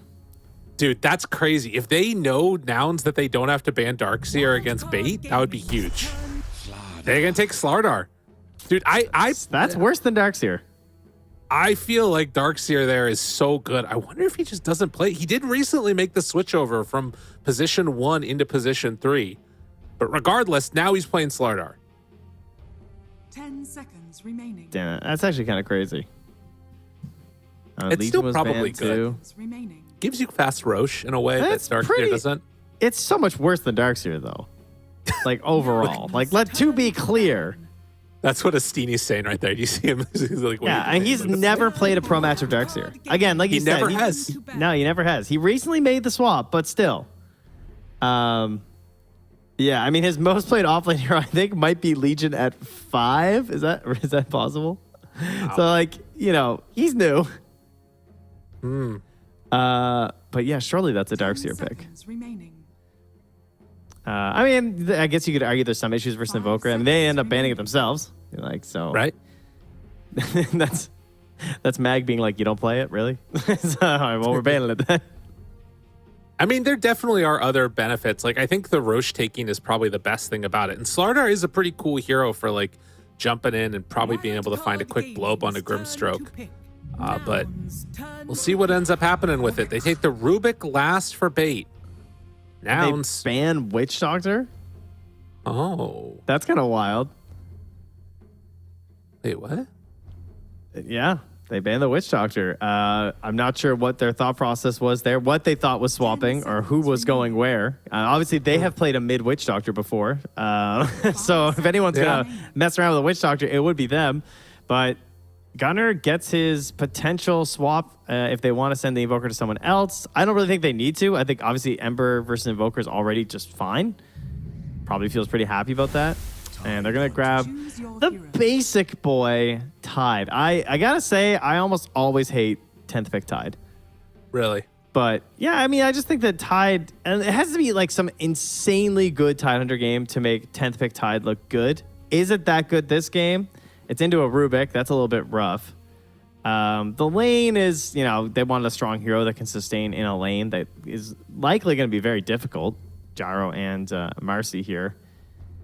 But to me, it always speaks to more of comfort than actually the best offlane hero. But perhaps the bans were just a bit much there. And Moo is obviously a very good Tide. So, yeah. We'll see how it goes. I wonder if there's anything funky with that anchor that you can do in this game. Obviously, Kadaro is going to be stuck in place, not going to be able to rebound out of there or whatever else. But it's going to be an interesting thing to watch. Ember's a pretty big that's one, really good. right? Because he doesn't have the best attack speed as he gets going there. It's like fine, but that'd be Kadaro's job though, right? He just unleash and start punching the anchor. Right, give it over to V-Tune. V-Tune will just flack and punch it. That should be good too. All right, well, here we go. First draft in this best of 5 to determine who is going to TI. Will it be Nouns? Will it be Bait? For either team, it would be absolutely heartbreaking at this point. I mean, I think probably less so for Bait, because you were talking about this before. You feel like they have just less expectations coming into this? Yeah, I think no doubt. Like, obviously, especially with this new roster, you recognize the names, you know that it could happen, but it was definitely maybe. I looked across the entire TI qualifiers, every single region. Nouns was by far, to me at least, and I think most people, the clear, the most likely person to win this by a pretty decent chance is Nouns. Like, every other region, I'd say the highest percentage I would give would be maybe 50%, whereas... Right. NA, I'm 70% Nouns. They're probably going to be the ones that win this. But Bait, they have been catching some heat. They look good. Every single game, they just better and better and better. I think their drafts are looking excellent as well. This whole Dendy Shaker has just been popping off. So today, we'll see if he can take the counterpart of the Ember Spirit here, who has been getting shakered all over, and rub some salt into the wounds of Nouns. We'll see if they can do it. Let's get ready to go into this game number 1 again. And I liked what you said there too, because oftentimes we lie to the audience and be like, maybe there's a chance, this team, they've been looking good. In this case, I actually think Bait has looked like the best team in this qualifiers from what I've seen. Granted, Nouns have been playing against better opponents, but who's to say how it could go? V2 starting off. Yeah, he started. He said, how are you? And Lal said, good. And Vision said, me very fine. Good. And I think they said, what was it? Snowman said, good luck, amigos. Which is nice as well. See how it ends up going for them. Now sitting up on a high ground, waiting for somebody to step a bit too far forward. Just a little bit. I guess, that ban comes back to the Moo Witch Doctor. Has he tried the Witch Doctor in pubs lately, I wonder? Is that what they were thinking? Because Moo was one of the players who was trying to make the Witch Doctor work. Maybe they were really onto something there. Definitely a possibility. Let's see, I see 2 matches, and he won both of them recently in his pub. So there you go. Nice. He has been running his off-lane Witch Doctor. Well, let's see how this game unfolds, since they banned out the terror that is the Witch Doctor. Stonebank gonna play down bottom here with Stolman, and Looks like 2 apiece on the bounty runes. You know, sometimes in these beginning games, people are nice and friendly. They did a little bit of that at the beginning, but there's like an air of tension, I feel like, going on underneath the surface. A couple of voice lines here and there, but let's see if they, everybody's keeping up 100%, or if there's any of those like early game potential worries. I better see party hats on First Blood. That's all I'm saying. Oh, yeah. Some early pressure back there. Dendy going to try and get himself some early advantage in this CS with that Quelling Blade. Invoker going to eventually get into a better position, being able to dispel that Flame Guard with Tornado and everything. Well, I know that when I've been opening up pubs, I have seen a lot of Mutide. Definitely feels comfortable on the hero. It's his most played hero recently in pubs. And we're probably expecting the Meteor Hammer build. Every time I tune in, it's Meteor Hammer. I'm looking through his games now. They all start with Meteor Hammer. So he's not mixing up the formula here, I'm pretty sure. Just wants to knock this tower down. Take it away from the Gyrocopter. Decrease his speed at which he can farm. Try and take away some of this space inside of the game. Ooh. Kadaro getting a bit far forward there. And you can see Lelis pressuring. Yeah, I think the Meteor Hammer definitely feels like the go-to play if you can get that aggression going. That was so unfortunate because Vijun had pulled the creeps under the tower at the same time. So the tower was targeting the creeps because Kadaro was doing all of that spacing to try and get free hits onto Lelis. And look at Lelis. Look at what a play. Oh, dude, no. They juked, though. No, the juke Kadaro. Although, no, they're not going to go for it. They did have a little bit of time still until the glyph was going to be up and ready to go. So can't dive under tower with that one. Man, that was looking kind of free, to be honest. Missed it on that one. Hurts. Nice jukes there from Kadaro. And going with the early sidekick, too. Not going to be scared by this Clockwork and Tide into going for like an early point in the rebound or something. He really wants to ensure that his Gyrocopter is going to have a little bit of extra sustain, saving some cash with the regen. But down bottom, we got TB and Grimstroke. Why are these two together? This isn't something we see too often. Why do we have a Grimstroke in this game, Lyrical? I mean, I'm not entirely sure with the exception of the Soulbind. That part's pretty nice. You do have, oh, wait a minute. Kadaro up top, he's going to be fine. There is also the new element with the changes to Inkswell and having that like hard dispel available at any point. That also, I think, could be pretty nice to just like even taking off Corrosive Haze eventually, things like that. Or for a Terrorblade to like save for a Sunder. That could be huge. That's true too. Definitely. So yeah, it's like a pseudo save and then like good wave clear.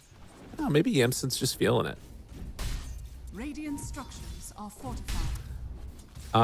I'm curious if he's gonna try and go for the Aghanims because we have seen a lot of people going for it. Yeah. It's like okay against the Gyrocopter, but does miss some things with it as Hector steps forward, trying to bring down Stolman. A couple more hits. First blood taken by Yamson. Oh, I thought it went to Hector. Honestly, I usually like it more on the support. I feel like it just gets you the quicker items because like the carry's going to farm, but you can really boost the impact of your support on the earlier end. So he can get boots and some extra regen, but up top, it is a vengeful kill there. This time the kill goes to the core. As V-Tune's Gyro get off to a hot start here. His courier is dead. He has a lot of gold sitting at base as he buys boots and the gloves of haste.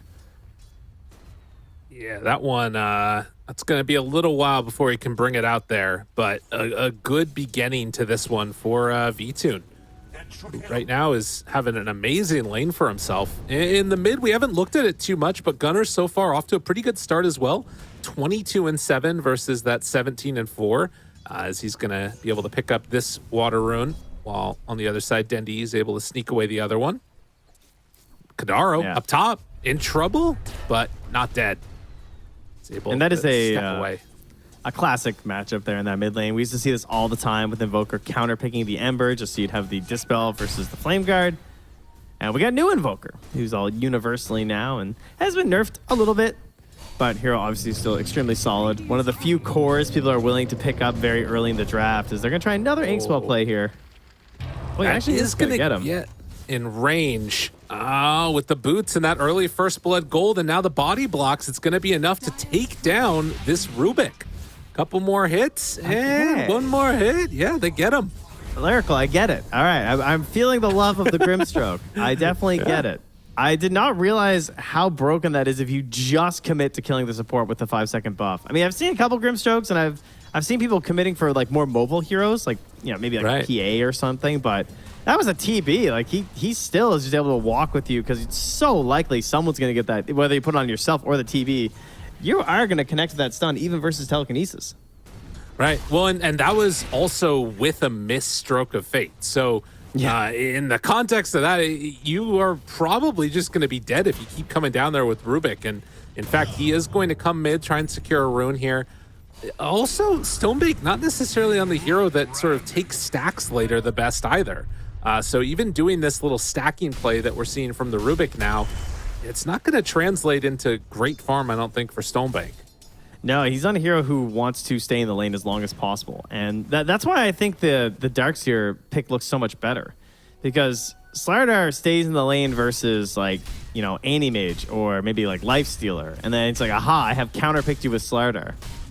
And obviously, Slardar did get a ton of buffs. The hero is certainly much better than he used to be. He's probably not just locked in counterpick mode anymore. But he definitely has some issues. They're going to be looking towards that Corrosive Haze to boost up the physical damage of the Gyro and the Ember, and that'll be nice.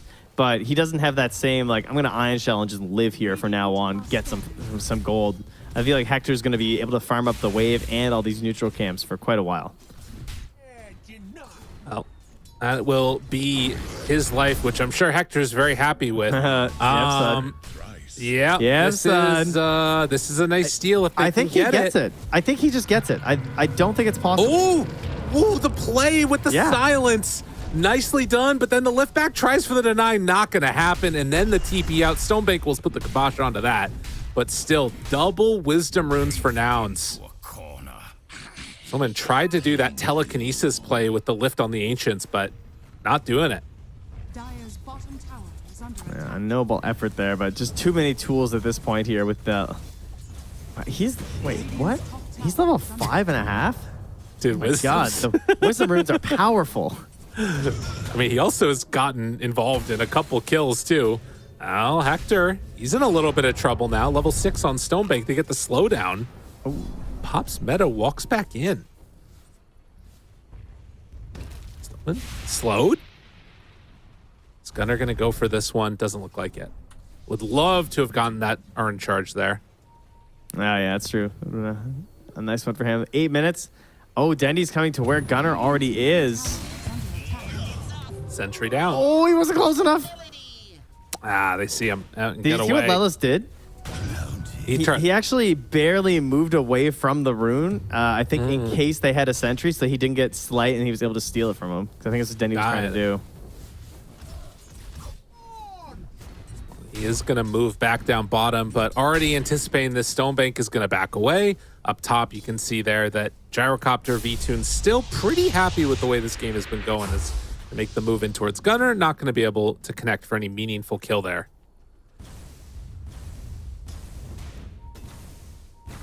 So far, pretty calm game at the beginning. You can see that it feels like the main two winners are going to be the carries. Everybody else around the same mark, only 600 gold separating the other people from each other as nouns make the move through, going to try and find V-Tune. They run right into Lelis, but doesn't get caught in the cogs. The reaction was there in time. Now the pull away. Now Lelis might just end up being in trouble, but Moo moves in. The silence is there, able to dodge it. And he gets out of trouble. They're making this rotation over to steal these stacks. Nouns doing a good job of staying active on this Gyrocopter. Yeah, I think what's important too is that Moo is gaining a lot in here. Like, he's bullying a little bit with this Ravage, because a lot of offlaners in that sort of situation can just straight up provide you with a kill at their level 6. You think of like Legion Commander or Doom. Tide, it's such a big commitment with the Ravage, and it's not the best versus just like those single targets who you're trying to chase down. But being able to walk in and take stacks like this, that is something Tidehunter is very good at. What I'd like to see is more heroes still staying nearby to try and, let Tide do his thing. Well, I mean, he might have needed it, although... Oh, no, they break the TP. Moo! He's in trouble, still has Ravage. It won't get him out of this one, though. So a big flub there by Moo, sticking around a bit too long. Yeah, that's not good. Finishes off his Meteor Hammer at the very least, but bit of a freebie handed over. Flare, Ow. slow down. Stallman, he's going to get brought down, it looks like. So Gunnar going to be gifted the earn charges for himself. They said you were the one to beat around here. Pretty big. Time to make some moves for Gun Daddy. That's what they want to see. Stonebank now with the Mask of Madness done, going to try and farm up a little bit. Not easy for him to come to lane against Hector, that's for sure. Radiant structures are fortified. He needs a bit of a friend. You want like 2 items with Mask of Madness, you know? You don't want like Tread's Mask of Madness Circlet. You know, you want these like Basher things you're able to get to. Oh, the bait skis! Oh, dude, that was some crazy outplay right there. Oh, but Bait got can they get baited. anything in return? They want to chase down one. They only get Lelis. Is under attack. A really nice play by Nouns. The rotation in Grimstroke Inkswell with the Clockwork Hook shot. Yeah, no more stacks either for V-Tune, so he's to farm his way down here. He could farm, push this out, someone goes back, stacks some Ancients, and he can have a good time on this side of the map right now. Stoma is actually going to pull the wave in here. You know, he just wants to get a little bit of gold. Tower is under Absolutely. Then Gyro comes and steals it from him. But top tower goes down with the help of Hector because it's Meteor Hammer Tide time. Yeah, this is starting to look like a very formidable force coming from Nouns. You've got these movements with that Meteor Hammer and just every meta, Hector farming or pushing towers. It's just this sort of clock that's continuing to tick down. Oh, look at that stat. tower is under attack. Oh, yeah? Oh, yeah, sorry, I don't even notice. It's 2 wins for TB on the Radiant side and 5 losses on the Dire side. It's all wins Interesting. Radiant, all losses Dire. Dire's middle tower is under attack. Very interesting.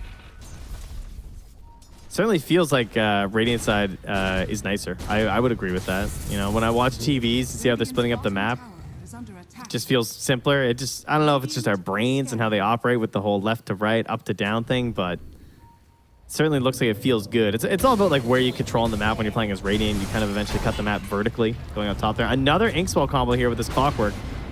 Then the Meteor Hammer. Kadaro will pull him away, but it's not going to matter. Brings down that Marcy. Nouns, they're coming up with great answers here. It's very interesting how they're using this new Inkswell, right? Because in the past, one of the teams that used it the most was Team Liquid, where they used to do the Grimstroke plus Weaver combos. As he is going to commit the charge here. Better get the kill, Gunner. Better get it. Burning, living. Oh my god, he was on such low HP. Still has 2 charges of the Spirit Vessel, thankfully, but someone's going to be thanking his lucky stars he didn't end up getting brought down there. But basically, the way that used to work with the 3-second buff was like you would Shikuchi in, and you just wanted to get like a little bit of duration on and then into the stun. But with 5 seconds, if you can get the maximum amount instead of going for the early release with the Clockwork, he's gonna, he comes in and he locks you in, right? He's making sure you get the full buff before it pops. And, well, is it going to end up making the difference? V-Tune Turin says, I'm ready to fight. Able to survive, but it did take a big chunk of his HP pool there. So V-Tune's going to have to walk back and retreat away for the moment. But yeah, a really annoying combination. This is looking good, man. Clockwork Grim, it's hype. It also makes Nullifier even better versus that hero. Because you're like continuously dispelling. So if they're trying to utilize this really long Dire's middle tower is under attack. Inkswell, then hopefully you can try and mitigate that by just throwing random nullifiers around. But obviously not the easiest item to always work into a team. No, not at all. Well, that's 4 points Inkswell. He's almost level 8 right now. He is humongous on this Grim. That first blood and hasn't slowed down since. He's the same level as Moo. Oh, yeah. And so's Lelis. I didn't even know Lelis level 8. I mean, the supports are having a really good time. The Wisdom Rune steal is pretty huge, but even before then, they were already doing good stuff. And I will say that while the XP is definitely into their favor, I kind of feel like it should be a bigger net worth lead. Maybe that will balloon out in the next couple of minutes because Nouns are still looking really great. But we've seen this before from Bait where they fall behind early and then make some really ridiculous comebacks around some solid team fights. Even just today, they've been managing to do that. So Do not let your guard down versus this team. And one thing that's great for Stonebank is the space that he's getting. This is a extremely farmed Slardar. And when you look at his items, it's like, he's just a Mask of Madness Slardar. He's just doing his normal thing. These are the items he wants. He hasn't specialized to do this, to hold the lane like this, but they're going to try and jump on this Ember. Can't find the connection with the Inkswell. Dendy is out. His courier is not, though, but it's not too big of a loss. Radiant's I'm really surprised that Yamson wasn't able to get in range quickly enough for that Phantom's Embrace. Yeah. They increased the projectile speed, but just couldn't get there. Not this time, and then no connection afterward there, too. So when you look at the net worth, that is the big reason why they are keeping up, despite them controlling a lot of the space. They're only 2K behind because of the stacks that Bait have been getting and handing over to their gyrocopter. So that is keeping them in the game right now. Yeah. And one really good fight could end up making it work for them. But I think if they take a fight around Nouns right now, it's not going to go well. You're fighting into Ravage. You're fighting into all the Invoker shenanigans early. Like, well, this lineup is scary. That's true, but they have Corrosive Haze, and they also have maxed out Psychic right now. I do think a Smoke could be pretty profitable for them. Okay. That's a ton of damage with Corrosive Haze and Slight. Like, right. Level 4 Slight, 150 bonus damage, and then you add 48 damage from Max Psychic with Lifesteal. Kind of nutty. You know what else you can use that damage for, though, Trent? What's that? Farming. Farming away. Having Aghanims and a Maelstrom. It's the Maelstrom build. It's back. So we saw this the last time it was versus a TB. This is an extremely rare build on Gyrocopter these days because Flat Cannon obviously does not proc Maelstrom, but your Side Gunner does. So with the buff to Flat Cannon having 2 shots from the Side Gunner when it's active, it makes the Maelstrom a little bit better. And you have added bonus of there being an illusion hero in the game. Lelis maybe in a bit too deep here. And trying to take this fight is now. And this is a little bit scary for them to go all the way in. And in fact, Stonebank turns, gets the bash, finds Gunner. He's gone. Ravage is out, not doing anything with that one. As I think they're just going to lose more. Dendy, he has one more remnant, chases forward, wants both. Can he get him there in time? Slight chains connects, but Hector, he backs away. With that Manta is going to be kept survivable. V-Tune runs forward. But a horrific fight for Nouns. Really well played by Bait. Yeah, the BKB reveal there as well from Stonebank allows her to pressure in there and force Boo to check out a pretty bad Ravage. Unfortunately for him. And this is what they do.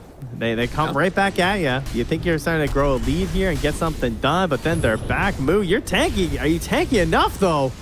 Oh, my God. This would be big if they could get it, but doesn't look like it's going to happen. Stonebank tries to back away.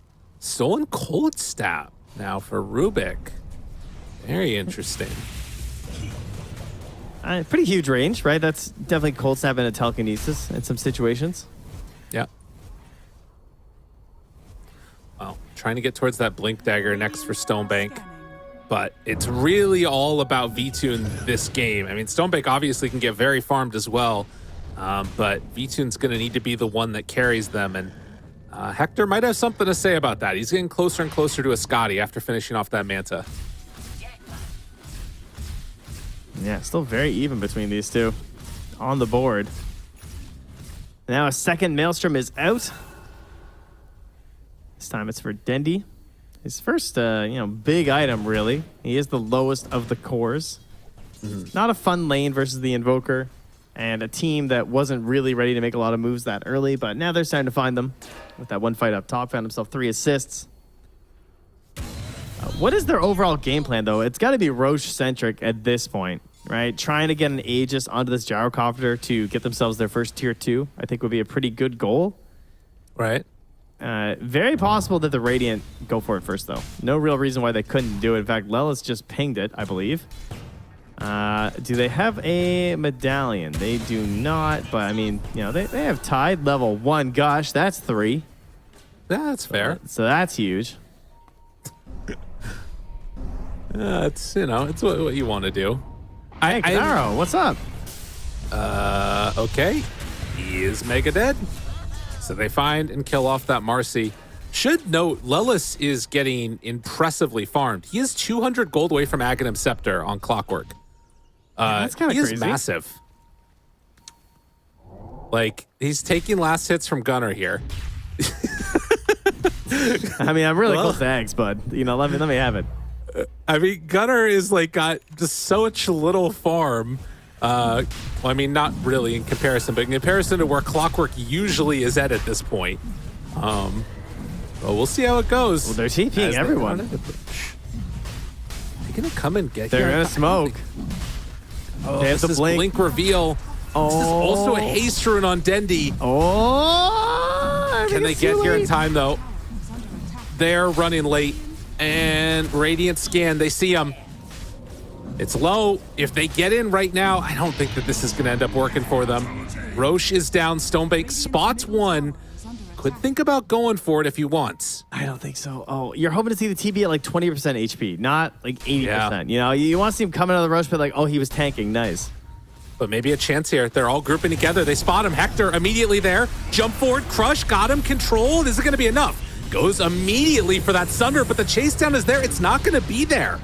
They do have Ravage at the ready as BKBs are wearing low. They take it down one time. Clockwork Aghanim's delivered, but he misses. Can't find him there. And with no Blink Dagger, no way to chase Moo. Can't get in range for a Ravage. Kadaro dodges that tornado, still has rebound, and gets off towards the rest of his team. So they snipe the Aegis, and it looks like they're going to get out. Oh, that's so unfortunate for Lelis there. Tough shot to hit. When you get the movement speed buff there on that gyrocopter, it's maxed out at this point. He's level 10. So this guy's got a 40% bonus movement speed, and you saw it. He just zoomed out of there. I'm missing that hook shot for sure. Interesting. All right, first Aegis down, 22 minutes in, still less than 1,000 gold separating these two teams. And it does very much feel like it's feeling like a single core out of nouns. I mean, obviously Invoker, Tide, later on they can get to do more, but it's really this Slardar that's feeling like a menace if he can get onto people. Stonebank is hitting hard. Yeah, for now, Gunnar and Moo are just kind of like that machine at the bowling alley that sets up the pins, you know? Okay. That's all they are. But yeah, Hector, he's the ball. See what I'm saying here? Yeah. I hear ya. So they need a really big ball, so it makes bowling easier. That's the way that works. Yeah, right now it's like he's like a golf ball. They're trying to get like beach ball size. But not weight, because that would make it much harder. Right. No, that would not be good. Why don't they just throw a larger ball? It would be a lot easier to hit all the pins. It needs to fit under the little thingy. That's why. It doesn't fit That's a under good there point, otherwise. They need. I think what you're trying to create is just the hockey sport. What's that thing they do again? Is it luge? No. What is it? The Curling. Oh, curling. You're trying oh to. my God, you are right. I actually am into curling. You're not wrong. That's all you want to do. I thought you were way off, and then you were on. Yeah, you saved it big time. Much like Gunnar's gonna try and save himself here with the escape, the dust. It does connect. Oh, they see him. Gunnar, you're in trouble. Tries to get away. Blood grenade. Stonebank. Dude, he hit him. Oh, that's frustrating. If they had vision. Blood grenade gives vision. Next patch. Yeah, it's coming up next. He was hoping that you get one of those little like buffs where it's, you know, where we used to have like the things that helped you cheat with the rewards. And it would be like, oh, you hit Echo Slam in the fog, or you hit Fisher in the fog with your prestige things. Yeah. Unfortunately, there's no coded thing for your Marcy set for hit blood grenades. Okay, soon. That's the next change. Okay, do you think blood grenades are around in 1 year, or are they gone? I think they're here to stay. You think? What are the other like early items that have been taken away? I feel like there haven't been that many. I feel like a lot of the like earlier Iron Talon. neutrals got taken away. Well, they got swapped out for new ones though. Yeah, I but think- some of them were, you know, like, I don't know. I guess that's true. Okay. Kadaro will get this shard so he can rebound off enemies, and the bigger one that they got is that Yemsun shard. So the hard dispel on Inkswell. It's quite strong now. Yeah, we're going to have to keep an eye on that. It also does 40% more damage and heal the target for 40% upon completion. It's not even just a strong dispel, which is nuts. It's very, very strong. Yeah. And he didn't buy, is that correct? Yeah, he did get it from the Tormentor too. Because I saw he had it queued up for a while, so that feels great. I mean, recognizing how strong it is, that he would have been willing to just buy it straight up anyway. But when your other support bought eggs, it can be a bit tough. No, totally. And I mean, the steady chugging along is going on right now from Nouns as they push that top tier 2 tower. There are a lot of people grouped together. A smoke in at mid. Vtoon pushes out the lane and now is going to get together with the rest of them to smoke up and try and defend this tower, or at least come in close to it. I think Bait looked pretty good for this fight. I think this really what needs to happen to me for Nouns is a solid Ravage, either before BKBs or waiting and cutting them out.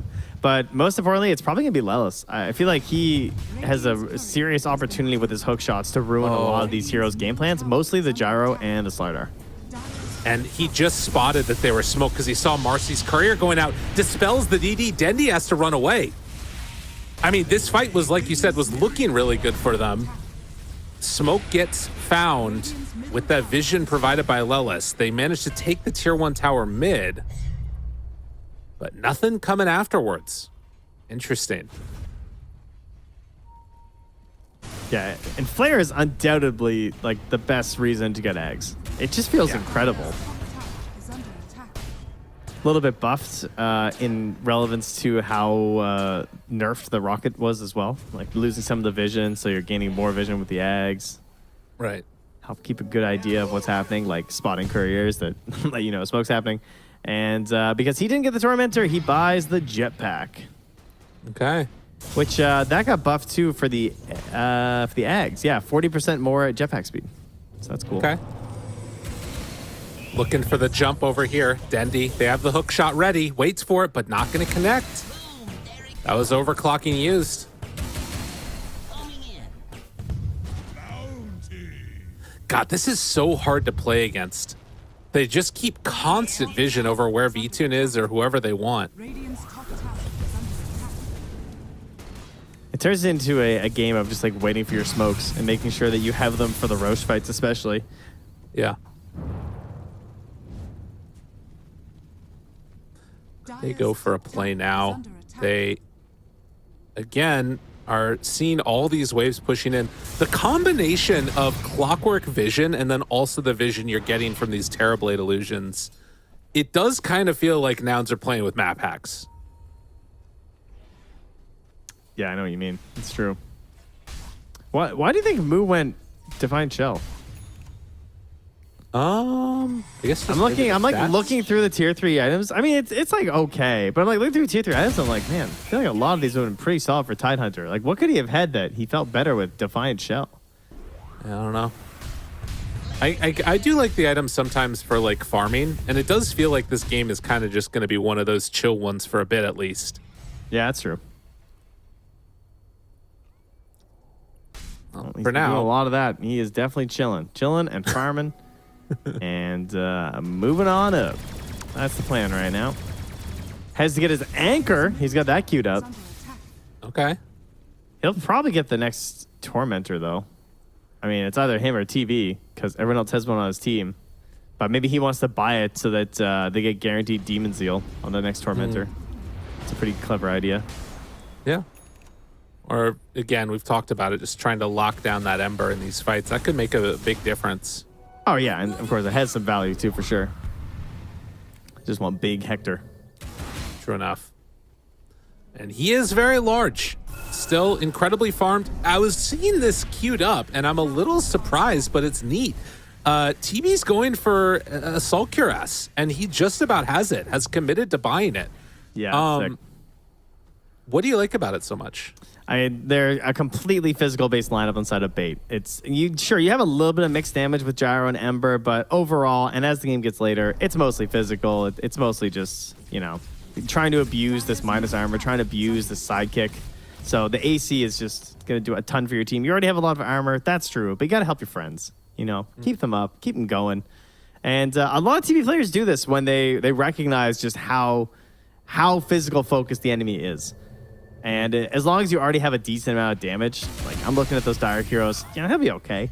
He can handle a gyro and Ember. As long as they're locked down by his allies who survive thanks to his AC, he'll have the damage to kill them. Plus, sieging buildings never hurts. Yeah, that's fair. And I guess, like, the way that Moo is sort of building, it doesn't feel like he's going to be getting towards that himself either.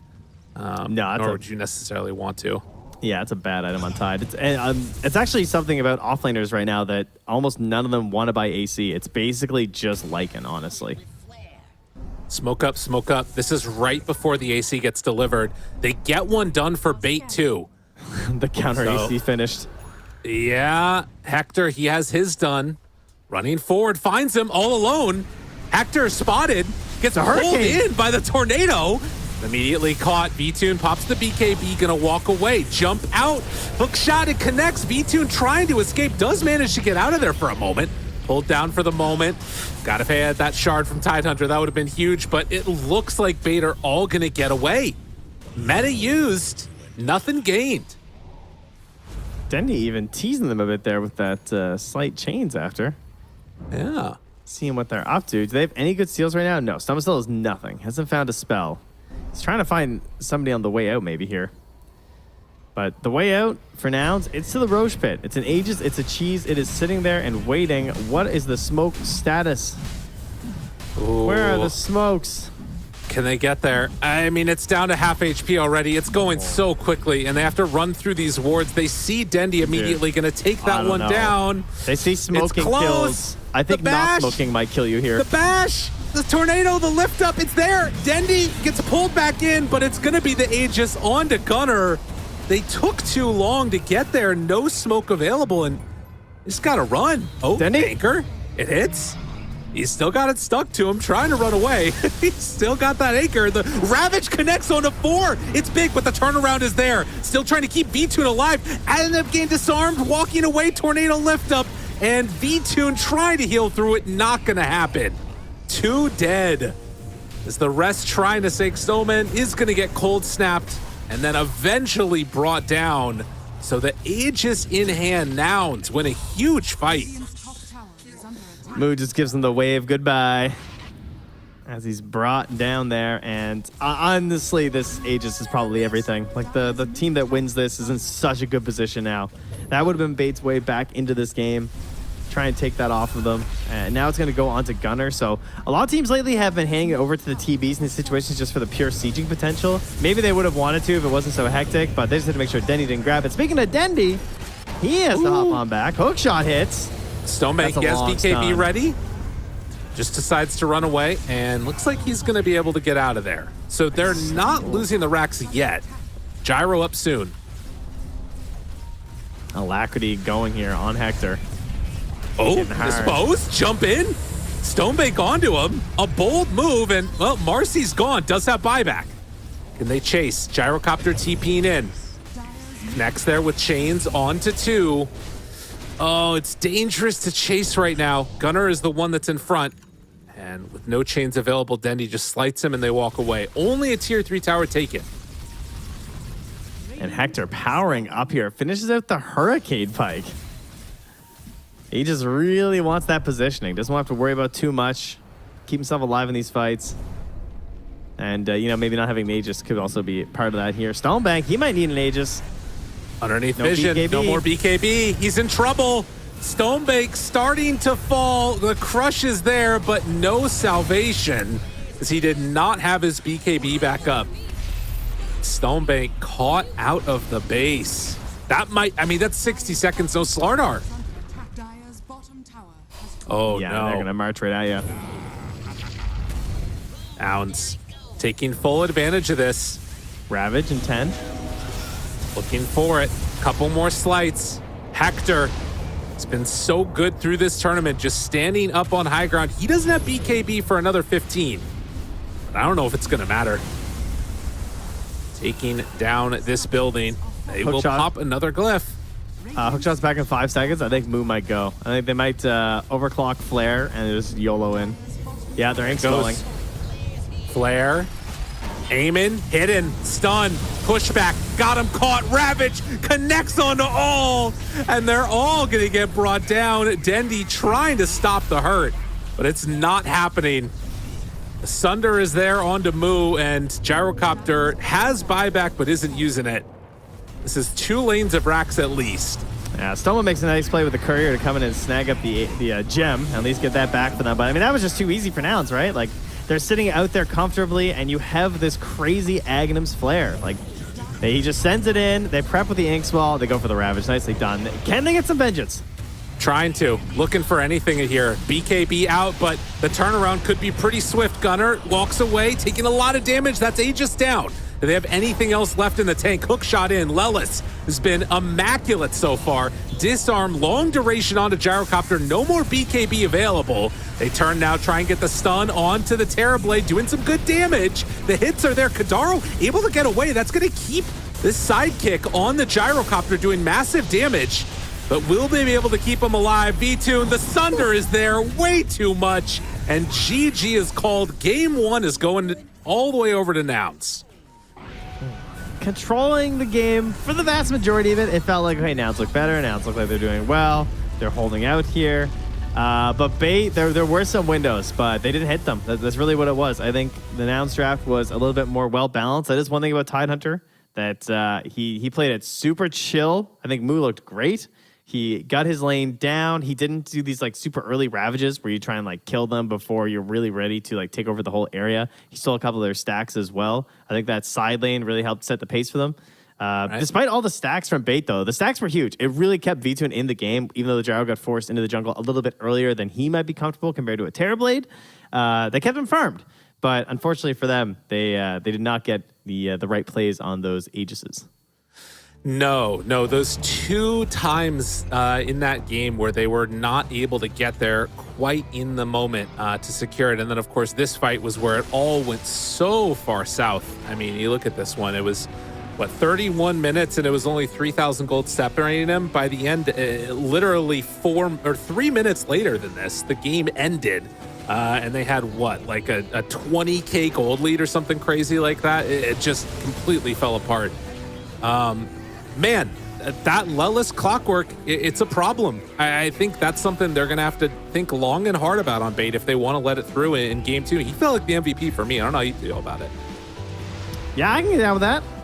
You know, we haven't get to throw too much love to the supports. And, you know, Clockwork has been a 5 for a while. Some people trying in the off lane right now here too. And as a core or a support. But this is a good situation where there was a ton of value for it when it actually connected onto a couple of these core heroes. The the abilities to actually get out weren't that good. You saw like one time V2 did get caught inside and just immediately escaped, which was great. They were using like rebound and trying to blow up the cogs as fast as they could, but it was just this combination of the Inkswell buff. It's a great way to utilize the new Inkswell. A little bit more reliable than, and you're getting like the max actual damage and stun compared to something like maybe an Earth Spirit that we used to use. Earth Spirit can't lock you down for that long as easily as a Clockwork can with very limited resources. And then that Ags Rush really paying off. So then I have a question for you. Considering how strong the combination was, if they do ban out the Clockwork, do you think you let the Grimstroke through? Is that not as much of a concern? Yeah, I think this Grimstroke is still a very good hero. I mean, we saw a couple instances, right, where he got the Phantom onto Dendy and just ruined his fight, even with his BKB. That was brutal. He was still just like, I'm not dealing with this. Like, I don't want to handle this thing when my BKB's running out. So I think Grim's still good. I think that all of his spells are good right now, and that's what's important about the hero. Because right now you have people rushing the Ags when it's a really good Ags game. This game, it wasn't that great anyway, which is why I think he didn't do it. It can be solid, but I think there's still a chance that we see the Grim again, but I do think the Clockwork was looking like the best pairing there. Okay. Dangerous stuff. Clockwork, very good indeed. Incredible performance from Lelis. I think for Bait too, it wasn't the biggest deal in the world. I think that Stonebank on that Slardar did end up looking very, very solid. Got 88% kill participation. But it did feel like, I mean, there was a couple times where we talked about it would have been a different type of game if they had that Darkseer in there instead. Not to, harp on it too much, but it's a concerning thing. And if you're not willing to play that hero, either A, they need to think about, okay, are we going to be willing to try it? Or B, maybe you need to ban out the Terrorblade, on the earlier side, because it stopped the Terrorblade from being picked. The fear of that hero and a couple other ones, they need to ban to protect it. But if you're not playing it, then you need to take it out of the pool. I'm gonna have to agree with you there, bud. I think Darkseer is, for me, number like 1 offlaner right now. Honestly, I think even better than Legion simply because of the possibility of just like dominating the game versus some of these agi heroes. And even if you don't have those really solid agi matchups, you have your own pairings with Iron Shell that you can look towards. And he's one of the best feeling heroes with the auras right now. So. Yeah, probably not going to see it this series. I don't think he's going to have time to figure out the hero. And if he didn't pick it here, I don't think he's picking it. It's fine. I'll help. But, if they win the series, Stonebeck probably want to work on that hero. I'm just saying before TI, maybe the nerfs will be bad. But I would try some Darkseer games. All right, well, let's get ready to head off to a break. We're going to be back in just a little bit with game number 2. Stay tuned, everybody. Best of 5. It's not over at all. See what ends up happening as we get ready to come on back from the break.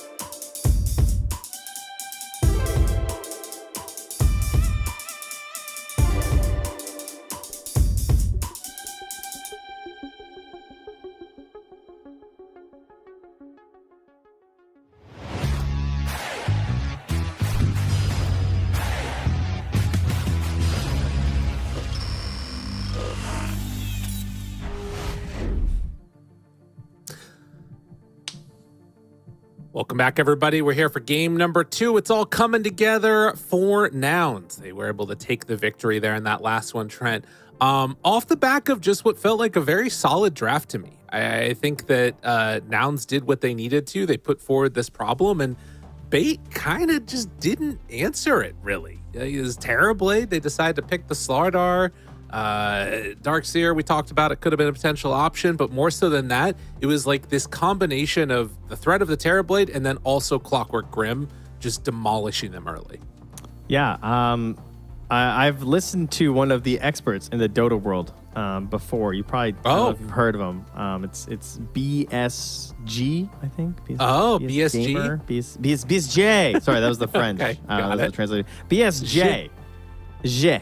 And I can remember him, waxing lyrical, as it were, about Terrorblade. And I actually remember like him constantly talking about Slardar versus Terrorblade, how it's so bad. Slardar versus Terrorblade, it's so bad. Like, it's so bad for the Slardar, because he has so much armor. Like, TB has so much armor. You're trying to bully this guy, and then you don't deal with the way he wants to play the game for the rest of the time anyway, right? Like, he did get farm in the lane, which is good in a sense, because like you're going to find space to farm because the TB's going to leave the lane because he just farms faster in the jungle, but you don't get the items fast enough to actually like hunt him down unless the rest of you're like counting on the rest of your team also kind of owning, and then you're just sort of like this +1 who joins in on everything. And then you have to ensure that you're actually getting the bashes off later and he's not sundering you, but I really can't see how that was the pick. I feel like that was by far the biggest problem. And that was after I've been like praising the drafting coming out from Bait through a lot of qualifier. I'm expecting we're going to see a Stonebank pick very early this time. That's my guess. Okay.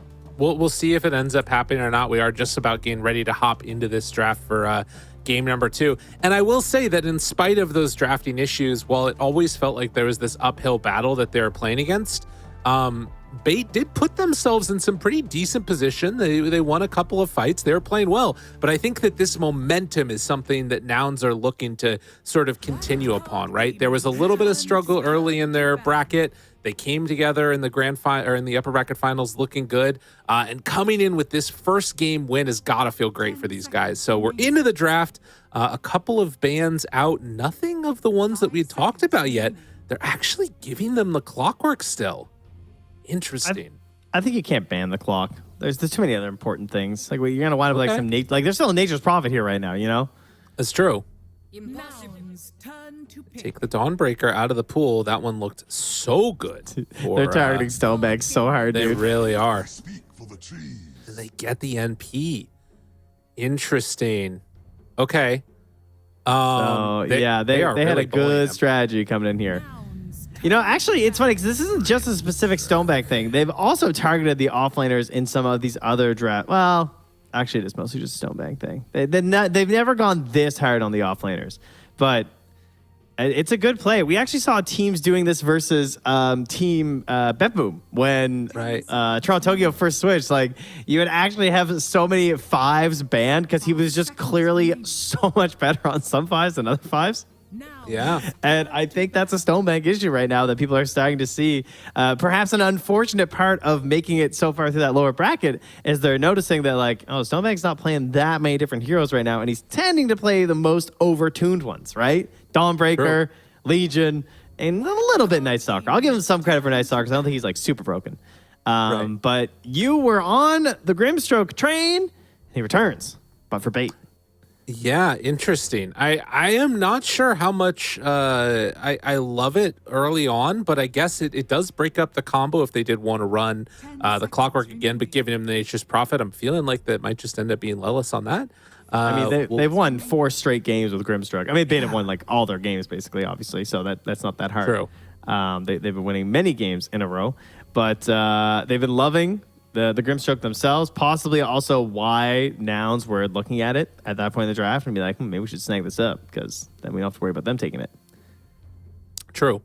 No, it's definitely a big part of it maybe there. And the other thing to notice is that one hero is conspicuously not in the ban pool, and that's the Doom. Still could be an option if Bait wanted to run that. And again, like you said, taking a Stonebank hero early. I don't know if that's what's going to end up happening, but it's definitely there. It was the first one I was thinking of. When I saw the pool that was banned, I was like, I think if Doom makes it through, that's what they're going to take.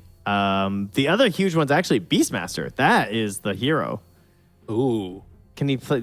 He's played Beast, so he could. I mean, that is, he's even easier now. Not that the micro was ever the hardest thing, but like, now he's super cool, hammered in circling units. Beastmaster. Right. I do like the Lone Druid ban here. I mean, already with a Nature's Prophet, you know that they have the potential to play fast tempo.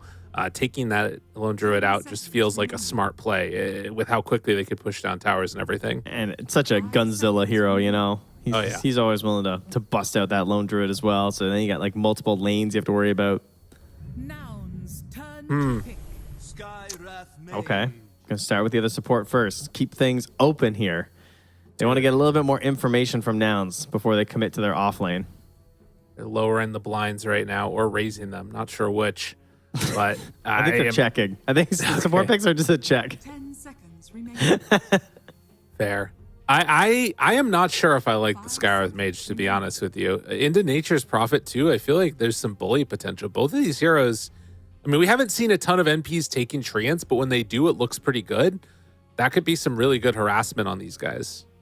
They did defeat the Treant of Wildcard with their Skywrath Mage. The Nature's Prophet, you mean? Not Treant? Oh, sorry. Did I say Treant? Yeah, I meant to say the Nature's Prophet. This was their response. It was Legion Sky instead of Grim Sky, but obviously Legion's banned out. But just it kind of makes sense with like how he likes to play. He is this guy who just like TPs in. He's a little turret. He tends to be 5. I personally like the 5 Prophet the most. But I don't think Nouns have had a chance to play it yet. No, so we'll see what they're up to. Because we've had teams play 3. Like earlier today, I think Speedy ended up playing on 3. We've seen lots of 5. That's the most popular one in pubs by far. And we've had a couple of teams. We had V2 and I think play the 1 in one of the very early matches in this tournament as well. 10 seconds remaining. A lot of talking back and forth between the Nouns folks. A little bit of a laugh after the Clockwork pick. And we'll see. Hector is telling them, this is what you need to pick. Pick me. I don't know. It's Chaos Knight? I actually think that hero's playing? good. That hero's so definitely too. good. Yeah. I don't know if you want to pick him blind completely. They're going to steal the Beastmaster because they're looking at the offlane heroes that are left. And I'm saying Beastmaster for bait, and they're saying, no, I'm not giving you guys double roar and broken birds flying all around. Find your own offlane hero. So the pool shrinks one more. Does he pick Doom? Is that how far we've fallen? Does he go DK? That's pretty desperate. They could pick DK and then their carry since they know what's probably the off lane. They do have last pick overall too, so you can save that mid. I like DK with Skywrath potentially. That sounds nice. Burn into reserve time here now on bait. What's the pick, Mag?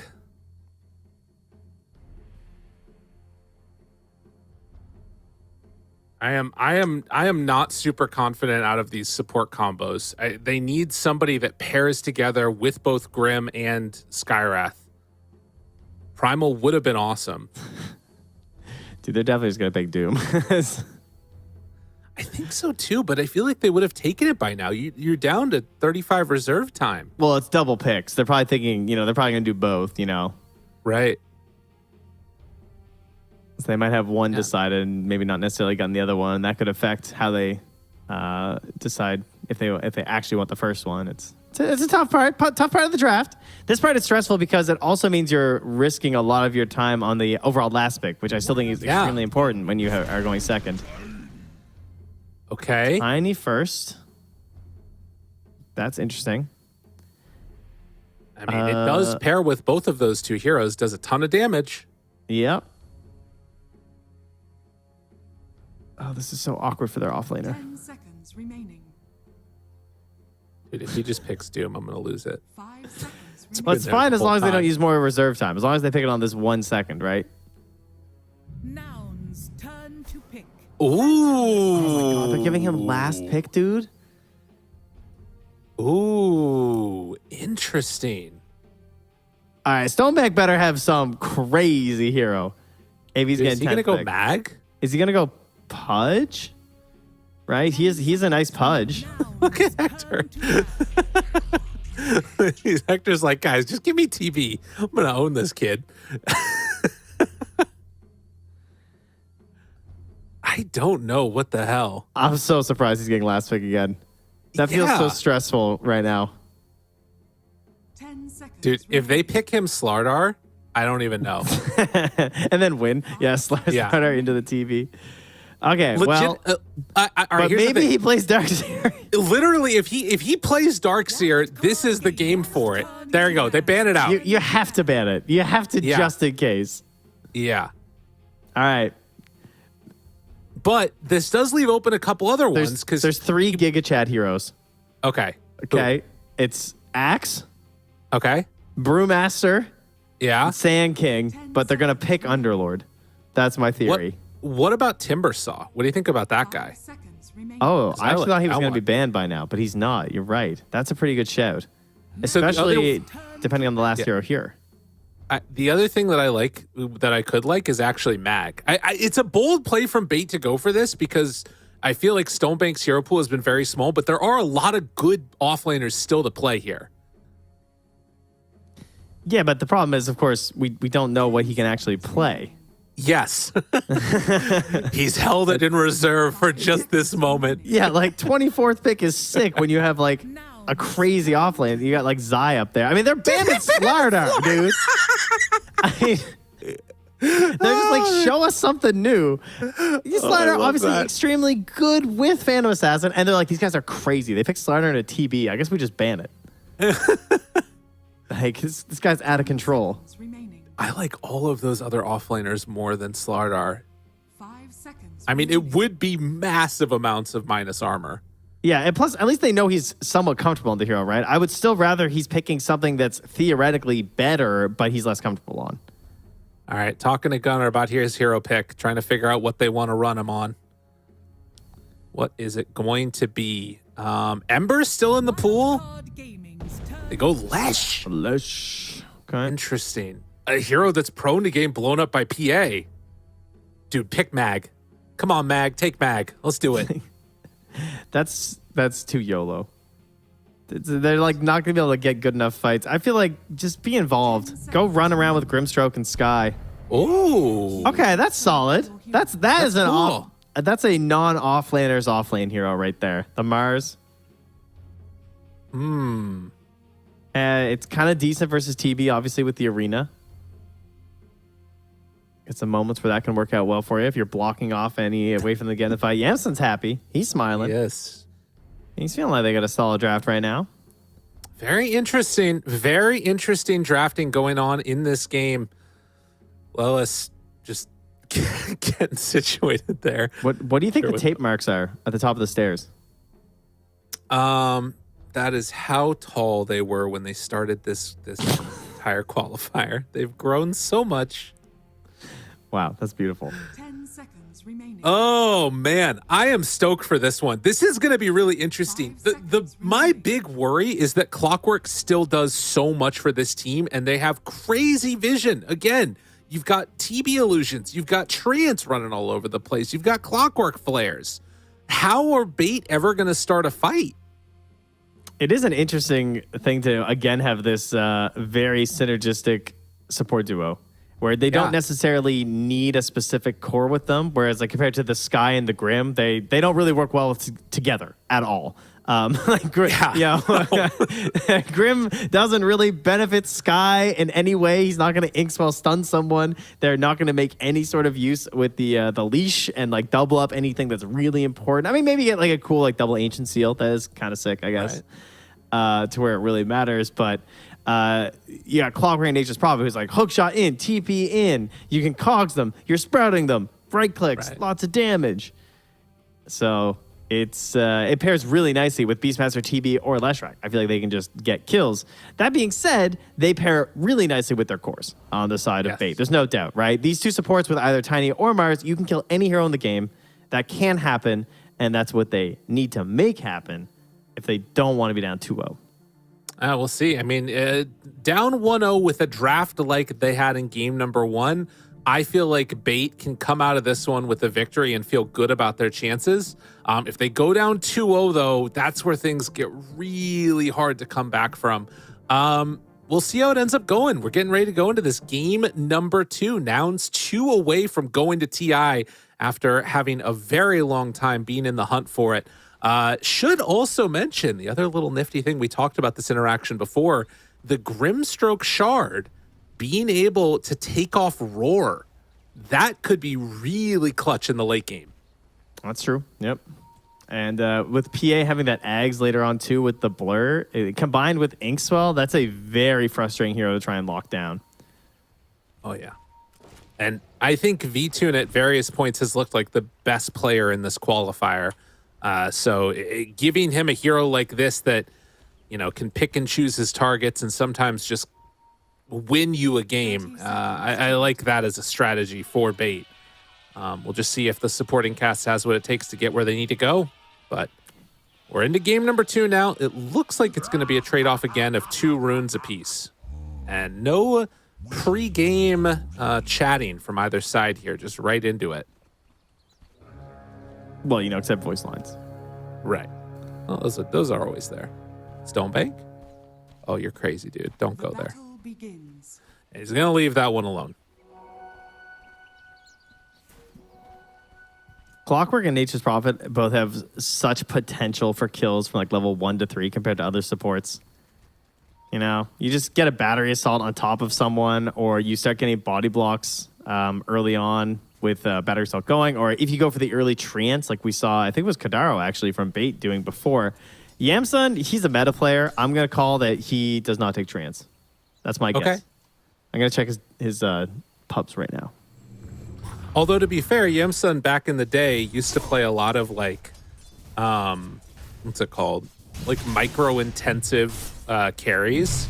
So that could be something that he's already a little bit used to. Oh my God, Yamsun is beating the crap out of Stonebank. Holy, wait a minute. He has another Sprout. That body block was almost insane. Let me tell you something about strength heroes. You see, they got no armor, and he bought Blightstone, so he's having a bad time. Stoneman wasn't really able to do much with that full setup they have, and in fact, he gets pushed through, in trouble, almost dead. First blood drawn by Yamsun. The trees are strong. Oh my God. This guy's like, did you guys look at pups? Because this is the most popular and most winningest hero for a reason. Wow. Okay, not the most, but still, you know. That is devastating. Did salve up and now is going to walk back in towards that lane. But yeah, this is going to be tough up top here. Mid lane. Actually unreal. Dendy trying to do the best that he can against Gunnar, who is taking a bit of beating so far in the CS at least. 9-3 versus the 4-1. Giving every advantage that you can at the earliest parts here as Tiny. That is the goal. I want to utilize that big old damage you have from the tree as much as possible. Yeah. But, you know, Tiny doing his thing in the mid lane. Moo having a tough time here. Look at this. Just jumped on, and now with the Inkswell. Ooh. Does not want to get caught by Lelis, though. Recognizes it's not going to be a kill anyway, and he already used his Phantom Strike. So that was a really good call, because it was a level 2 Clockwork, right? So if he commits for the Inkswell, he pretty much guarantees gets power clogged to battery salted after with no jump. Should mention, while that danger's there, oh, this is a big play. Can they get Hector? They need to get this one a bit. So what happened is Yamsun left the lane. He TP'd to secure the water rune, and that meant that the rest of Bait could up here try and go on Terrorblade a bit, but not really getting that much value out of the pressure onto TB. I mean, that is important, but Beastmaster's Hawk and Boar had party hats on, so isn't that a little bit more important, you know? I didn't know that happened. That's awesome. Oh, that's great. Why does the Hawk have 250 HP? What's even the point? Like, how do I kill this thing? It's not easy. No, it's very hard. I feel like it needs a hits thing or something. Like, only so many hits that it takes, not actual HP. Because if you don't have the right hero, you're just in trouble. Crystal Maiden Stonks, I feel like, are just way up right now. Oh, that's just because she's cool in general, and also Sub-Zero. And the clone, yeah. Yamsun's being super annoying. He is getting everything against these guys. Someone's in trouble again. I mean, look at this.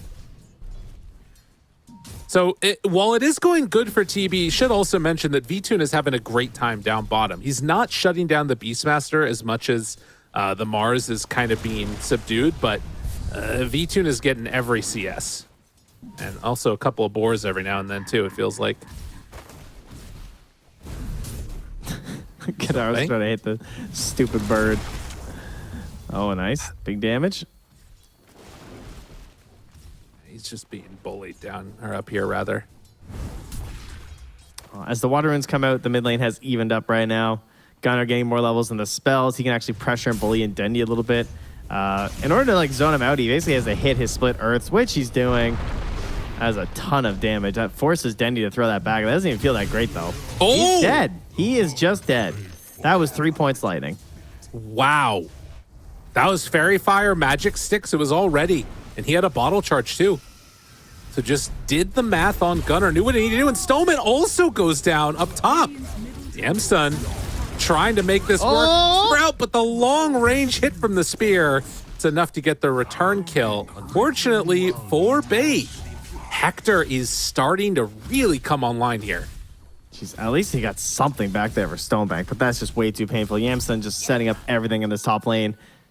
And then, of course, if he heads to the jungle, depending, that could actually be a decent reason for Yamsun to actually grab Treants to help like save that top lane. But he'll probably just be too busy, honestly. They'll probably just, once again, give Stonebank the lane at a certain point, force him to farm here to try and get back into the game, and then just go pressure the rest of his allies, right? It's essentially lane bleed. He is taking so much damage after Sprout. He's almost dead. They medallion him. Oh, he's so weak. I mean, that's pretty rough right there. You can also see down bottom the kill that came out onto Beastmaster. Now the rotation onto V2 looking for more. The jump to his creep wave, and now Kadaro in more trouble. But Lelis, can they get anything in return? Maybe a chance. V2 thinking about it, has the dagger ready and not going for it. Too scary to jump in. Wow. Well, in 20 more seconds, I wouldn't be surprised if Lelis is just going to run back in here and try and find Stoma, because they're just going to TP in this Nature's Prophet, medallion this the Skywrath, and just kill him. Meanwhile, Dendy, no boots yet means he can't get up top to get to the DD. Gunnar's going to get there before him. Oh, yikes. Yeah, this is tough. Down bottom, a chance they get the kill on the Moo. V-Tune is going to die in the Sprout, actually. So Yamsun starting to really get a whole heck of a lot of gold. And meanwhile, Gunnar chase. Is it going to be enough to finish him off? Trying to get out of there. Drops the tree, but it was a second too late. Couldn't cut off vision for that concussive shot. So they chased him the whole way to the ends of the earth there to get the kill. And there's no doubt that Dendy is going to be your way back into this game, right? PA is going to be busy farming. We're constantly seeing this Battle Fury, no boots build. She is going to be in the jungle. She will not be a part of the crew. She'll come back in Act 2.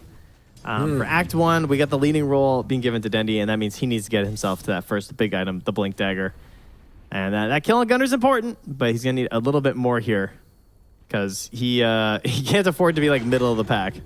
No, he's got to absolutely start snowballing a little bit here.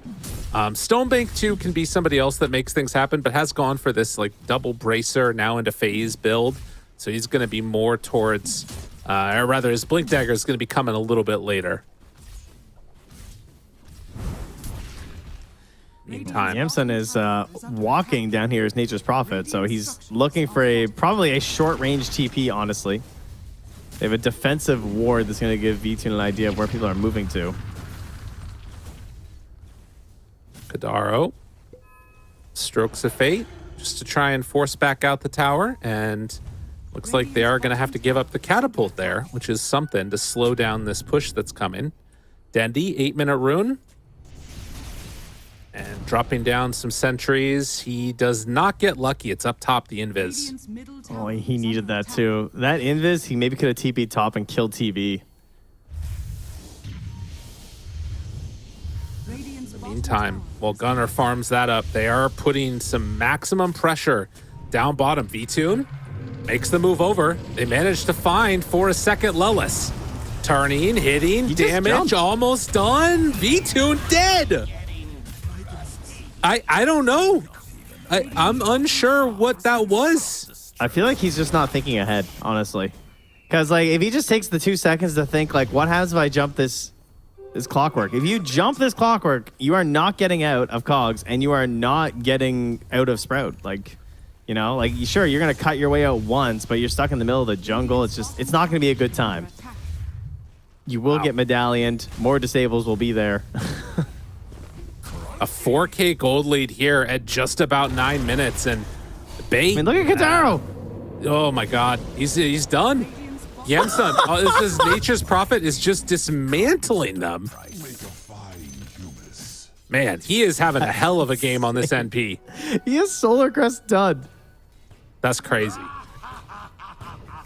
He must be. I mean, he is smiling. He's laughing right now. He's. Oh my God, Yamsun is just taking over this game. It started early, just bullying both of them. I mean, he's getting close to being ahead of the PA. If they don't get a hold on this game soon, they can't wait for Denny's Blink Digger. They have to make something happen earlier.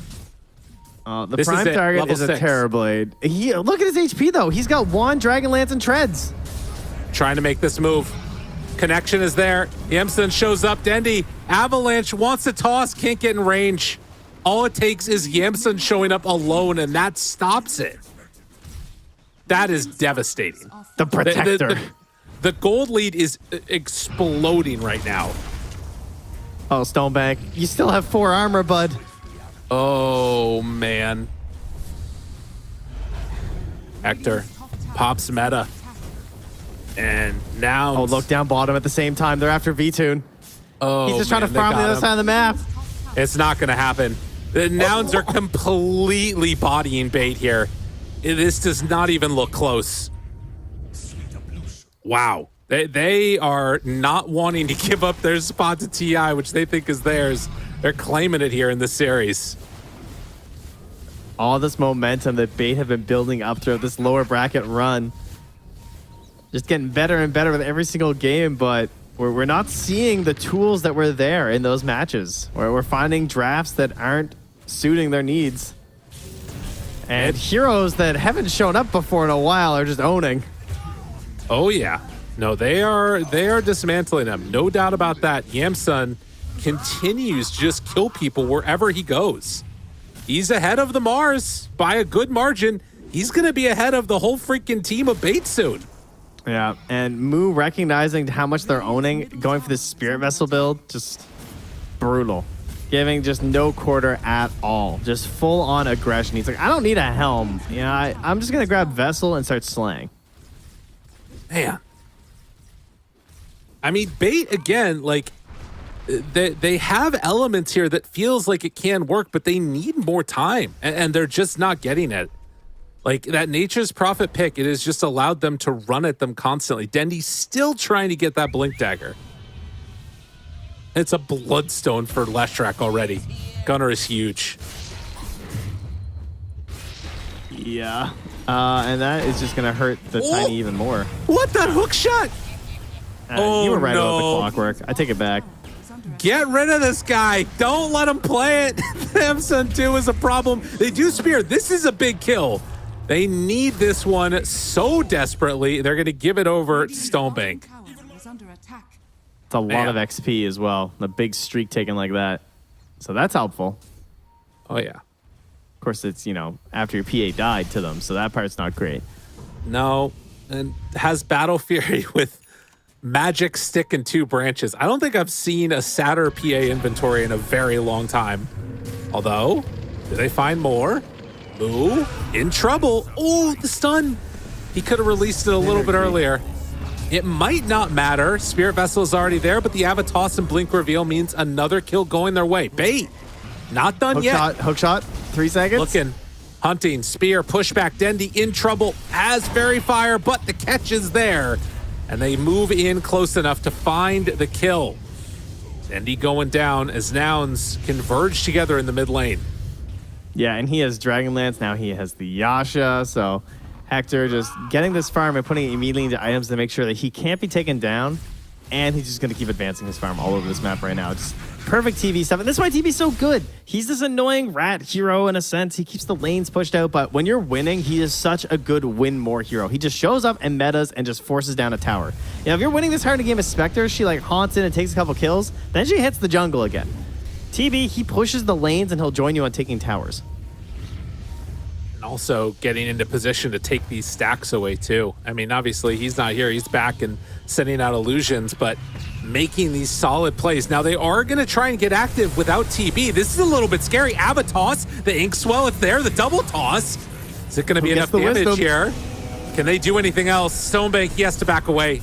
He didn't have Arena back up again. Dendy dead too. But he got the Hector, wisdom. he rejoined.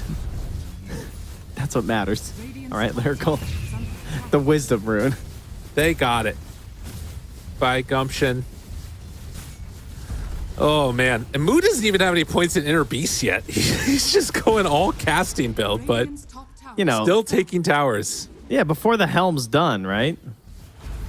Is it Moo who was talking about the Spirit Vessel with Beastmaster? I can't remember. Sure. Either it might have been Moo or one of Moo's teammates, or maybe it was one of the casters who was talking to Moo. But he's been trying this build out a little bit in pubs because it is just kind of nuts with how much damage it does, and you know not many heroes have like a boost this early, and it just keeps getting juiced up. So it's pretty nice.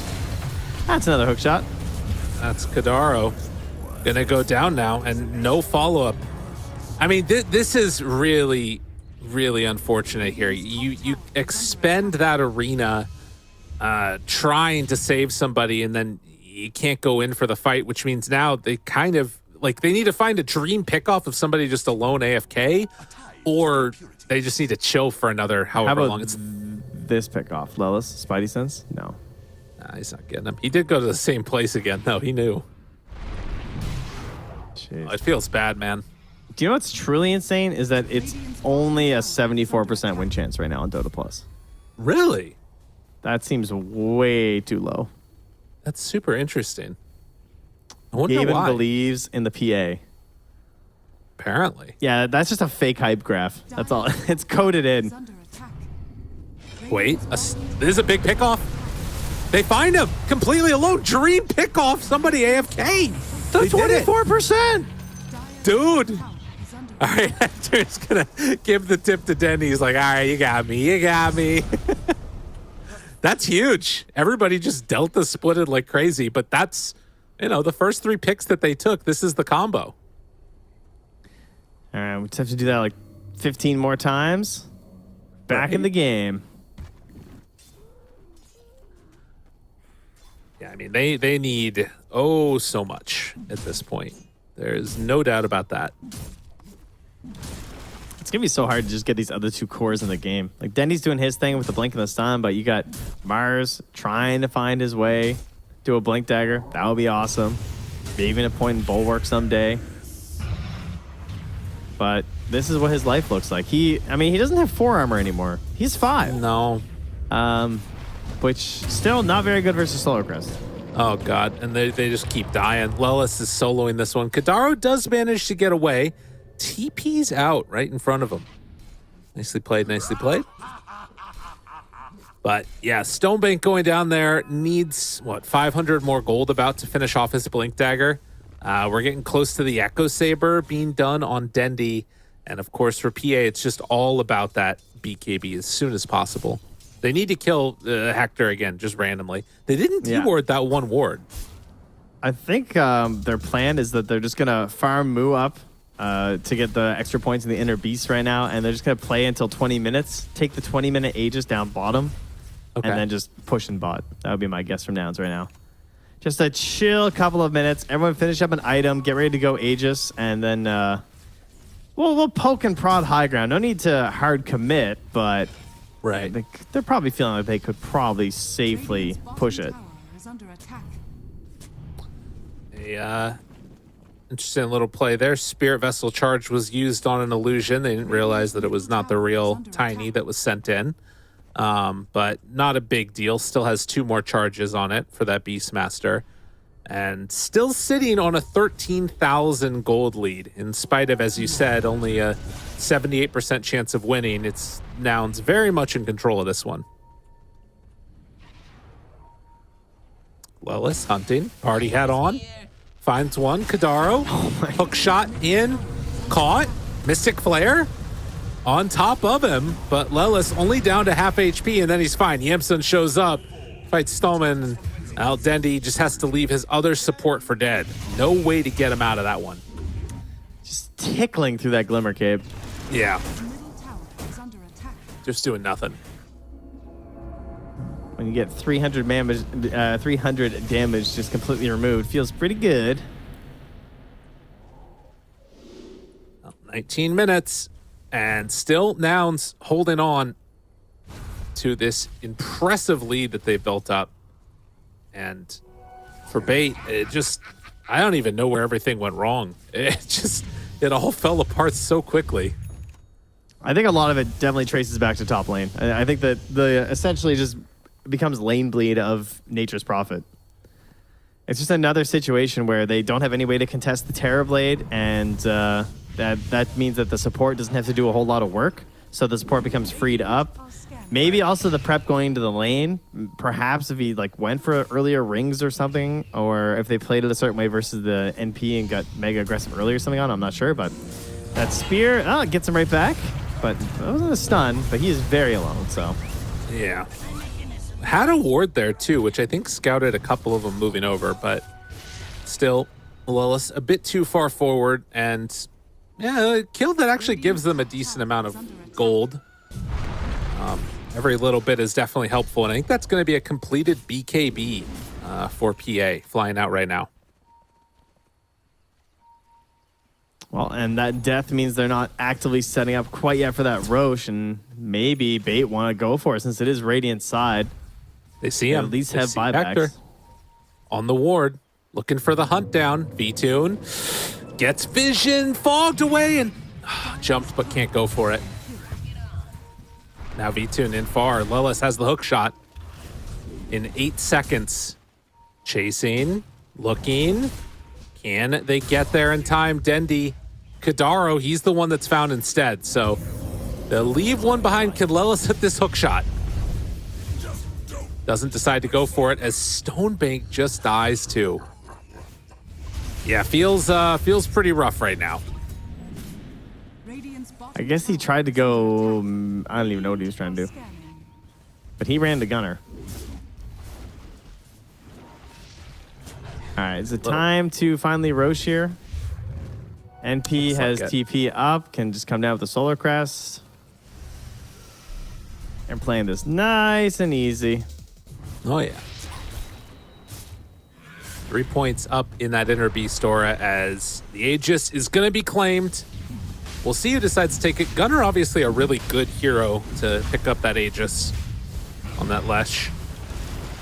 Yeah, I could go either way. I think you could argue for TB, just to stand and deliver before meta, or just the super safe, I'm Leshrac. I love Aegis almost as much as Storm, so certainly the easier one to just sit there and edict towers. Feeling good?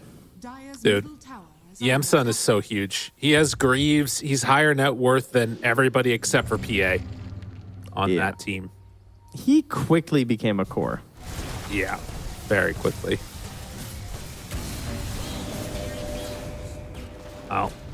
22 minutes in, 20,000 gold lead for Nouns, who apparently were not listening to the people saying that Bait were going to be a problem.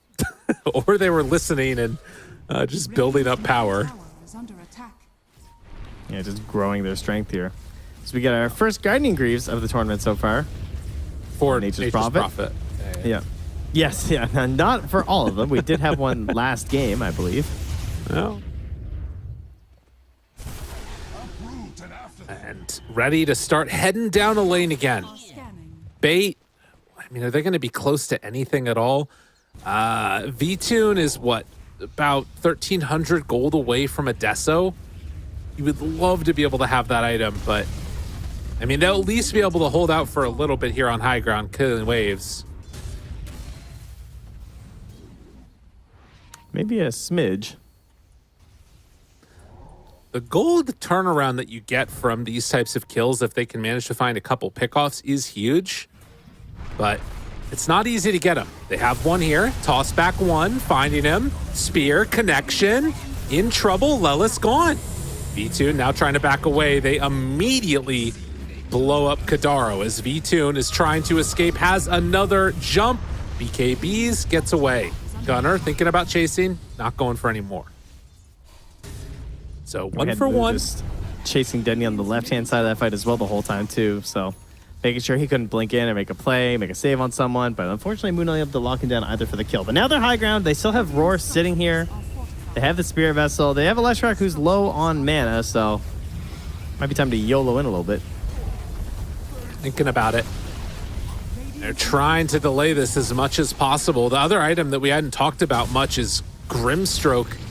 After he dies, he's still going in for this Aghanim Scepter. That is the type of thing that can make the difference in a game like this with the Terrorblade. But Hunting, Avalanche, not going to be able to go for the toss back. It is one of the better supports to have in this situation when they do have a kind of like a hyper carry situation. It's just like big, huge guy. Getting one of yourself that is Magic Immune would be pretty good this time. Right. And you're going to be seeing a lot of Leshrac in your face, though, because he is a Blink Dagger. So much like how they ended last game by just doing this flare and then blinking from the tide, they're looking for a similar situation here. They find Dendy. Lelis going to be tossed out, but Dendy cannot get his way out of those cogs. So they take down the Tiny, one of the really good high ground defenders that they've got. And meantime, Kadaro is just dying off to illusions on the side of the map. This is going to be a hard hold without the Tiny.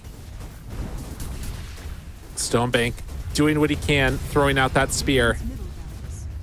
V-Tune isn't even at the base right now. He just knows he can't do anything until at least Dendy is up. So they're going to have to give up 2 lanes of racks here. Yeah, he does have Deso Gold. Has already bought the hammer, so that is out. And you just need the luck. All of the luck, pretty much right now. We need a Blink, Spear, Arena, and then go. And the target is probably Hector. That's so hard to bring down. Not easy. Still, V-Tune killing off creeps there. Dendy is back up. They've got to make a move. Got to jump Stonebank. Big initiation, but do they have anything else left in the tank? Gunner jumped in at the same time, tosses both of them back. V-Tune under The control, glimmer. roared, stunned, everything onto him. V-Tune pops that BKB, but only to run away. And there is no running from this. Nouns way too strong at this early point in the game. 31,000 gold lead. It just 26 minutes. They're going to buy back on Grimstroke, but buildings are falling. Gunner is not dying. Still 20 seconds left on this Aegis. Thinking about diving into the fountain. He's going to get tossed in. Okay. Hold on to him for a moment, but right, I mean, the Ancient is being hit. It doesn't look like it's going to matter. He buys the Ghost Scepter, decides to end up giving his life away. Okay, Hector, the toss. The Ancient is falling, though. V-Tune trying his best. They turn now. BKB Hector, end game. GG is called. Well, last game it felt like there was opportunities and chance to. Oh, Gunner. All right. Well, they're up and hugging. Yeah. They're feeling good. Man. They're carrying that energy right into that game 3. That is for sure. Whew. Yeah. Last game opportunities. Last game, some even Stevens shenanigans. You know, there was a chance. This game, not so much. I would say almost no chance throughout this match here from Bait. Yeah. Pretty much from the first time I saw Yamson click Stonebank. Yeah. that Roughly when it ended. That felt very bad at the start. And the decision to just let that Nature's Prophet through seemed at times like, okay, well, maybe they have something up their sleeve to deal with it. Nah, it just beat the crap out of them and then ran around the map. They didn't get the kill onto Terrorblade when he stole the Water Rune. It just all felt bad. Yeah. Wow. Tough. And then again, Lelis, like, the map was just his. He has another pairing this time. Last time it was a Grimstroke with the Inkswell. This time it's just his Nature's Prophet joining him in all of these events and looking so good. It's you were right. You said maybe they should ban the clockwork. You're just gonna let that through again? That's what he said. That's what this man said, and you were right because Lelis looked fantastic. And what's really frustrating is that you also have to consider like potential swap ups that whole time too, because their 4 and 5 wind up being a clockwork and a nature's prophet. But throughout all this draft, like the core nature's prophet also works. The 5 or the 4 clockwork works. It enables some of those ranged carries that are a little bit less common, but can still be situationally good, like maybe the Medusa or like a Luna or something. Clockwork's really good as a 5 to give them a good game. So it's opening up more draft options. And he just played like a beast. Meanwhile, on the side of Bait, they had no off lane because of how much he got trounced, and then that lane bled out into the other lanes, causing there to be some major puddles that needed the mop and bucket of Dendy's Tiny. But Tiny's a hard hero to recover a game like that. You just have to go nutso. Yeah, no, absolutely. And it just was not able to happen. You know, I don't like to just put all of it on one player at all, and I don't think that it is all on one player at all, but I think the drafting has been exposed a little bit, I feel like, from Nouns. They have come up with like the perfect answers. For me in this game, Yamsun, I think MVP, but I just keep looking at these bans in the first phase and wondering what Bait are going to do to change it up. They need to come up with a solution because 2 games in a row, Legion, Night Stalker, Dawnbreaker taken out of the pool, and they're just getting walloped. But yeah, Yamsun was the man of the match this time around. Looked really, really good on this Nature's Prophet and ended up just incredibly farmed. I haven't seen an NP support look that good in a while. We just got to find some carry hero that he can just play off lane. Okay. I like that. Just do that. Just give Dendy some playmaker mid, and we'll just put Stonebank back on the carry hero. Dude, Yamsun only did less damage than Gunnar in that entire game. He did more damage than everybody on Bait. He absolutely owned that game. There's not even a question to me of who was our MVP. Like, well, what's impressive is that this is the hero that's banned out constantly in the first phase all the time, and people are hating to see it in their pubs. And it comes in the game still like pretty early in the draft, and it still looked like they just had no answer. They're like, yeah, this is why we ban it. Yeah. You see why? It's crazy, man. I think like. So they ended up banning out the Invoker last time. I think taking out the Nature's Prophet is definitely important, but then also taking that Clockwork out of the pool to me feels like the pathway forward. But it's not easy. I mean, you still have to contend with so many other things.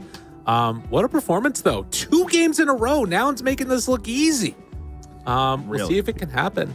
If game number 3, if they're going to be punching their ticket to TI, or if it's going to be Bait trying to make the reverse sweep comeback happen. We'll find out in just a little bit. For now, we're going to go a quick break. See you on the other side.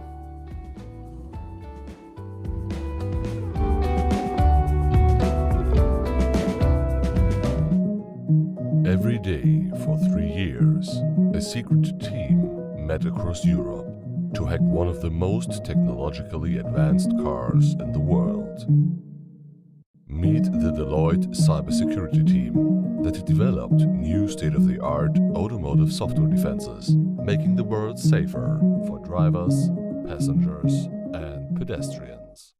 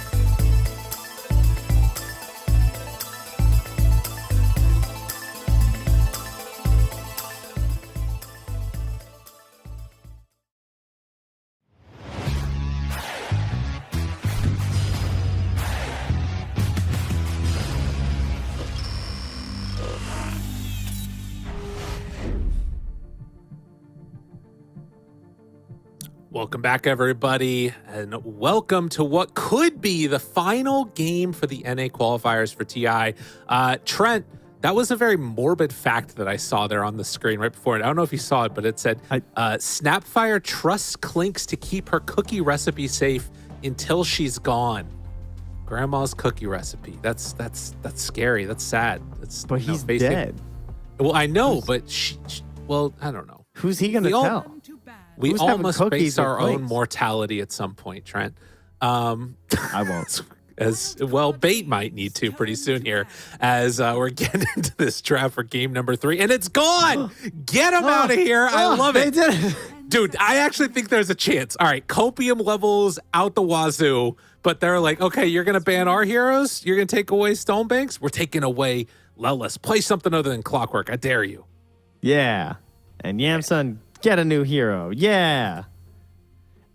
Any chance Nouns does not ban? No, Bait, you ban Dawnbreaker. Get there.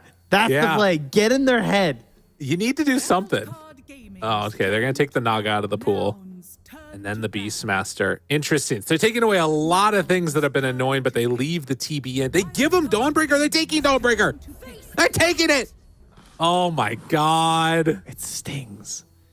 All right. Stings the nostrils. I wanted to see Bates' faces. It's looking a little grim. They've been looking so jubilant up until this point, but on the verge of elimination, it's serious mode. We'll see if they can get what it takes to pull this one out. They need to win 3 in a row. Pick Stonebank as hero in these first hit picks, please. Just not last. Yeah. We gotta get this guy a hero. We gotta get Dendy and V-Tune on some like game winners. They're gonna pick Gyro, I think. Gyro or Shaker? I'm kind of down. I think Gyro. Don't go Shaker. The Shaker is a meme, not into the matchup. You gotta at least know your matchup. I know they won that game, but that's so risky. I think they go Gyro.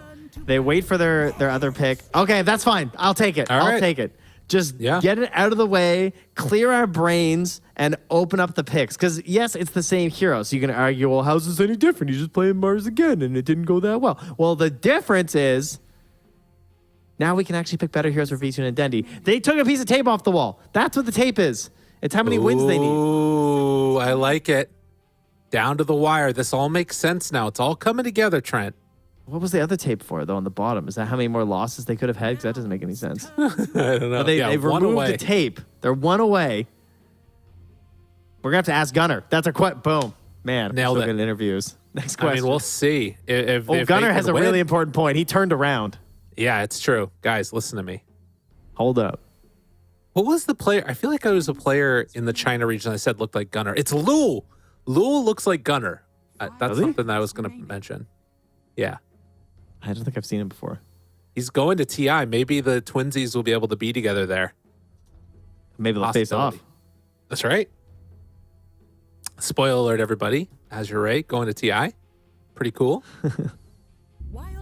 That's actually nuts. You know, Denny needs to make it just for that. I know. Him and FY come on stage. That's what's up. Oh, but FY hasn't won a TI yet. Oh, FY. Dude, bro. Yeah, but he's going at least. Who cares? It's fine. That's a good point. Yeah. Fair. Yeah, this is this time. All right, so we got a few more heroes here. They take the TP out. Yes, I think that is key. They ban the Naga early and they get rid of the TV. Now, do they want Gyro? That feels kind of okay. I mean, they removed the IO with that in mind. Now are thinking, hey, if you go Gyro here, then you at least don't get the IO after. Of course, that meant they couldn't grab it, but right. Do they want Gyro? I mean, they could just Gyro Marcy, but I don't think we've seen that from Nouns yet. They could be down. I am not going to lie to you, Trent. I had a mini freeze on my Dota, and you stopped talking at the exact same time. I got very concerned. Oh, good. About my internet, but it's not a problem. We're all good to go.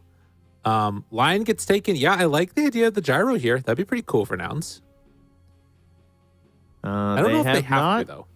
Yeah, they haven't busted it out yet. There's okay. Grim, the hero who's going to be in all 3 games, huh? Well, sorry, I mean the 3 first games. Not that there won't be more. Okay, all right. Yeah. I see what you're doing I there. believe. I think Call me crazy. I think that Bait have not had an even draft coming into this entire series so far. They have not looked like they've coming in with like a draft win, and if they can come out of it like okay, I think there's a chance. Gotta believe. All right. Wildcard Gaming's turn. They just gonna. Yep. I was gonna say Tusk or Earth Spirit. If Lelis just wants to do the same thing, Earth Spirit would be the best one. Obviously, he's really strong right now. And there's also just Tusk because he's just kind of chill. If you know what I mean. But Earth Spirit, we have not get to cast an Earth Spirit yet. I don't think. For us personally, there have been a couple in the qualifiers. Right. But the hero looks incredible right now. I mean, you guys have all seen him. A lot of people playing it mid as well. So there is a chance that this is flex for sure. So that will be something that Bait have to consider. Well, now is that opportunity if they wanted to run the gyrocopter. It is a lot of different heroes that can get on top of him, which is scary. The other hero that's kind of fit the realm sometimes has been a Sven. They're going to go for the Faceless Void. Interesting. Okay. Into Dawn? Can't you just ulti every time? I think it's not as good as you would think. That's Okay. my read on it so far. I know statistically it actually doesn't do well. The Dawn doesn't do that well to the Void, but not even just by the numbers. I actually think that because the way you want to play the Dawn is you want Solar Guardian in and then do stuff when you land, but oftentimes Right. you can't. You just get chronoed. Right, You're that makes landing sense. into it. 10 seconds Yeah. remaining. And then they immediately go with a classic combo with the Faceless Void, the Phoenix. Also a great combo with Mars. So I feel like Stonebank's game, same hero, already looking a lot better. Downside, he doesn't quite know his matchup yet, but Mars, one of these heroes that's very survivable versus a lot of matchups in the safe lane just by nature of having the spear. I also think this is a Kadaro specialty. When I came into this game and I saw the Mars line, I was hoping we were going to get this Phoenix because it also gives you, like, against these big beefy heroes, the Earth Spirit and the Dawnbreaker, some way to do percentage-based damage to them, which is super necessary. Phoenixes have looked really good. I was about to ask you if you wanted the Hector Lifestealer or the Hector Jug. Right? They're going with the Jug. Fair. And this guy's evolved, man. He picks Agi heroes. You know, love took him it. a couple years, but now he's all about them. True enough. And All that. I mean, a classic versus Phoenix for a good reason. Gives you the spin versus Mars too. 5 seconds Very much an all-round hero, but it's a solid game for it here. Gaming's turn to ban. Primal gets taken out now. Good choice. That's what Dendy plays the absolute most in his pubs when he can. Wildcard Gaming's And turn to ban. obviously, now that Pulverize goes through spell immunity or debuff immunity, you can just grab Jug. Trent, are we going to see it? We're gonna see the Dendy Lena. Are you was gonna suggesting say. the Pudge? Are you gonna try it again? I am. I'm a suggesting. I want to see it. 10 Okay, so For here's old what time's happened, guys. DPC last season, Division 1 tiebreaker, 3 teams. Bait, I want to say Felt and the Birds. Was it them? Sorry, I'm forgetting Somebody. now. But anyway, it kept just going round and round and round. We went, and then they actually broke it. They broke the 3-way tie, and the way they did it was the legendary ban. Dandy Pudge. It was insane. It was absolutely ridiculous. He busted it out. Was it Alpha? Might have been. Insane King Gomez? Yeah, that's what it was. It was Insane King Gomez and Alpha. So I was wrong on 2 of those heroes, or 2 of those teams. My bad. Felt finished got just Bait right. above them. Sorry, Felt. 5 seconds. But yeah, it was insane. They busted out the Pudge. It was crazy. And he won. He broke the tiebreaker. It was like the middle of the night. The games were going long.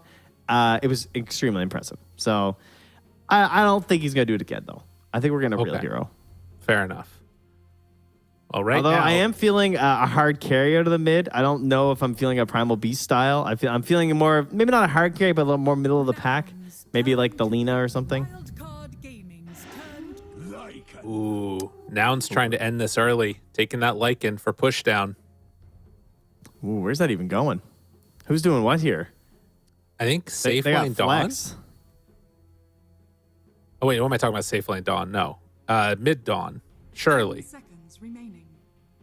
surely. 5 I don't know. I mean, Moo has played it before, obviously. Dendy's I don't talking right think now. they've played it on anyone else yet. They have a lot of reserve time here. So Dendy's going to think and reach into his bag of tricks, figure out what he wants to play. Needs to be something good for the lane, but also giving them some like pretty decent damage. And baby. They're doing it. Okay, the Dendy Witch Doctor returns. Look at Dendy. All right, this is what I wondered. Gunner's taking the Earth Spirit because Yamsun can just play the support Dawnbreaker. That's kind of what my suggestion was going to be if the matchup is anyway decent. Ooh. All right, listen up. We got a bunch of people in here watching this game. I have seen so many of these Earth Spirits mids absolutely destroy people. It looks insane.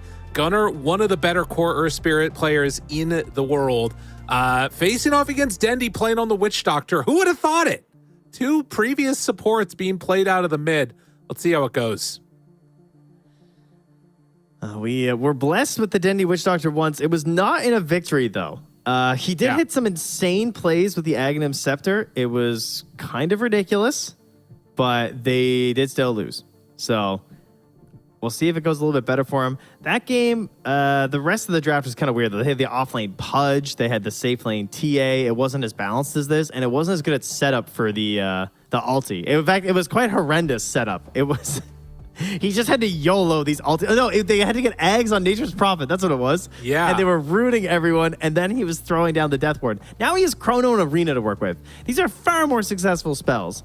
Plus, now, because Witch Doctor has 100 seconds on the ulti cooldown, it used to be 60 at all levels, but when you run it in the core, you can like kind of keep that momentum going a little bit more. If you get that like level 12 a bit faster, you know, because you got to get some kills. Got to smack some people. And good luck. Have fun from Yamsun once again. And I think he's going to have fun this game, though, because he's on Dawnbreaker. He's mixing it up once more. What more could you want? Have fun, boys. MMR is just a number. Dendy lets us know what he thinks about the entire situation now, as we are into game number 3. I do also love how, like, he looks so serious, Dendy, like, right before the pick comes out. He's like talking, you know, you can tell he's like making some big points. His V-Tune is going to get pushed in there. But then when the pick actually comes out and he selects his hero, he like starts smiling and laughing. It's like, it looks like he is trolling them. Like, that's kind of what it feels like. I mean, he is playing Witch Doctor, to be fair. He kind of is. Yeah. Yeah. Well, let's see how it goes. 30 seconds to battle. 30 seconds until these runes spawn, and Nouns in position to... Well, they got to be a little bit careful here. Can they steal one away? There's a lot of wards in this area, and vision down bottom, actually, for Moo with those wolves running around. Making the He's move taking a over. lot of damage for this. He's waiting the whole time with spin, so he doesn't get speared. Careful, Oh, careful. but he didn't commit. They get the bottom one, I guess. That's why. So Moo able to get one, and then Yamsun picks up the other. So it's still 2 for 2. All right, well, support Dawnbreaker coming out. Not seen too often. Benefits still kind of fine in the lane, especially versus a Lion. Not the strongest position for in terms of the laning stage. So she's probably going to be all right, and has already queued up a Glimmer into Ags. So we'll see if that's a build for Yamsun. Oh, Would obviously be very helpful this game. But not going to save you versus the pure damage of Death. And a little bit of a weird spin there by Hector. Not sure if there was a miscommunication or what happened, but used his spin, didn't really get damage on anybody. And, well, they're kind of fine in this lane now, it feels like. Going to pull it back pretty effectively. It's going to be hard not to just watch mid this whole time, not going to lie. Oh, yeah. You know? They'll keep us appraised. They'll be on the lookout if anything funky happens in these other ones. The first couple were pretty bad, but there's the play from Dendy. That was so much damage onto Gunner. Wow. That is the dream situation. He got a tower shot, I believe, in the middle of that Maledict, too. That was nuts.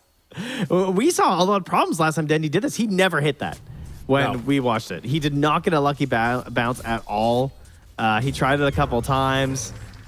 But at the same time, Lelis tipping V-Tune. My goodness, like I said, hard to not look at bottom, but the stroke of fate snipes him out. He was super low. That just is a freebie. So a big kill down bottom, helping out the lane quite a bit. And Faceless Void, again, this is one of the problems with these heroes that V-Tune has been playing. Not really one that wants to retreat back to the jungle ever, almost. So can't afford to have a bad laning stage. I think we saw him do this build before too, right? Where he goes the Ring of Health. Yeah. Very early, and he just like holds onto it.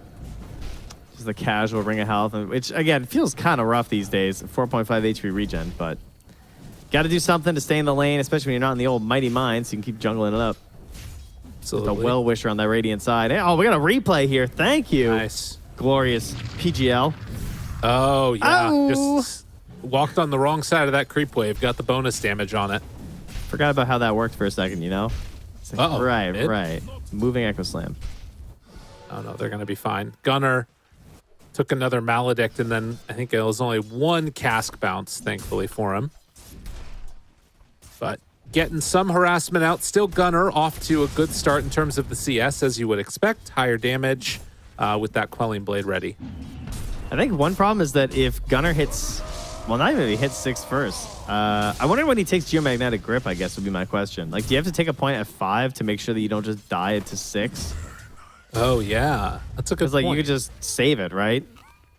I guess Yeah. you could also argue, like, well, I really want more points of Rolling Boulder because the scaling's insane on that spell. Because it really hurts a mid to not go Rolling Boulder as fast as possible. And you could just argue, like, I'll just roll at him if he tries to channel on me. Like, why? Don't be a coward. Right. No, it makes sense. And it's not like he's going to be able to dodge it or anything, so... Yeah, see, this is why this is why I'm not a good mid player. I was looking to run away. I'm just a cowardly 5. He's hurting me. My first thought is silence and run. Yeah. Gotta go to that next level. Well, in the meantime... I will look at other lanes, I guess, huh?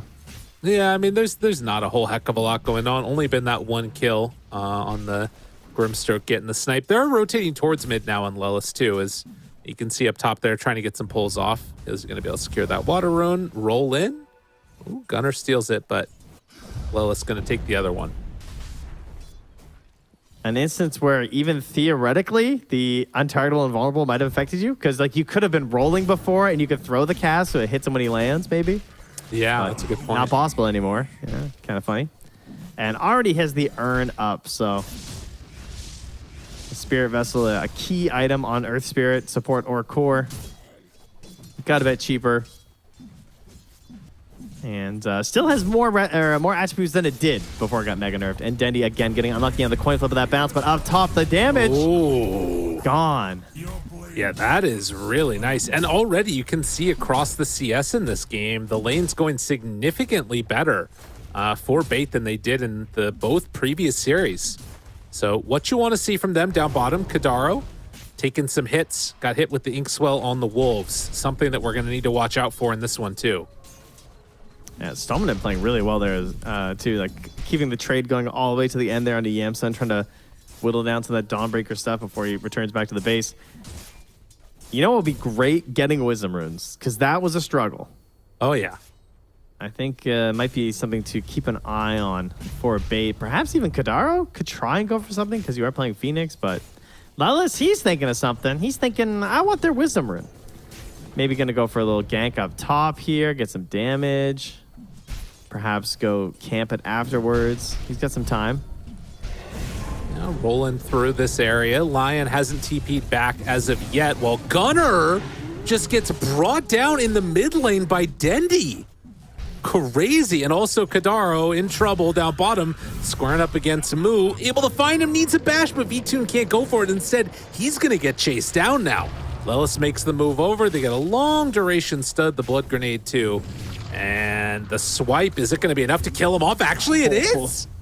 Dude, Lelis did that perfect. Yeah, he did TP back down after Twin getting up top and trying to make a play up there. That's what I was watching, was the potential setup there. And then the chase down on a move. He was so close to going down, but he escaped through the trees, all while Gunner's dying mid. And I had huge stuff for Denny. He really needed that kill. Yeah. Because that should be a guarantee when you're doing this. They will eventually lose Moo. Decided he did not want to go home and bought his helm. So I think that was expected for him. And just an intentional one there. The rotation over, though, you talked about it. Yamsun going to make the move and try and steal this bounty rune. Snowman is already over there.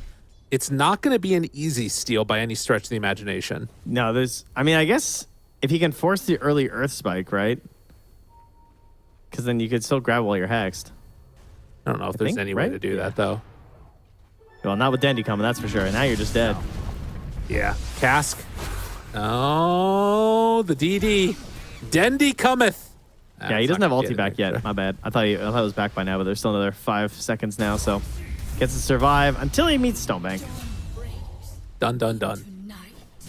So they come together for that kill. Nicely played. And yeah, off to a good start, like we said. You've got Faceless Void, who's getting close to Hand of Midas at about 7.5 minutes. Dendy picked up the Wisdom Rune himself, so he's level 7. Yeah, Pretty and far ahead remember of his Gunnar. blink timing on Tiny? Yeah. How about his blink timing on this Witch Doctor? This was the build we saw last time. He picked up something in between, I think. I don't remember what. Blink Kadaro. something eggs. Oh, Gunnar missed that roll. Kadaro, not quite level 6 yet. Needs a little bit more experience, but Phoenix, well, that's happening. Yamsun is going to go down. Kadaro tries to deny himself and does get the deny. That was the Magnetize used. Okay, nice. And yeah, it was just another ulti kill mid, catching Yamsun, and it was the bots. That's what it was. It was blink bots, eggs. Of course, makes a lot of sense. You're just trying to get kills across the map. Oh, man. And if you guys are wondering why Witch Doctor is good, maybe you're not Witch Doctor players, the reason why the hero is busted now is the Ags was crazy. That was really cool with the Pure. That's definitely a big reason. I think it's the Cask. And the Cask it was so bad. Like, people were able to position so much more, and mobility's gotten so much higher that difference in the bounce from 0.3 to 0.1 is crazy. Like, Yeah. The possibility of just chain stunning people is like double what it used to be. It's crazy good. And it still of which- rewards good casts. Yeah, this is just free. And of course, he doesn't even have the ulti back yet, does he? No, that's just an in-between kill. Yeah, that's huge. 3 points in Maledict, 4 in the Cask, and now getting more and more movement around the map. He can maybe even catch up here. Someone can quite get that stun. Yamsun doesn't look like it's going to happen. But he's a menace. He's a huge problem, and you can see that Midas being done on the Faceless Void. Bait, they're not going out yet. Not going out without a fight. Looking very strong in this game 3. Yeah, he's just bringing out clarity. He's like, you also farm these camps so fast. Oh, beautiful. Gets the shovel out, too. He's trying to use the shovel just to get more mana, you know? I'll get runes. I'll get some mangoes. Immediately going, he has the Aghanim Shard queued up now, and then a Hand of Midas for Dendy, too. Oh, We'll snap. see if he does decide to go for that or not. No bots first. Interesting. I mean, obviously the shard's going to be a while. Maybe he thinks that if he goes bots this up top. early, he can't fight that much. Kadaro couldn't kill off the bug on him before the Omni Slash came out for the finish. So a nice combination there. Dendy got the shield rune in the meantime. So 6-4. It's still a lot of kills on these supports, right? Kadaro's died 3 times on the Phoenix out of the 4 kills that they've gotten. Worth noting that we have... Oh, Witch nice. Doctor ulti. That's free. Mood dead again. That's just going to be a guaranteed kill every time. We have 0 Soulbind combos this game. He does not even have a point in Soulbind. Wow. Because, I mean, he has his own Phantom's Embrace, but that's it? That's literally it, unless you get items. You can't even use the Helm creeps, because the creep heroes don't reflect, which is why Brewmaster is annoying when you're playing with Grimstroke, because you can't double stun people with the Earth Panda. And I find that annoying. That's also, fair. Soul Assumption doesn't copy, too. That's another one. They're trying to make a move even without that Soulbind, seeing if they can take down V2. A quick roll in. Silence is there. Tries to take it off. Jump away. Not going to happen. But they might still find themselves a couple kills, and in fact, they do. Dendy there for the rotation and the Cask bounce after the Earth Spike, and now they connect onto Lelis also. So kills going into the favor of Bait after they lose that Faceless Void. And even going to get the Elm Creep. Not bad. It is fully a glass cannon hero. Like, there's no doubt about that. You get caught at all, you just die. But right now, he's just sitting in the back lines. He's doing his thing. This is the dream right now. Just a little assassin showing up. These kills in between the ultis are what are so amazing. Like, finding these little moments. That's why I really like the bots. I don't know if I want to see him go Midas, but he's finding this opportunity, so we'll see if it winds up being worth it. And the ulti's back in 4 seconds. Moo just getting out of the danger zone there. Yamsun might not be so lucky. Just a poor level 5 Dawnbreaker. He's not even worth their time. I mean, he sees them down bottom now, so they might opt to come down here. It looks like they're going to. Invis still there for Witch Doctor. This could be big. If they can get the right angle, they roll on in. See Stoneman immediately there. Witch Doctor ulti down. The great stun. Gunner down to half HP is going to take a lot of damage from this one, but I don't think it's going to be enough to get the kill. And in fact, the turnaround is huge here. They lose both the Lion and the Witch Doctor. Nouns just too prepared. Just 3.8 strength gain per level. Don't worry about me. I'm a beefy Earth Spirit. Oh, almost caught Kadara there, but not quite. I don't know if you can dodge the damage from Rolling Boulder. I'm assuming you can because you go invulnerable. Or dodge the damage from Maledict with Rolling Boulder. That might be a thing you could do. Regardless, it is a very good start to this one for Gunner as he is going to find Stonebank and pick themselves up another easy pit finish. And Moo now just chasing down Kadaro. Right onto him. Dendy's nearby. Roll in, coming from Gunner, looking for the turnaround. Maledict connects, but there's the roll, the blink back in a way. And Gunner gets out of trouble. TP out. They're coming online. Yeah, and the glass got broken a little bit. Couple cracks starting to form as they fought in the river there. You can just see it, right? Like, you have to channel this ulti. The second it broke down, he just cancels it, and he's like, oh, this is bad. Now, most heroes, of course, would have died, even from that, just that minimal channel. Just happens to be one of the beefiest heroes you're going to find in the game right now. It's also a really good wand game versus Witch Doctor. But I guess Gunner just figuring, like, I kind of feel like it seems value on Earth Spirit because obviously you're in the fight so much. But versus Maledict, wand just does so much work. Yeah, that's true. He's opting to get towards these bigger items earlier instead. This Octarine Core is going to be kind of insane once he gets it, but does put himself in a little bit more dangerous spots not getting those smaller items first. He's got raindrops. They kind of do the trick for a while instead. Well, 15 minutes coming up soon, and then Dendy can have the shard if he wants it. Also, very close to the Midas. Be interesting to see what option he goes for. Dire scanning, looking for somebody. Do they break here? Stonebank. Stonebank thought that was real, but his smoke didn't break. Good illusion bait by Gunner. And Stonebank, a little miscue there. Radiant's top tower is under attack. So, 15 minutes. Coming up, 2,000 gold lead for Nouns. In spite of the early dominance that was coming out from Bait, Nouns have responded perfectly over the last 3 to 4 minutes. Yeah, and they got that one kill onto K1, but he just went right back to it. Got his Battle Fury, made his way through the jungle. Now he's feeling comfortable just sitting on the lanes there too. So it's not going to be good to sit back. I mean, that's kind of the whole thing with the Witch Doctor. Did he buy the eggs or the bots? Or no, he bought the Midas. He did it. All right. I mean, it's the play they're going for. Stonebank spotted a couple that were over this direction, and they're going to make another move for this. It looks like, at least. Oh, here we go. Here we go. They have the damage. K1. Try on. Got Just him. level 1. All you need on the ulti. He was getting kind of close to level 12. That's so huge. I think what I was considering too is that I'm coming around to the Midas because I'm thinking things like if it goes south. Oh, up top arena. Nice stun. Trying to bring him down. They pop the ulti now on Lycan. Roll in, coming, find Stoneman. Hex is there as Earthspike still, but I think that might be a couple gone. Yeah. Dude, I love how he's saving the silence because he's like, it's not even worth it on this line right now because like Moo's running in, he can't go anywhere. Yeah. Like he's just waiting for someone else to show up. There's no real concern with his line. What I was gonna say is that if he does get to the Agnums, it's gonna be nuts this game with the Faceless Void. It's just so much better than the last time we saw it. We didn't really get to see the full potential, and even then, his damage numbers were completely.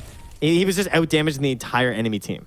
So, if you have a Chronosphere that just catches 2 or 3 heroes, you really need this Ags to make sure you're gonna get there. So Midas marching his way there. Yeah, I mean, it can be game-winning. He's got it queued up immediately. Would also, I'm sure, love to get the shard from the Tormentor if he can make that happen. But I don't know if his supports are going to be able to buy it realistically. Phoenix did buy one, so okay, you're good. So All you're right, saying there's a chance. There's a chance. Would be big at 20 Yamson minutes for them. playing smoke detector. They're right underneath their own ward. Do they want... Ooh, not what they were hoping for there. That was really... That looked like it was a nouns ward with how that all played out, didn't it? Yeah. Like, I know it was a bait ward, but like missing the stun and everything. It was a little strange, that one. Because you can also open with Hex if you want. Structures are fortified. No, you gotta hit that spike. Come on now. Wait a minute. Wait a minute. Hector taking a walk to no man's land, and they keep running in. The Witch Doctor ulti is still going. I don't know if this is going to be what they were hoping would happen. Now the arena laid down. Stonebank might die to the AoE damage. Actually still living through it. Magnetized, they roll back in, secure that kill. Gunner up on the high ground now. Meanwhile, Kadaro drills down, finds Lelis. The stun coming from Moo, and Stoneman, he's going to get killed off by these Lycan summons. Oh, is he? Most likely. Is he? Actually, no. The heal from Witch Doctor's there. Keeps him alive. Help! For now. For now. Kill the wolves. Oh, Stoneman, he's away. And Gunner, very hard to kill at this point. He just rolls away, and it's fine. Yeah, but remember, that all started with a kill on Hector, so... Big stuff here for Bates, slowing down that Juggernaut, and look at this Faceless Void and Witch Doctor. Well, he's not getting the Tormentor shard now. That's for sure. He's second on the board. That's true. He's huge. He's too powerful. For his own good, he had to buy it himself. All right. I mean, this is really interesting now. He's got so much kill potential. And again, like you talked about, that lower cooldown on the ulti, 80 seconds at this point. Still trying to get towards that 18 eventually. Yeah, every little bit helps. Chrono's back up here too. And they are aware that he was moving through here, though. They had an Ob Sentry combo. They saw Dendi moving. Kadaro, picking up a Midas of his own, wants to go Midas Refresher, not the Kaori build. No early Scythe. Something a bit greedier. If you can outgreed Scythe Rush, which I didn't know was possible. But he's found a way. But how many Midases are we going to get in this game? I mean, to be honest, the fact that they're still getting these and getting the kills... Oh, Gunner finding Stonebank. He is going to be brought down. But I feel like in spite of that death right there, the inauspicious deaths from K1 have been quite tough to handle, I think. And Bait they're starting to get online without V2 and really needing to be there, except to show up to get these chrono kills. Yeah, but they've been waiting for this one, the Roche. Okay. Here he comes. Oh, double bash on the way through there. And unfortunately, they do this pretty fast. I don't think there's any way you get here on the side of Bait at all. And this is a prime place for them to fight. We got Egg, we got Chrono, we got Arena, we got Witch Doctor. Even Lion, of course, can make some plays happen. But they're going to get this one for free. And Aegis, extremely good versus Faceless Void historically, but you know what? Also really good versus this Witch Doctor strat because it's a channeled ulti that he really relies on for these kills. No, it's really important. Are scanning. I am feeling like this Roche has kind of been the bane of Bait's games today. Think about that game 1, 2 of them taken on that side of the map. Yeah. We'll see if they can weather the storm a bit, but again, they've got the Midases, so you know, it's fine. Just keep pushing to a later and later game. And that's He's almost got it on Kadaro. 20-minute Octarine, by the way, Yeah. on our Earth Spirit here. So that's 3-second cooldown on the Rolling Boulder. 6 minutes faster than the next fastest. Gunner is... I mean, this this is why this hero is crazy. The cooldown on Rolling Boulder and like, I mean, Faceless Void kind of answers it in a way, but Yeah, that's true. Gunner is going to be getting out of trouble a lot of the time. Yeah, he still has no Dispel, though. That's a really good point. Time Dilation will ruin this hero still. But, I mean, it's just... I'm going to be really sad when it's not 4 seconds anymore, because that's one of the funnest things about playing this hero, especially his support, but they're going to nerf it because these core players ruin everything. That's true. Yeah. Good to remember that. Kadaro, Midas now done as nouns group together and are going to head on out. He almost has level 2 ulti on Phoenix too, which is a pretty substantial increase both in damage and Dire's middle tower survivability on those attacks. But it looks like Bait are just going to be giving up this tower. Another one.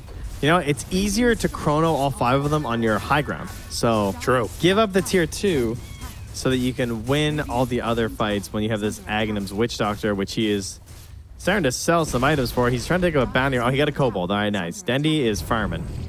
Prospecting. He's just doing some Stardew Valley. He's got his first bag of turnips. He's going to go up here. He's going to go hit the caves, get a little bit extra, maybe do some fishing over at the Lotus Pool. Gotta love the fishing. Oh, Kadaro? That's fine. tower is under attack. Illusion's there. He fished up a red snapper and bought himself an Aghanim's. It's time. Smoke up on the side of this. They spot one. Hex. Hector. Do they want to go for more? Stepping It's all forward. V2. Stone Bank there. He's the one who has to make the call. Yeah. And is Heck. Dendi in blink range? That's the other call. Oh, I mean, he's right there with them. He's ready. The Wolves, though, unscouted They- right now. They don't know. They have really good vision in this area. And yeah, you can see now it's going to take it back a bit and just reset for the moment. Radiant's bottom tower is under attack. Interesting. I'm curious how much damage just the Voodoo switcheroo on one hero ends up being. You know what I mean? Like, because the Yeah. 3-second duration, it seems pretty good. Yeah, it's As- pretty significant. Obviously, it's mostly a defensive measure, but Right. still useful. Especially during Chrono, because usually there's never an opportunity where you might be using a little bit of both, but Radiant's you know, maybe if you get stunned out of your ulti, there's a chance that it's from someone outside of the Chrono and you still get an opportunity to use the Voodoo to try and get some damage in on them or something weird like that. Right. Just a good spell. True. Now he wants his BKB. If he gets BKB, pretty good chance he gets off his ulti. Yeah. I mean, again, with all these Midases, it's clear that Bait are trying to play for the later game at this stage. And if they can get there, you can see the way the team fight could play out that would be good for them. But getting that perfect fight is not easy. Okay, one Hector Stone though. Bank. Thinking about it already with a potential basher. Wrapping around, they have the jump spear. Missed the spear. Silence Kadaro. Dead. Just like that. Buyback. Chrono ready. Drops it on a 2. Where's Dendi? He's got it. Witch Doctor ulti going out. Trying to do what he can. Is it going to be enough to take down Gunner? It will, at least at the start. And now, rooted for the moment, Dendi backing away. It's only one, though. It's a big one in Gunner. Oh man, That was Chrono used. that's a big kill though. I mean, that's pretty worth. You're fighting into Aegis and you get a kill on the Chrono. It'll delay their push. And because, you know, the ulti will be back by the next time they make it high ground. I didn't even consider this. The Aghanim's change on Witch Doctor bouncing into creeps was huge because it extends that bounce range and it started hitting onto Moo. Because like he was trying to pressure Right. Dendi while he's channeling with his creeps, but then once he killed Gunner, suddenly the Death Ward turns to the creeps and starts bouncing off the creeps and starts hitting Moo. Like, oh, right. You know, we got a little bit extra sauce here on the Aghanim's now. It's good. It makes that extended range really dangerous. It's gonna be an interesting game to watch this. I don't know how good it's gonna end up looking, but every level that you get further, you get the attack range at 20. He's still got level 18, which gives him another 50 damage on Death Ward. It's pretty relevant. More and more levels. Absolutely. Move, taking Tormentor. And Dendi using his Voodoo switcheroo to farm Ancients, actually. Which is pretty interesting. It's gonna be a hard life, you know. I mean, he's also using even just the heal damage. Oh, yeah. And yeah, there we go. The geomagnetic grip save now available. Okay. And Gunner also queuing up a Midas. I mean, And yeah. Grimstroke also queuing up a Midas. Now all they're right. just memeing. They're memeing. I don't think so. But even if they buy it, they're still kind of memeing. They have never looked this serious before in their life. You just had to ask how many we were going to get, huh? You I know. just had to. It's really funny. Wow. 14-13. Only 3,000 gold separating these two squads. Could be anybody's game here. A lot of those tier 1 neutrals I feel like I'm still seeing, even though there's tier 3s online. Yeah. Coming out now, Paladin Sword. Found by Yamsun is he's about to have his Ags. Nearly has the Okay. gold for it.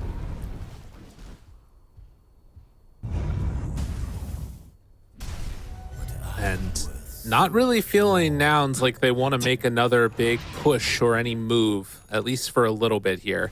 We Yes. see. Yeah.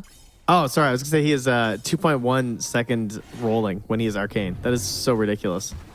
Yeah, this here is nuts. I mean, again, we did see him die that one time, so it's still possible, but it's not easy. And on top of that, Ags, you're mentioning for the Dawnbreaker, there's also going to be an Abyssal Blade soon for Jug. So Hector eventually is going to have a way to cancel these Witch Doctor ultis. Yeah, positioning going to be of the utmost important. Even more so for Dendy. I mean, he's been a glass cannon the entire game, but he's going to be falling off this little bit of a peak where he does the damage so fast that it doesn't really matter. Now he's going to have to sustain these ultis. I think his teammates need the damage quite a bit from the bouncing, not just like the single target wipeout. Right. So has to be really cautious where he is. We also have to be cautious how we're going to play this map for this roast because it's going to spawn in 33 seconds. Will it? Will it? I don't Yep. know. It's going to I'm happen. going to say 2 minutes. And, oh, I was closer. Yeah, you were close. You owe me some food. Hey, whoa, slow down.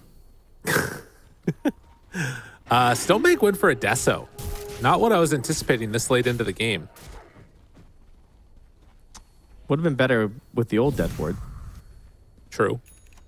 But probably just feeling the slight lack of damage. Obviously, it can help clear out some of these summons too. We also have that level 3 now on Dendy for his ulti. And even though there is that evasion that's granted over from Dawnbreaker, for those of y'all that don't know, True Strike true. now on the Aghanims. Yeah, that's kind of nice. So they still have answers for it. And yep, Midas is completed. 4 so far in the game. I think we are going to get one more out of these guys as Gunner just about to complete his.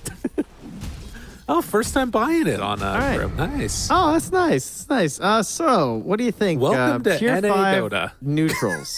I'm thinking, how does Dendy win the game with a tier 5? Mirror Shield would be kind of nice.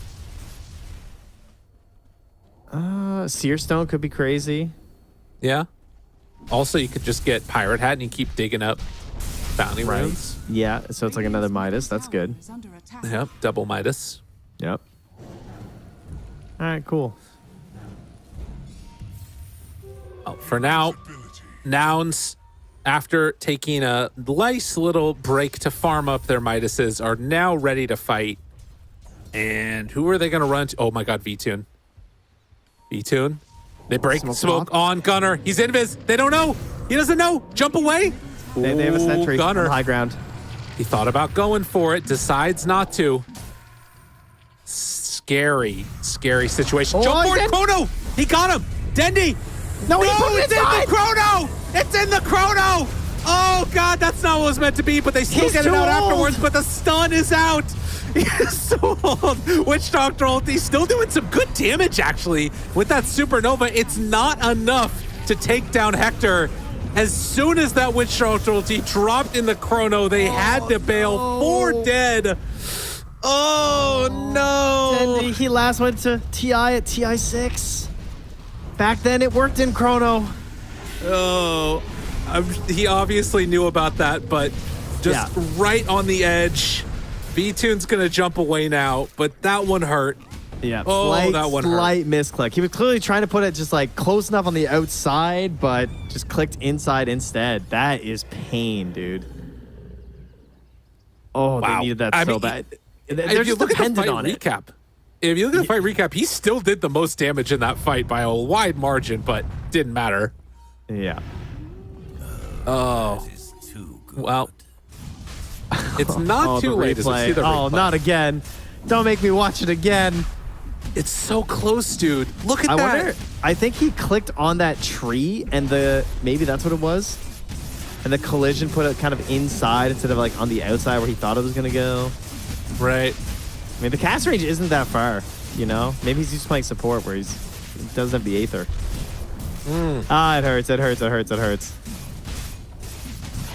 I mean, I think that it still was only the chrono onto the jug, which obviously is good. If you can kill Hector there, it's amazing. But it's not like it would have been, you know, a complete and total team wipe immediately with like 4 in the chrono or something. Still, that one hurts. All right. Well, it gives them Aegis. That's the bad news. But I got some good news, guys. What's They got Midases. Both teams. So it's okay. For bait, you're saying. Yeah, for bait. I mean, yes, both teams Okay. have Midases. That's true. But I mean, for Dendy, you know, he's got Quickening Charm. He's got Philosopher's Stone. He's got Midas. This guy's all about the economy. True. Radiant's Yeah. middle tower So it's okay. Chrono's back up again in 14 seconds. And honestly, just drop it on him. I don't care at this point. But maybe Roll not the in. Aegis. Blink back. Gunner. Spear. would be big. Connection. This is good. Is it going to be good enough, though? Chrono back up again in a second. He's silenced. He's trying to walk away. He's trying to get it off and connect. Where's the ulti? Witch Doctor ulti down, but it's not in range. Oh, they were on the far side of the Chrono. It couldn't connect to them. Oh, they just need a little bit more. That talent, he's level 19. It would have been the difference. I think it did wipe out Yamsun first. I think it was doing a little bit of damage, but then, yeah, it couldn't reach the other side, unfortunately. Oh, no. The heroes that mattered were far away. Bud's going to buy an Aether Lens at this Unfortunate. point, honestly. God, that one Like, hurts. It might be value. Because it's just not enough. He needs that little bit more. Honestly, the level it would make a pretty big difference there. But you can see with this combination, it's strong when you can get it down. But, oh, just missing that little bit. 8K gold lead. Just the same problem we saw last time for this Witch Doctor. It's so glass cannon. It's so dependent on everything being absolutely perfect. It's really hard to do it correctly. But you know what? If you mess up one, just refresh and do another. True. That's the plan. That's a solid idea. I can get behind that. Who's doing that? Oh, Dendy. Dendy's got the refresher queued up. Okay, I thought you were going to say Faceless Void. No, the Chrono was great. Yeah. They held Also, out for so long, too. Kadaro has quietly been farming up for himself, too. Has the 2 cornucopias and is, about 1,200 gold away from finishing off his own refresher. True. Yeah, he's been working on that for a long time. The other big item coming out, Lelis, you know, no good soulbind combinations on my team. Well, I'll just get my own. Looking to purchase his own scythe, but still has almost the whole ultimate orb to grab, so still going to be a while, but that'll be a huge upgrade. Spear back. Hello? Big connection. That's one down. And I that don't know was if they just can the do it. Voodoo Yeah. through. He still has ulti. They don't have Chrono, though, so Hector spins, gets out of trouble.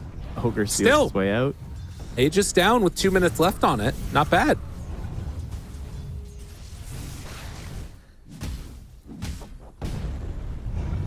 Dude, Dendy's Very got to be feeling it right now. He's going to be thinking like, all right, I got to get this thing. I got to get in the zone. He's got to get Zen for these placements. 2 in a row going a bit rough, but he gets the Wisdom Rune. There you go.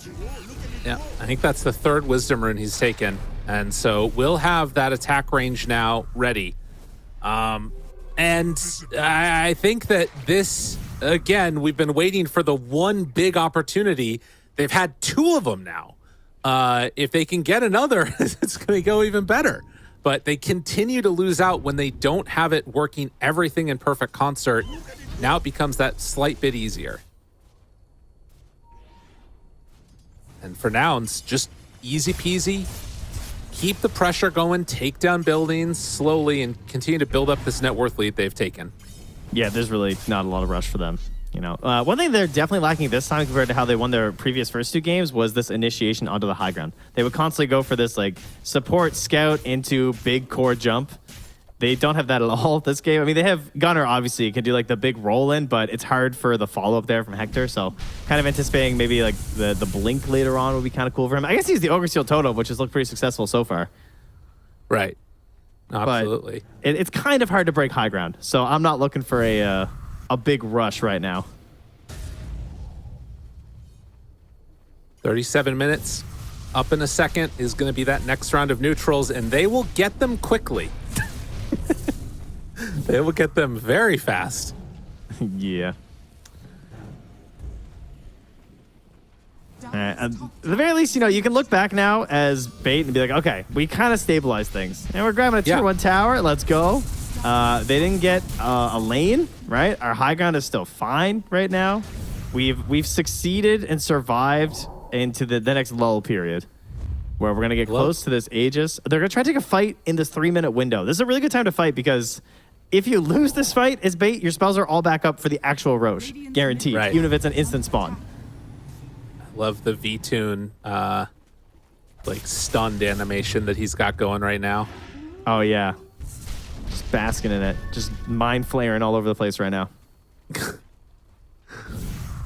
They are not yet finding anybody. Rejoins the smoke, nice. So they can make a play here. All right, Kadaro, let's go, buddy. Let's go. Hit it. He had a great spear on Hector. He had a great spear on Gunner. He's heating up in this late game, all right? Had 2 rough games. He got his hero early, and he's feeling good. I want to see the plays once more from Stonebank. Smoke will not bear fruit right now, but there is another smoke that's going out right at the moment. Gunner looking for the jump in, finding it. Omni Slash dead. Stoneman already gone. Hector, they completely whiff. Wait, what's happening? Okay, buyback. Oh, man, things are getting squirrely here, Trent. Yeah, it's a little bit split. It did force out the shapeshift as well. Radiant's bottom tower is under Okay. And bottom lane pressured in. You can see Moo already getting that dragon onto the high ground, starting to take this tier 3 tower. They need to deal with it. Oh, man, sending the units down there was so good. Like, using the shapeshift in this bit of a skirmish, but committing the full units bottom. Knows that the high ground's not that great, so wants to do some Lycan plays. And, well, Gunner hoping to be a bit more survivable with his BKB. Mostly to just not get locked down, really. Hoping that it doesn't make him wind up in a chrono in the first place. Absolutely. Don't mind me. I'm just reconnecting to the game because I was getting some lag. Oh, nice. That's good. I could still watch here. I'm seeing, though, the way this game is going, I feel like we haven't seen Bait actually get a Roche contest like almost the entire series, but I don't see a way that Nouns take Roche without Bait at least knowing about it and being capable of coming to contest. I think the problem is that their lane push is bad, right? That's one thing we haven't talked about really at all this whole game, but the lane push is pretty bad from Bait. And like Hector is just doing his thing where he can feel a little bit confident with like spin and stuff, but most importantly, they have this Lycan. So the Wolves are just kind of like doing their thing, right? This passive push. He's got that passive income happening right now.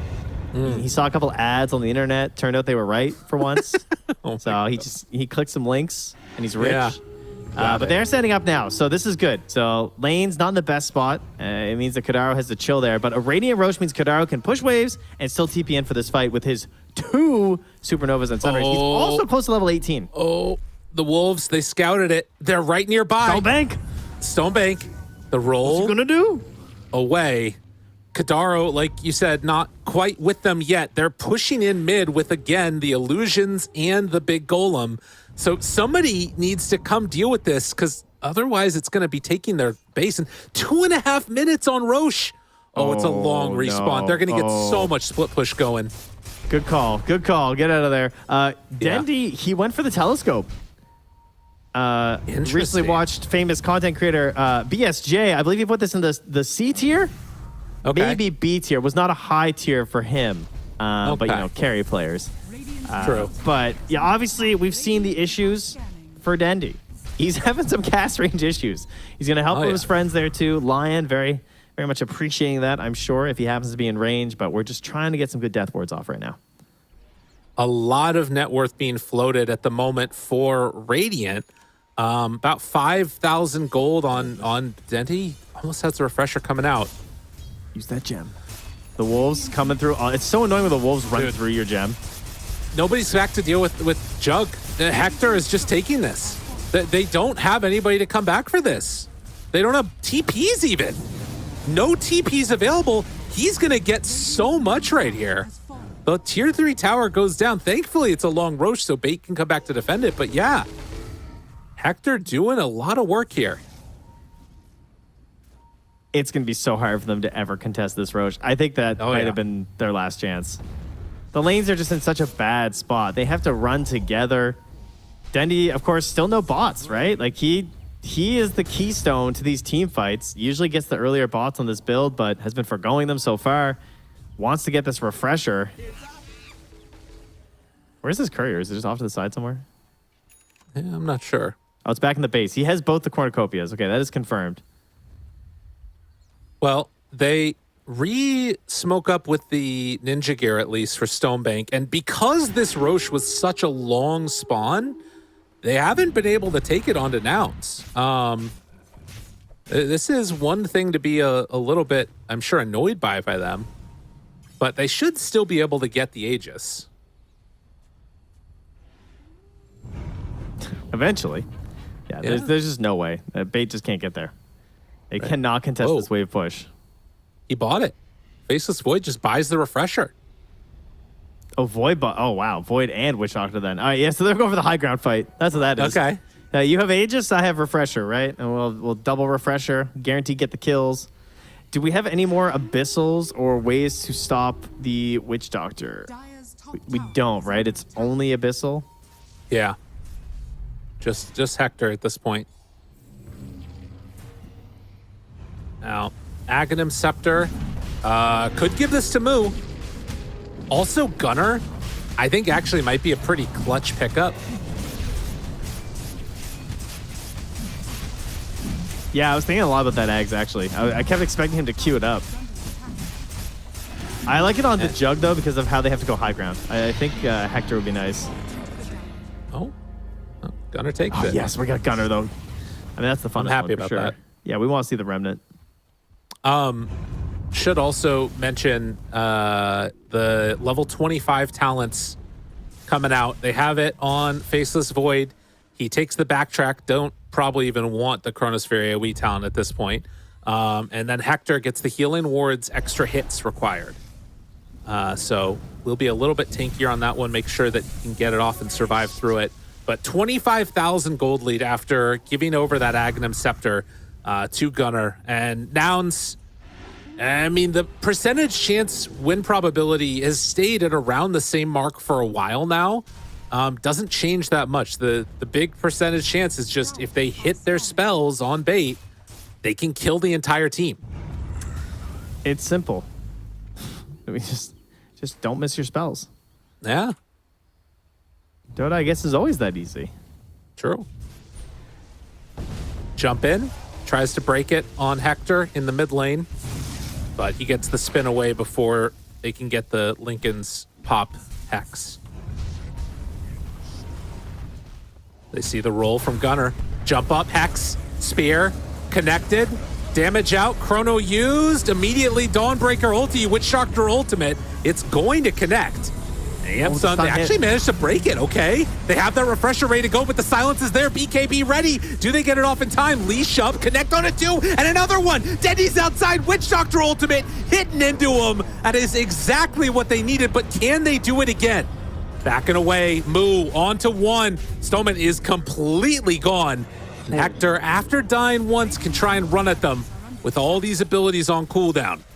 Oh, we gotta get the glasses out here and go back on the patch though, Lyrical. 7.34 now pierces debuff immunity. The Solar Guardian. He actually canceled the channel. Oh, it's big. Now, who's old now? That was exactly what they needed to do. Stonebank tries to get him. It's only on to Lelis. They're holding, hoping, looking, stun. Dendi out. Witch Doctor ulti. It's everything that they've been dreaming of. Is it going to be enough to win them this fight? So much damage on the Gunner. Pops the cheese, tries to run away, bouncing forward. They take down V-Tune, though. A huge gold infusion from getting that kill. It's not enough. And Hector, he's not backing away. Hector wants to go back to TI after the buyback from the Faceless Void. They retreat back now. He just can't see another Witch Doctor ulti. He just wants to be done. And this Witch Doctor, he's got 2 charges on Midas. Broken item. Get out there. Get your 25, Dendi. He just needs more damage. Oh my God. It's the only way. Insane. Holy moly, man. Oh, he wants a big creep. He's going max XP. Gotta find the Centaur. He needs 25. Clearly more damage is the problem. Yeah. Oh my God, man. I mean, we can see that they have it. The Aegis is what owned them that time. And it was still relatively close. 1 million of racks down. There's a pathway here to victory, but Nouns are still looking so hard to stop. Yeah, this Swift Blink as well onto Hector. I think this has been a long time coming. The mobility, like they really are just trying to lock you down in Chrono, and the mobility, or sorry, the control outside of that is pretty rough. So all this mobility is going to be very helpful for you if you're on the side of Nouns. I love the way Hector's played this game too. He's been so aggressive, rarely punished throughout most of it too. And again, just abusing the fact that the lane push is relatively weak here from Bait, and they're forced to play in a ball because it's the only way they can win a fight. They know their combo is desperate. They need to wait 20 more seconds on Bait. That's going to be the next Wisdom Rune spawn, and that will be 25 for Dendi. I did math right? Yes. All right, cool. You weren't saying anything. I was worried for a second that I assume you said 49, right? 7 times 7 is 49. I have a tape. Yeah. I've done it before. Gotta do the math. Oh, jeez. All right. Tormentor taken. Kadaro's what sight else are we looking at? coming up? That's the big one. Oh, yeah. Yep. So Dude, everybody's so farmed. Refresher Scythe Phoenix. Probably, I mean, I don't know if you get off both sites. I guess it could happen. I mean, again, they have been in the lead for so long in this game on Nouns. They've been in lead this entire series. Gunner just rolls right through, breaking smokes, not a care in the world, as the Wolves scouted some stuff. And they're still scouting him. Yeah, such a good hero for this Aeondis this game. And Stonebank. Oh, hold up.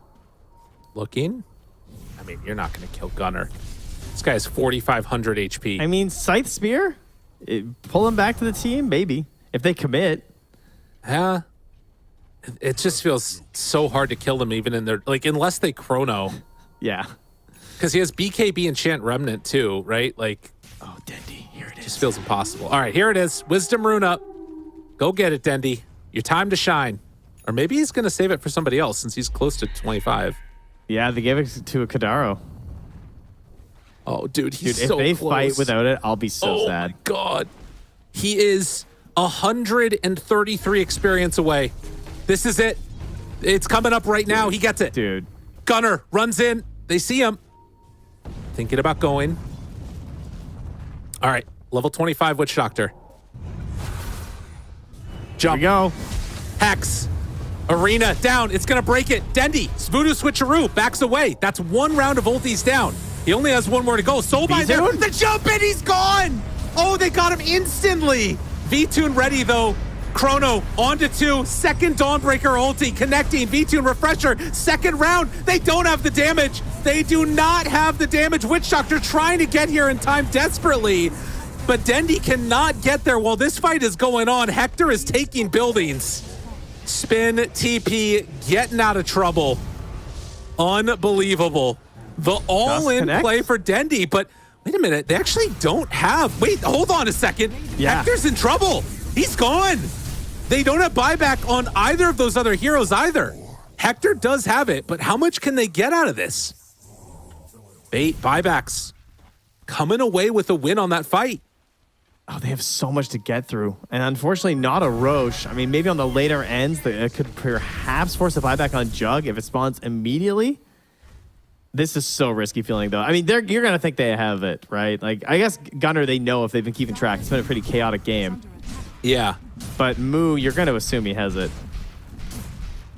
I mean, they need to at least try and like force something here, though. You have to get objectives when you win a fight like that. Push is so bad, though. It's terrible. I mean, it's really awful. At least they have a Deso Myers. At least he has damage. Yeah. You know, but they have no mid that has scaling right click. If only you could Death Ward towers. Next It patch. starts bouncing between them all. He just ends the game. We just got IOs relocating them through backdoor. They're buying a 4th refresher on bait. This is gonna be some just insane team fights. Look at the win probability. It's starting to kick back up a bit. Dota Plus is starting to believe. They're like hobbits, you know? It's like we've had first team fight. What about second team fight? Everyone just refresh. All right, the Roche is spawning. That was a quick one. But they actually got the instant Roche spawn. They needed that 10 so bad. seconds. But they're not going to be. They're not They're checking. not even going to scout it. Yeah. Oh my man, God. that one hurts. They'd actually just get free Roche right now. Yeah. That is unreal. How? You can't even call that unlucky. You should have scouted it, I guess, right? That's Yeah. kind of on like Stoma. Like he probably should like sat in the pit just in case. It's such a low chance to happen. Right. But also it's the also one of those presence issues when you don't have a hero to do it, right? Like a of summons course. hero. Yeah. Well, and the presence of mind needed to find that like check at that moment is like, because it was. I mean, it's been 10 seconds, right? Even they're respawning as it happened, but they can still go for this fight if they can get there in time. And this could actually catch Nouns out of position if Nouns go to check it, which I'm assuming they're going to. Yeah. Oh, they're not Yeah. going. No, but the Moo? catch. Moo's There's a ward first? down. There's a good ward. Moo, smoke, broken. Spot everybody. See everything. Taking it away. Gonna try and go for the all-in play. Dendy, if he shows himself at all, Stoneman gonna get caught. Now the jump onto Kadaro. He's gone. Buyback immediately. Chrono down. Shadow, but Dendy off to the side, doing the damage. Will it be enough? It doesn't quite look like it. Hitting onto everybody else. Has to back away. Blink back, run out. V-Tune, he has another Chrono ready. Silence BKB, the bash, it connects. Big stun, He jumps big stun, away, big jumps cast. back. The Chrono, Dendy, he hits them all. Where's the damage? They have it. They got him. Oh my God! They found their moment. Bait backs up against the wall, take down everybody. Tendy was right. The mid witch doctor. Eventually it works. Dude, he's so stone cold right now. I can't believe that. It cost so many buybacks, but now they can get Aegis, maybe? Do you know what was insane? Was that he did just voodoo switcheroo on that second last chrono too. So look how far off to the left. First off, the leash comes through. Huge BKB from Stoneback. He got off just before he got scythed, or else it would have been a double scythe there with the Lion. Lion dies, becomes a double leash. Then he's off to the side, still smoked. He was camping for so long. Gets off the first ulti. Then he's going to blink out, wait for his second moment, and this chrono and this cast from the high ground. Denny, the dream situation for a Witch Doctor, hits the big knowledge. He voodoo switcheroos here. He doesn't even use his ulti. I was kind of scared, but it didn't matter because Stoneman gets the secure with a massive Earth Spike Ravage follow-up after that chrono. And that means they leave that fight still even having the Witch Doctor ulti as they approach the high ground. And they're not going for Roche. They want to force this. They want to make this game end. Gunner kicks back one. Enchant Remnant very far into the base. Does he have another one, though? He's gone. Oh, you should have gone Roche. You should have gone Roche, the rapier on the ground. Oh, no. Oh, no. I don't know if it would have mattered anyways, but that one hurts. We kind of it forgot hurts real about the bad. Enchant Remnant. That's what that was. Oh, jeez. Silenced. Hexed. The Phoenix is going to go down. They had the perfect combo trend, and now they're dead forever. Oh, no. Enchant Remnant's so good, actually. Oh, V2 is just going to be kicking himself. That's so free. Oh. That's really all there is to it, man. You know, it's just one little spell. Oh, it's hard to go high ground here. They don't know that he doesn't have buyback, but you can assume because he bought the rapier, right? Yeah, they're gonna. He dropped the rapier. Oh my God. They had Roche available. Tower is under attack. The decision-making process in that moment has got to be so tough for Bait. You want to go for it all. who can feel that moment right there? That's Gunner. Yeah, That's Genesperus, dude. That was a Genesperus move. that's right. Oh my God, you're absolutely right. It was like the exact same situation. They went all in. They didn't secure it, and Gunner missed out on TI way back when in the C now- qualifiers. Has it come full circle? There's a chance. Tier 4 towers being hit. They need to buy 35 seconds, but they don't have it. They need to do it with the heroes they've got right here. Dendy has to blink away. They get the connection. They're starting to fall. The Ancient exposed. Death Ward down. Do they have enough damage to throw into this? It doesn't look like it. Hector, eyes on the prize. Omni slash out, takes them all down. Triple kill, and nouns are going to TI. I just want to see these players. There they are. Oh, it's got to feel good. They're loving it. Yamson, he's going to be so happy. All these dudes, and make I it see happen. the footage. We got recording happening. We'll check the socials later. We'll get the Absolutely. film. Unreal. Man. Oh, that was what a stressful game to be up by so much, but to always have to just constantly think we could lose every single one of these team fights if they hit their spells. Absolutely. And I mean, while we're seeing the jubilation here, you got to feel for Bait. They looked so good all year long in this DPC. They were getting 5th. They were getting 6th. Finally, when TI comes around, they power up and they come up just a little bit short. Getting 3-0'd in the finals is not really a testament to how good this team looked throughout the qualifiers. Hopefully they'll be able to stay together, make some type of solid plays for the next year. But it's nouns that are going to TI, Trent. Yeah. Oh my goodness. They're finally there. It's perhaps unexpected how much of a battle it was against some of these other teams in the qualifier. Definitely looking like the hands-on favorite compared to most other regions. There wasn't really a big top dog anywhere else that everyone is really looked towards, but that was nouns here, and that pressure can get to you. And, it's you try and do something that's supposed to be a little bit easy for you, kind of has extra pressure. But you don't want to fail. Like, I must be better than this, but it was tough. They had these moments like this where perhaps the doubt starts to seep in. But eventually, now it's obviously prevailing here against these kind of, I don't know what to call these guys. They're fiends with this ridiculous strategy here. I know. Almost it's paying true. off. I mean, I'll be honest. I wanted the whole series to go to 5 games. It would have been cool to have Bait win this one in like insane fashion. At the end of the day, though, it was nouns that were just looking way too good throughout all of it, and stuck to their guns. They had some really solid strats with this like Grimstroke clockwork thing in the first 2 games. Those games looked dominant. This one, it felt a little squirrely, but they ended up being able to pull it out at the end. Holy moly, Trent, I don't even know. We're going to be waiting for a second here on a interview. Hopefully we'll be able to grab one of the players from nouns in the future. But we're just checking out through these. Do you have an MVP for this one? I do. I have suggested an MVP. Personally, for me, it was tough. I think this is one of the games where an individual maybe stood out the least overall. It was a solid team effort. It looked really well coordinated. I think the moves around the map were so good from nouns that they almost felt like one unit a lot of the times. But for me, I think I'm going to give it to Hector. Simply because I think his job was the most important. It's that recognition of just, these guys have this glass cannon Witch Doctor, and all he wants to do is get solo picks across the map, and he didn't invest in bots early. And so it was less likely in a lot of situations that he was going to get there to provide the damage for what they would need to actually just kill Hector. And I think Hector took advantage of that. I think that he saw that he could invade some deeper territories. He got the Manta up and was just constantly split pushing alongside Moo. I think Moo's my sub MVP, and he's helping out there too. It's just, they recognize that, hey, we have a win condition that they can't do anything about. And that's what eventually got them this win. So Hector, I think, was the one who was maybe a little bit more likely to get picked off. And I thought he did a good job of surviving. So gave it to him. He had a couple deaths that were a little, he just got caught. I mean, but that's why. The reason he got caught is because he was playing that aggressive the whole game. The amount of times that could have happened, it should have been much higher. But it didn't. So that's why I'm giving it to him.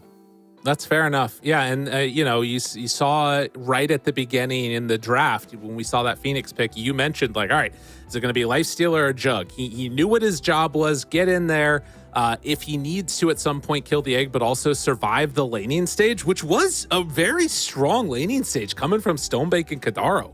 They kind of wrecked earlier up there on that top side of the map, but was able to last it out towards the end and get where they needed to go. Yeah, remember Stonebake was leading this game for a while there. He was the first person to get to like 7,000 net worth. He was looking solid. After some really tough couple of games, he gets his hero early this time to give some more space to his allies, and it worked out really well for him at the start, but it's a tough matchup. It's nouns. They are the leaders of this region. They got themselves that W. Absolutely, they did. Man, what a freaking time. It seems crazy. We went through the entire NA qualifiers, the entire China qualifiers. We now have 2 teams that are going to be competing along with the rest of the other squad that qualified off of points. Still 4 more qualifiers to play through over the next couple of weeks, so stay tuned, everybody here. But again, our man of the match, the Juggernaut, coming through.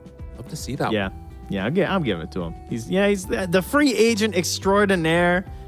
Everyone was coming to his door and knocking, and that's what do you have for me? What can you give me if I, K1 Hector, come and join your squad? And Nouns, they said we can give you TI. And he said, all right, that's cool. So he gets to play a little bit earlier. Didn't have to join one of the SA squads, but 2 more slots over there as they start their qualifiers tomorrow. Instead, he's already secure in his knowledge that he's heading to the International once more with a new squad for the first time in a long time.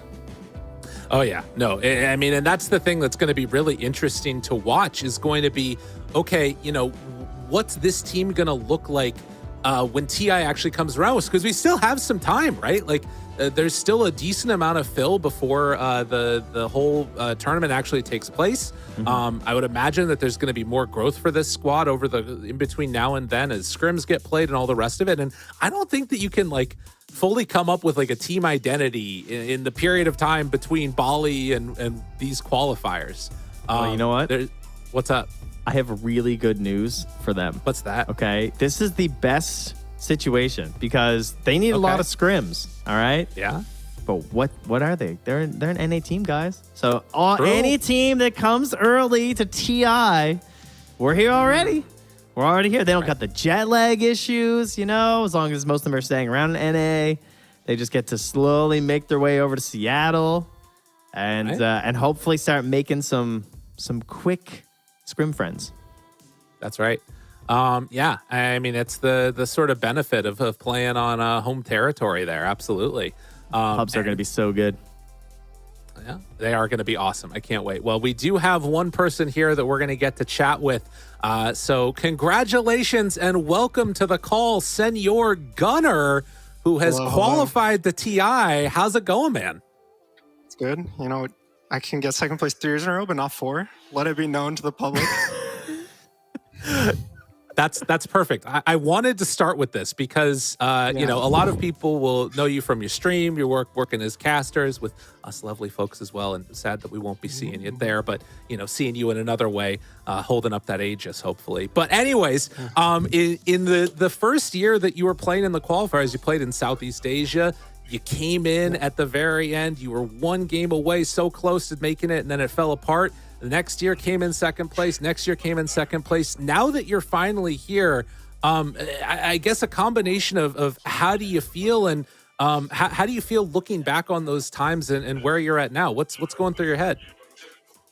I mean, it feels really good. The team it's very fun. With Hector's a really fun guy to play with. I actually really enjoy it. The communication in the game is so much more fun.